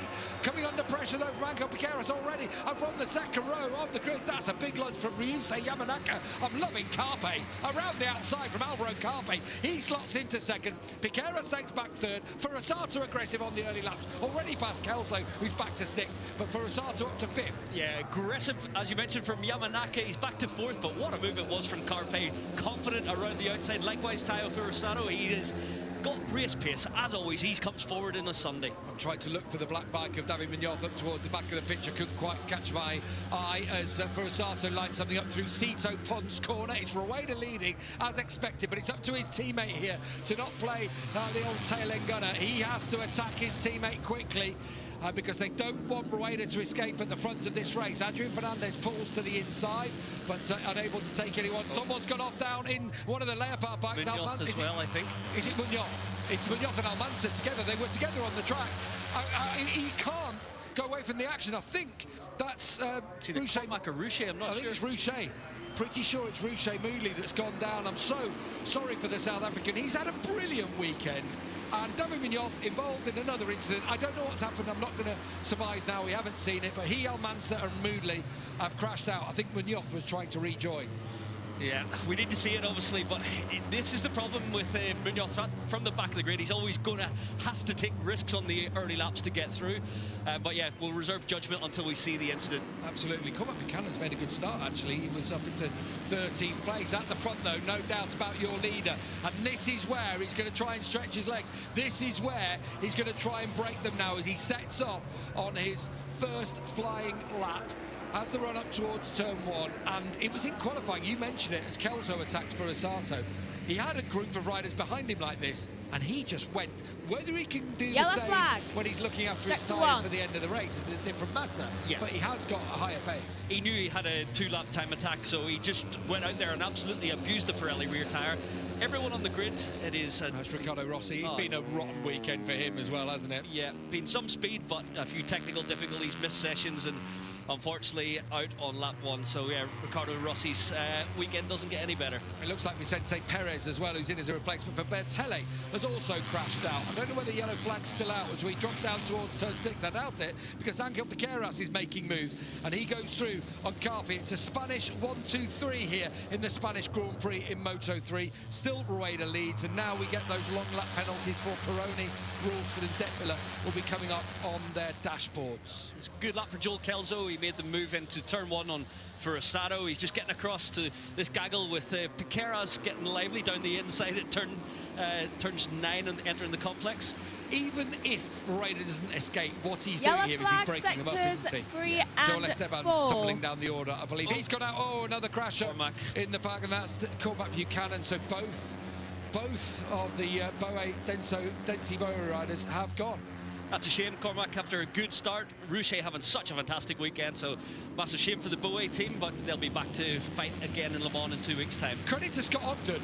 Whatever he was doing about following David Munoz, who has rejoined, but Ogden's up to 14th, 13th place now as they come up to the line. So with Esteban crashing out, it's all helping those riders behind. Down. So fair play to Ogden.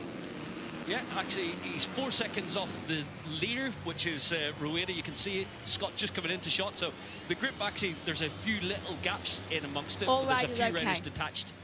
I'm sorry to see that. Has rejoined. Buchanan has been actually behind his teammate a little bit this weekend, but he's rejoining. There's going to be a bit of gravel actually being dropped on the track. Look at this at the front, Michael, from the heli. Rueda is stretching them, and the only person it looks like who can go with him is the championship leader, Angel Piqueras. Angel Piqueras struggled a little this weekend. I didn't see this coming from him today, but such a good racer. He knows the way to potentially beat Rueda today is to ruffle his feathers early on, so expect to see him move before too long. Look at this, in the braking zone. He's able to gain back a bike length. He'll be attacking him before the end of the lap. That's how Piqueras rides. Yeah, and if he does get within striking distance, he will strike. Mark my words. Although, again, through the faster sectors, that's where Rueda's strong, isn't he? He's carrying another few kilometres an hour of corner speed. Right, we're looking for Munoz further back. Look for the blue Almansa bike. Yeah, oh, it's Almansa. Oh, it's Moodley then. It's got completely out of shape. It was Almansa on Munoz. Munoz was turning in. Almansa on his inside, and then Moodley just took them both out.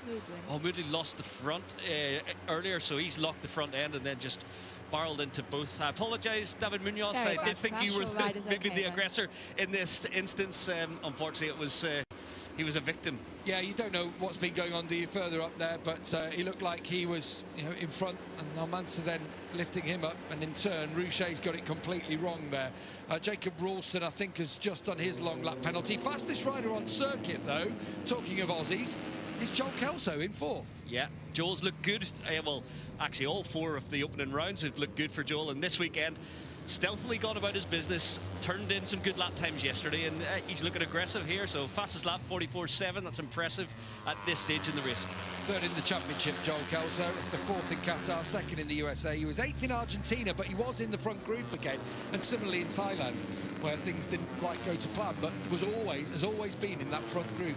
Yeah, definitely made a step this year. We were slightly critical of Joel at times last year, always fast, but lacked a bit of pace in the latter laps. He seems to have put that right, and he's got all the attributes now to be consistent at every single racetrack. On board we ride, looking back from Joel Kelso's machine at Ryusei Yamanaka in 6th spot. Rueda, though, just managing to do his own pace at the front, and whatever he's done, he's thinned the group out. We've seen big 20 rider groups here before in the past, and this is, Piqueras is just labouring a little bit to stick with Rueda at the moment.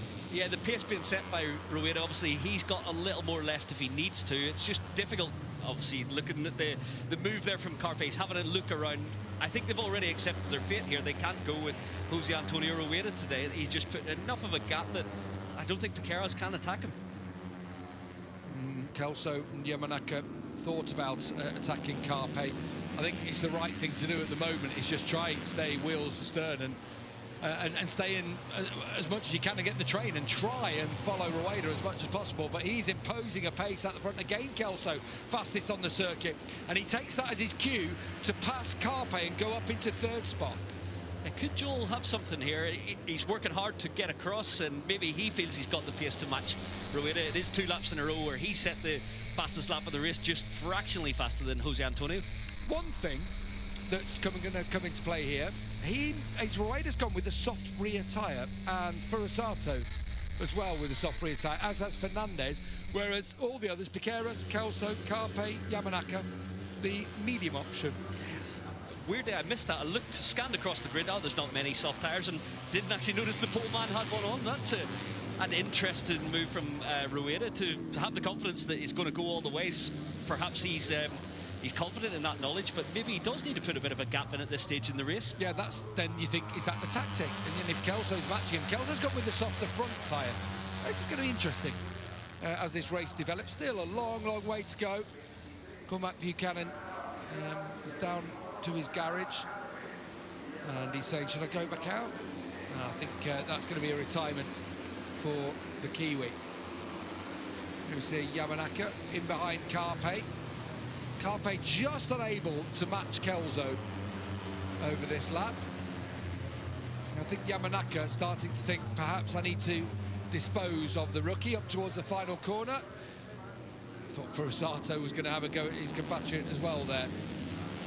Top Honda in 6th place with Adrian Fernandez and Guido Pini doing a good job in 8th. Then there's a 2-second gap back to Luca Lunetta, Peroni and Scott Ogden, who's had an excellent ride from the second last row of the grid. As finally we see that move from Yamanaka, and Furusato needs no second invitation with Carpe on the high part of the curve. Yeah, it looks like Carpe's struggling, he's labouring ever so slightly. Furusato wasting no time.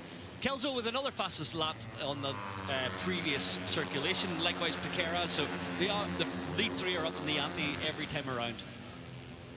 Yeah, they were both, Piqueras and Kelso, you know, 10th and a half quicker than Rueda, so they are responding to the Spanish rider. What is it, though, that Rueda's doing or has done this weekend? It's difficult to pinpoint. He looks strong in every area, whether it's braking, turning, accelerating.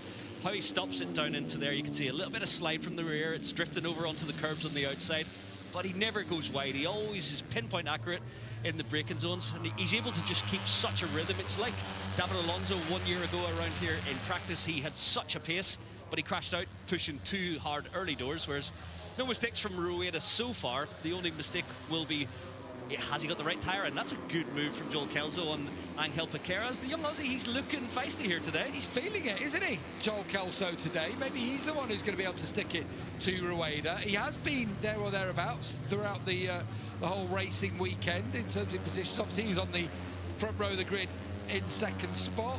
In free practice, he was 3rd quickest. You know, if you look back over the weekend, and Kelso's put together, he was 4th in the first practice, so it's a funny one for Moto3 because they never actually ride at the time of the race, do they? They either go first out or out later on in the afternoon. Yeah, it's a difficult one. You may get lucky and have temperature conditions similar to what you race in, but it usually is slightly different. Starting at 11 o'clock, we are either 9 a.m. or, like say, in the afternoon when it is typically 5 to 10 degrees hotter. So yeah, sometimes you get a bit of an anomaly in terms of setup and feeling from the tyres, although usually these riders have got a good handle on it, what they need to prepare for on race day.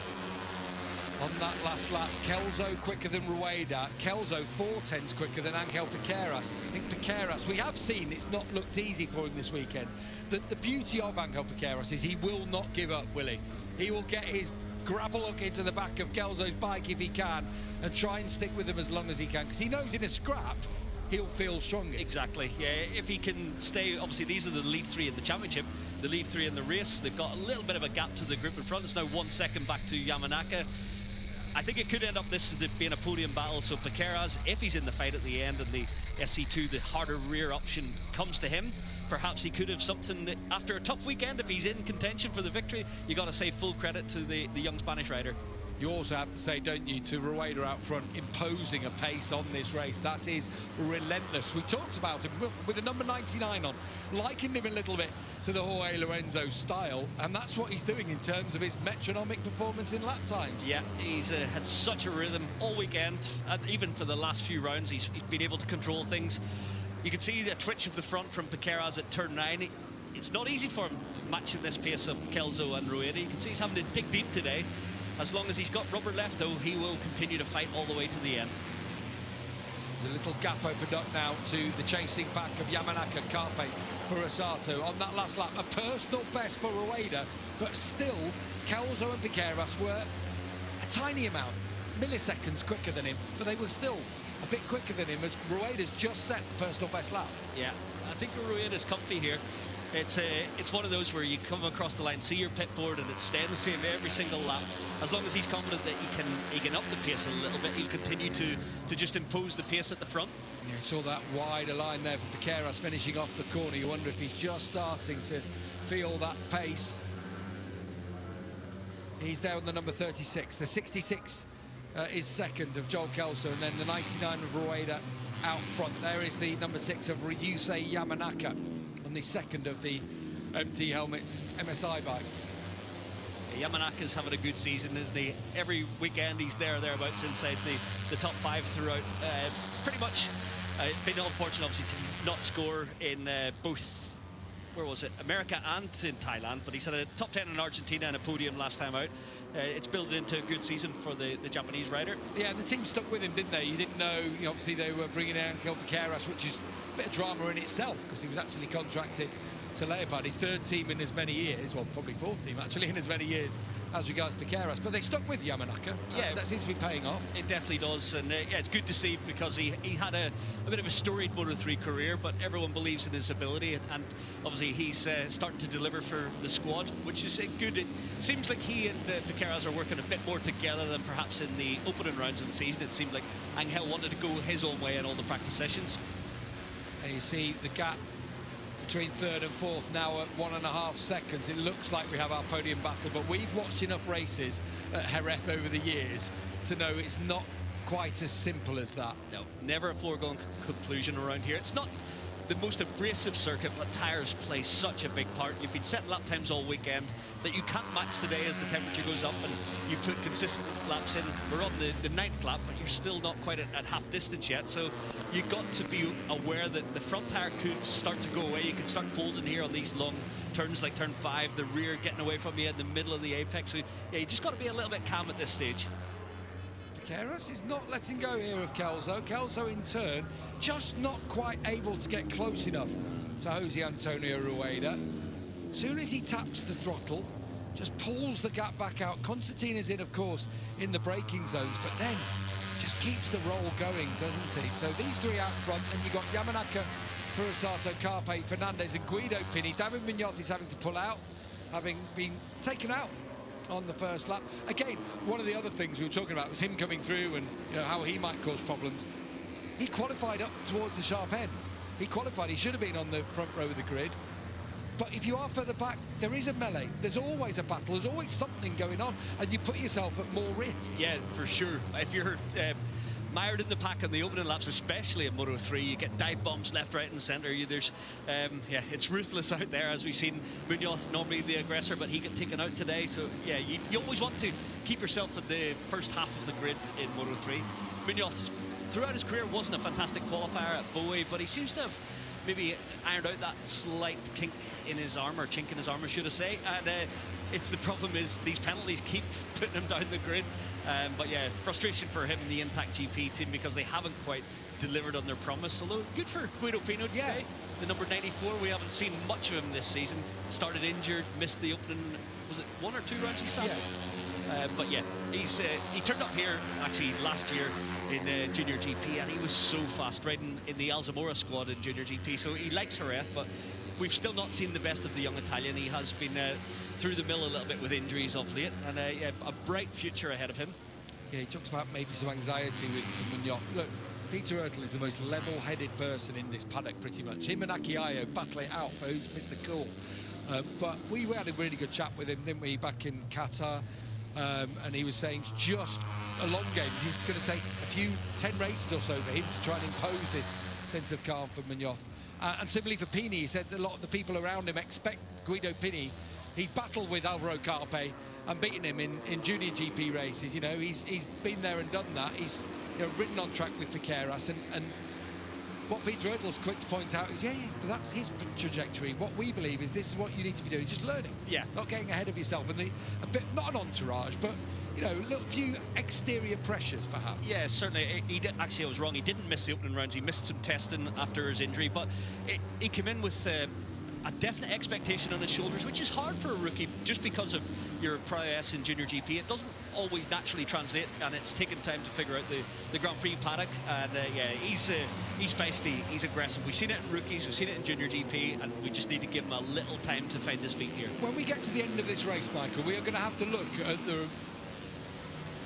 analysis of Rueda's race, because every single lap is just half a tenth quicker. Yeah. Every time, and he's just set another personal best lap. Matched again by Kelso Jerez. Yellow flag, sector 1. 44.5 now, and it's just constant. It's consistent. Yeah. It's beautiful to watch. Look, it's not classic fairing, bashing, wheel to wheel that one comes to expect in Moto3. but it's beautiful in Right, its own okay. respect. It really is metronomic in the lap times, because we keep seeing the personal best indicator flash up, but the time's almost identical, so it just shows the consistency. You've watched the overhead shot there in the braking zone to turn 6. Every lap, he's out on the curb on the outside, drifting it in, and just millimetre perfect at the apex. Nicola Carraro's now dropped out of the race. So unfortunately he's gone. Just to go through the order, this is your lead. Rueda, Kelso, Piqueras, then Yamanaka, Furusato, Carpe, Fernandez and Pino in a group for battling for 3rd. For 9th, Lunetta versus Perrone, who's done his long lap. And then for 11th, Ralston, who's done his long lap, is battling with Scott Ogden. So 11th and 12th for the Aussie and the Brit. Then Dennis Foggia. He's never got on with this place. Has he ever scored points around here? Never. Exactly, in his long career. So he's in 13th. Stefano Nepa, 14th. Tachkon Boisserie in the last point-scoring position in 15th. They're all riding alone. And then there's a good battle going on. Eddie O'Shea, your man, for the Grid M Lav Racing team. Eddie O'Shea 16th with Detmiller 17th. Cruises 18th. They are switching positions in every corner at the moment. Yeah, it's a good battle between the two guys down there. Unfortunately, obviously, they want to be a little bit higher up, but yeah, just look at the lap times here. Another fastest lap of the race for Jose Antonio Rueda as he goes another, 10th and a bit faster than he did the previous lap around. It's like he was holding something at the start, even though he's got the softer tyre, and it's almost as if he's just judged his pace. He's seeing it clock up on his dashboard, then every single lap he just goes, right, I've got another couple of hundreds for you. And that's the first time over the last few laps that he's actually been quicker than Kelso, quicker than Piqueras. And in fact, it was less than a 10th quicker than Kelso, almost 2 tenths quicker than Piqueras. 7.5 laps to go, which is still away in Moto 3, but it does seem like he's confident his tyres are going to stay with him. You can see Piqueras looking a bit more aggressive in the braking zones. Kelso just struggling, I want to say. He's still fast and lapping consistent every time around, but just in this part of the racetrack, it seems like, especially through the left-hander, a bit like Marc Marquez in MotoGP, Rueda's got something where he can just eke out a small margin. On board with Joel Kelso into the stadium section, Angel Nieto corner. Lovely statues to Nieto when I rode round there earlier to go and stand on the infield. You see there's one to Aspar, there's one to Ferrari, there's one to Wakai as well down there. There's all sorts of great little monuments around this racetrack, and it's a fantastic place. They are just starting to lose touch here with Rueda. I think Piqueras senses that.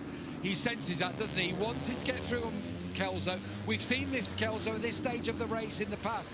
I've got a feeling more than anything it's Rueda getting quicker. We'll see as they come across the line now. Another fastest lap of the race from Rueda, another couple of hundreds. This is some rhythm he's imposing at the front, and Piqueras says, look, we can't take this anymore, Joel. We're going to have to go after him. And is Kelso going to fight Piqueras? Does he feel done? Or is he just going to have to let the young Spaniard go and try and chase down the leader? Yeah, I think Joel's best move now is to see what Piqueras has got. Can he get across the gap? And 0.6 of a second isn't easy because you're starting to lose a little bit of contact. You're losing the draft here on the run down from 5 to 6. You've got a good braking marker to go in on, but the problem is Rueda is so strong in the brakes and doesn't make any mistakes. Little look back for Kelso. Obviously, he knows now he's got a margin. He's got a podium today. Will he just settle for 3rd, or will he continue to fight all the way to hopefully go for victory at the end? Yeah, he's got to look forward, hasn't he? He's got to look at Piqueras. A little shake of the head, I thought, there from Kelso. Can Piqueras close that gap? It's gone out to 0.9 of a second on this lap. He had to make the move on Kelso, whose pace is just starting to drop. He saw the front there from Kelso. Oh, look at him turn underneath Piqueras. Is that a mistake from Piqueras there? It must have been. I think so. Piqueras pushing on. I think he's had a little moment, either a bubble or the front tyre just tucking under. Give the pace back to Kelso, but that just stretches the gap out even further. 1.2 seconds. Do you think it could be front tyre perhaps for Joel? Because he's gone with the soft front. Yeah, he's on the soft front tyre. They stand up to the abuse quite well in Moto 3, both the soft and the medium. For the choice, it's more down to personal preference. Do you get a bit more steering? Obviously, it will drop off a little bit sooner, but Joel typically does go for the softer front option. So Kelso back into second place. Piqueras not able to close the gap across the line. It's 1.4 seconds. Another 1:44, 1:44.5 from Rueda. He might have the number 99, but it's not Jorge Lorenzo. He is riding a Jorge Lorenzo style race out front, and he's opening the gap. Piqueras now sliding He hasn't got it. They haven't got it. They're not going to chase down Rueda here, who is in a class of his own today. He really is. That's the only rider out there in the 44-second bracket, and it's a 44.5. That is an imposing pace that serious that no one can even get close to him this weekend. He's just had an extra few tenths in his pocket at will. Over Sito Pons corner, turn 5, down the hill, on the back straight, down towards Dani Pedrosa corner. Names of the legends of Spanish motorcycling adorning them. Into 6 they go, still Kelso hangs on. Piqueras right in behind him. Gap back to the chasing pack still stands at 3.8 seconds, but they were quicker, the chasing pack, although let's remind ourselves that Kelso and Piqueras swapped positions twice on that previous lap. So we'll just keep an eye on that gap. Stands at 3.7 now, with just under, well, 5.5 to go. Rueda's changing the face of Moto3 racing this season. We always get a group battle, and this is, what, the 3rd time he's done it already, where he just ekes out a margin at the end of the race. He ups the ante, and no one's got anything to respond. Needed someone to attack early on, didn't he? Scott Ogden and Jacob Ralston have closed the gap they had to Lunetta and Peroni, and they both got past. So Ralston is now up into 9th place.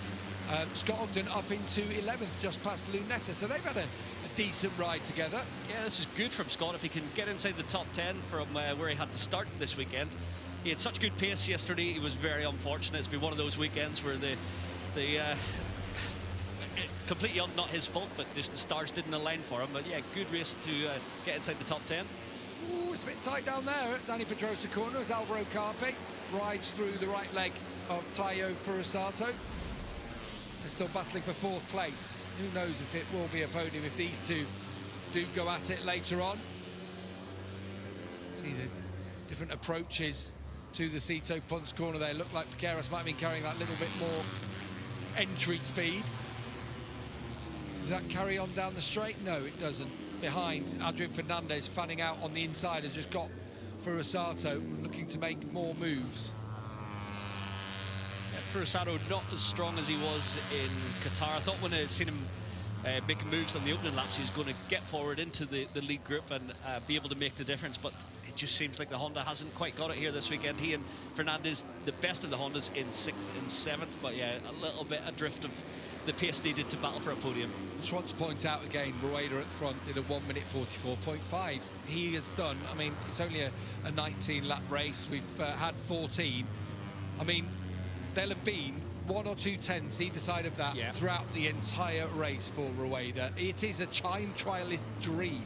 I think it's within about 3, maximum 4 tenths. That has been his spread. You don't get that very often. Obviously, if he sees a big gap on his pit board, he might roll it off at the end. But if you look at the business end of the race, which has been the work that he's done, just so consistent. Again, 44.5. It's like, I've never seen someone so consistent in terms of the bang-on identical lap times, lap on lap. It is such an impressive rhythm. You feel like you'll speak to him after the race, and this is going to be one of those where he's flying above the bike and he doesn't, doesn't feel like he's on it. It's going to be because he just, it's rhythm, isn't it? It's rhythm that he's got out there, and he's just hitting his mark every time. He opens up the corners, high up on the curb, so he's not too high. Everything is just inch perfect from Rueda in this race. It's an impressive ride. Of course, let's not forget Rueda is a local lad from just up the road in Seville, where they had the Spanish Copa del Rey last night between Barca and Madrid. So it's only an hour up the road. He will have a lot of people supporting him to take victory here today, the Andalusian. Yeah, always good here at Jerez, even in his junior GP career. I think when you look at his past, he's equally a rival for David Alonso, for the guys who stepped up to Moto2 this year. I think he's been a bit of a slower burn. Obviously missed a few races last year and sort of derailed his championship campaign, but what a performance we're seeing from him to this point already in the season. Moto2 teams will be after his signature. Joel Kelso, after having a couple of laps where you wondered how he was feeling front tyre-wise, sort of regained form, but they've both slotted into a pace now, haven't they, Kelso? You just feel like Piqueras is thinking, right, I'm not going to win this. What I'll do is ride right behind you, and on this corner, in about 3 laps' time, I will pounce. Thank you very much. Yeah, biding his time. We know with Piqueras, he's just such a tactician. He'll get the most out of it, and he's so difficult to beat in a last lap battle. Although Joel's got an option if he's still as front tyre under him to maybe put a little bit of a gap into Piqueras. You can see he's put a bit of daylight in there as he exited the final turn. Don't know what's happened in the group behind, but Carpe's dropped right to the back of it all of a sudden. Now Pini is up into 6th, having an excellent ride, the young Italian, on the number 94. You just see in the middle, ahead of Furasato and Carpe having dropped back. Maybe feeling the pace somewhat. Let's not forget, he is a rookie. Like Rueda, a rookie and junior GP champion in the same year. That was a little bit wide. We lost him behind the action that was going on in the battle of a second, but just starting to, those wider lines start telling you when you're starting to feel it a little bit with your tyres. Yeah, although Pini, personal best last time around, he was back into the 44-second range with a 44.9. Only 2/10 off Rueda. You've got to say for the rookie, that's an impressive ride to this point. I think he's got his sights set on Fernandez and Yamanaka up front. This was the move. Late move. Two late moves. 2 for 1. A bog-off deal for Guido Pini. He really did buy the first one, didn't he? And that second one, I think, was a bit of a bonus as he went through. We saw a lot of that in the rookies, I will say. Wherever Pini was on the track, there was action. There was a talking point. Yeah, he's aggressive. He likes to ride really close to the rear wheel of the man in front. But yeah, he's had a few harem-scarum moments throughout his junior GP and rookie's career. But yeah, he's steadying things up. Good team he's in with Impact GP, and I think he could be the surprise contender as the season progresses. Munoz signed there to deliver for them, but at the moment, Pini's looking certainly he's beginning to flourish inside that garage. Well, Munoz has only got 10 points for that 6th place in Qatar. Pini currently has 11 and could be about to pick up another 10 here today. So, you know, that is impressive. It's 25 for a win, 20 for second, 16 for third, 13 for 4th place, then 11 for 5th, 10 for 6th, and so on, all the way through to 15th, where Tachkon Boisserie still sits in the last point-scoring position. Eddie O'Shea, Noah Detwiller and Adrian Cruces all doing battle just outside the points. Yeah, Scott's still got a chance at the top 10 here with the Lunetta, Peroni, Ogden, Rulston battle. They're all together there, so yeah, over this last lap and a half, hopefully Scott can get himself inside the top 10.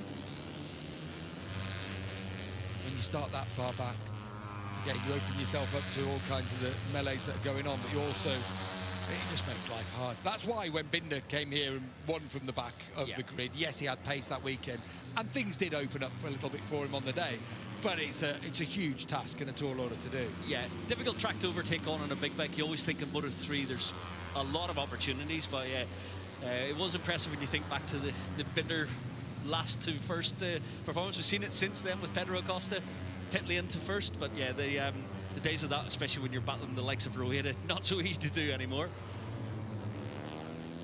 Jerez going to make the move. Here he is. Well, I thought it was going to be a lap later than this. So as Jose Antonio Rueda comes to the line, last lap time for the leaders, and Piqueras takes charge from Kelso. Has he got something left in? Is Kelso going to attack back? He needs to bite down here, Kelso, and just go for it. Piqueras has made that move, but Kelso's got to show him something on this last lap. Jose Antonio Rueda out front on the top left of your picture. He's going to win this race barring a disaster. Oh, I've just seen him. He's outside the 44s for the first time since, I think, the opening lap. What is going on? Oh, here comes Kelso. That's great to see. Kelso, he has been stronger, hasn't he, on that corner, over the top through turn 5, and Kelso takes over in second. He actually came from a long way back as he approached turn 4. I thought he's too far Yellow back. Flag sector 4. He got a run, whether he's got a little bit more front tyre steering, perhaps. You knew that's happening, don't you, from Piqueras? However much you try and close the door, Piqueras was always coming through. Kelso needed to make that life a little bit harder for him there. Has Kelso got anything to attack Piqueras, who is a really late breaker? He's so much quicker through the fast corners, Kelso. Crash ready O'Shea on the final lap, so that's a disappointing end to his weekend. But has Joel got anything left here? He's got more turning for sure. Yeah, he does. He does every single time when he's going around. So has he got anything that he can conjure something up towards the final corner? Meanwhile, top left, Jose Antonio Rueda's just already in those fast corners now. The group chasing these two is coming back to them. So any collision, they run a bit wide, they're ready to pounce. Rueda to the final corner is going to win this from pole position to perfection. For Jose Antonio Rueda into the final corner. Piqueras is so strong on the brakes. Surely no chance for Kelso. Trying to carry the corner speed, trying to slingshot on. Rueda wins in front of the home crowd, and it's going to be Angel Piqueras taking second. Joel Kelso is third across the line. Then Adrian Fernandez takes fourth with Yamanaka in fifth. Furusato sixth. Guido Pini takes seventh place with Carpe back in eighth. That, Michael, was an absolute dominant masterclass from Jose Antonio Rueda. Absolute annihilation of the Moto3 field. Takes the championship lead, and in such style, you've got to say he is building a campaign here. He's certainly become my favourite over the last few rounds. Although Piqueras, he relinquishes the championship lead, but he lives to fight another day. Jose Antonio Rueda bouncing back from that heartbreak back in Qatar. What a way to do it in front of his home fans. We'll have all the reaction to that Moto3 dominant performance after the break. Right, so that is the end of Moto3. Rudia, I believe it is, has come in first, with second being Piqueras and third is Kelso. Fernandez is in fourth with Yamanaka in fifth. Furusato in sixth. Pini is seventh. Eighth is Carpe. Woolstone is ninth. And Peroni is in 10th. Now, I'm not as good as reading out all of the names as Joshua is, but you can see on the timing screens there all of the names, and it just coming up shortly is Moto2 in about half an hour's time, so we will be back on air for that as well. But in the meantime, thank you for watching. Please join us in half an hour's time. I believe we should be on air around 11:05 or 11:10, one of the two. Thank you for watching. Goodbye.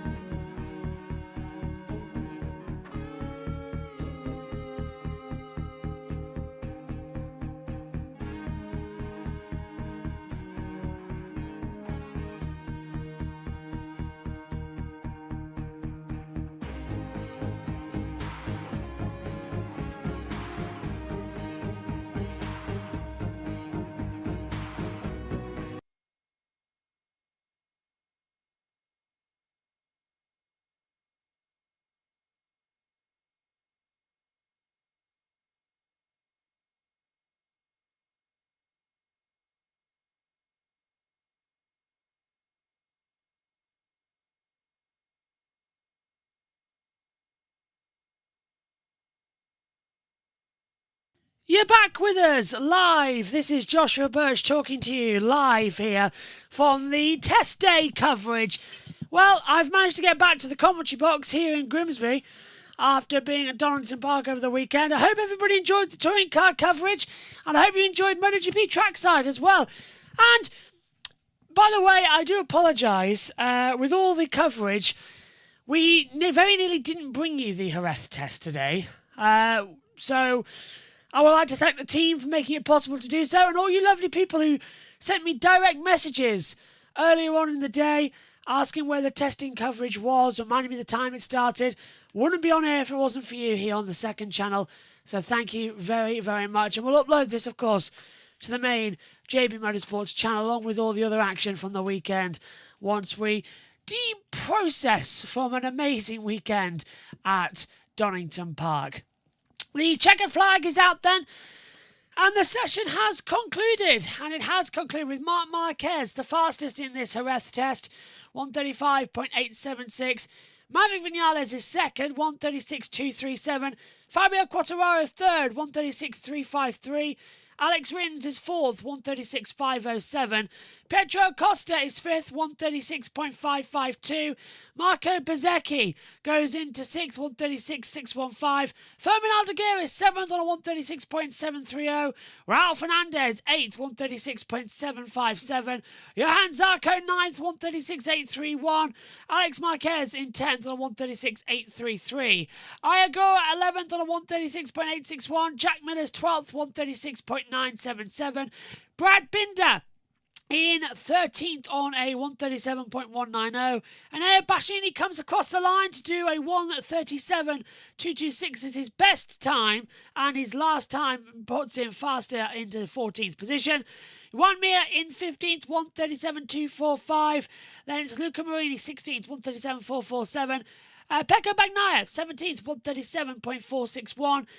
Fabio Di Giannantonio, 18th, 1:37.543. Augusto Fernandez, 19th, 1:37.659. Cat Chantra is in 20th position. That's on a 1:37.917. Takiki Nakagami, 21st, 1:38.179. Lorenzo Salvadori, 22nd on a 1:38.192. And then Danny Pedrosa in 23rd, 1:38.391. Franco Morbidelli did not take part in this test session. Well, there we go then. The session has concluded with a ground temperature of 40 degrees, air temperature 25. It was a perfect testing day and a perfect conclusion to what has been a very interesting weekend of running. Alex Marquez won yesterday. How about that? Can he continue that? When MotoGP returns in 2 weeks' time, we'll be at Le Mans at the Bugatti circuit for the French Grand Prix. Join myself and Megan there for the action. Thanks to you all for watching. Thank you very much for making this possible. Have a very great week as you get going. And I hope work and life isn't too difficult for you. We'll see you soon. Take care. Bye-bye.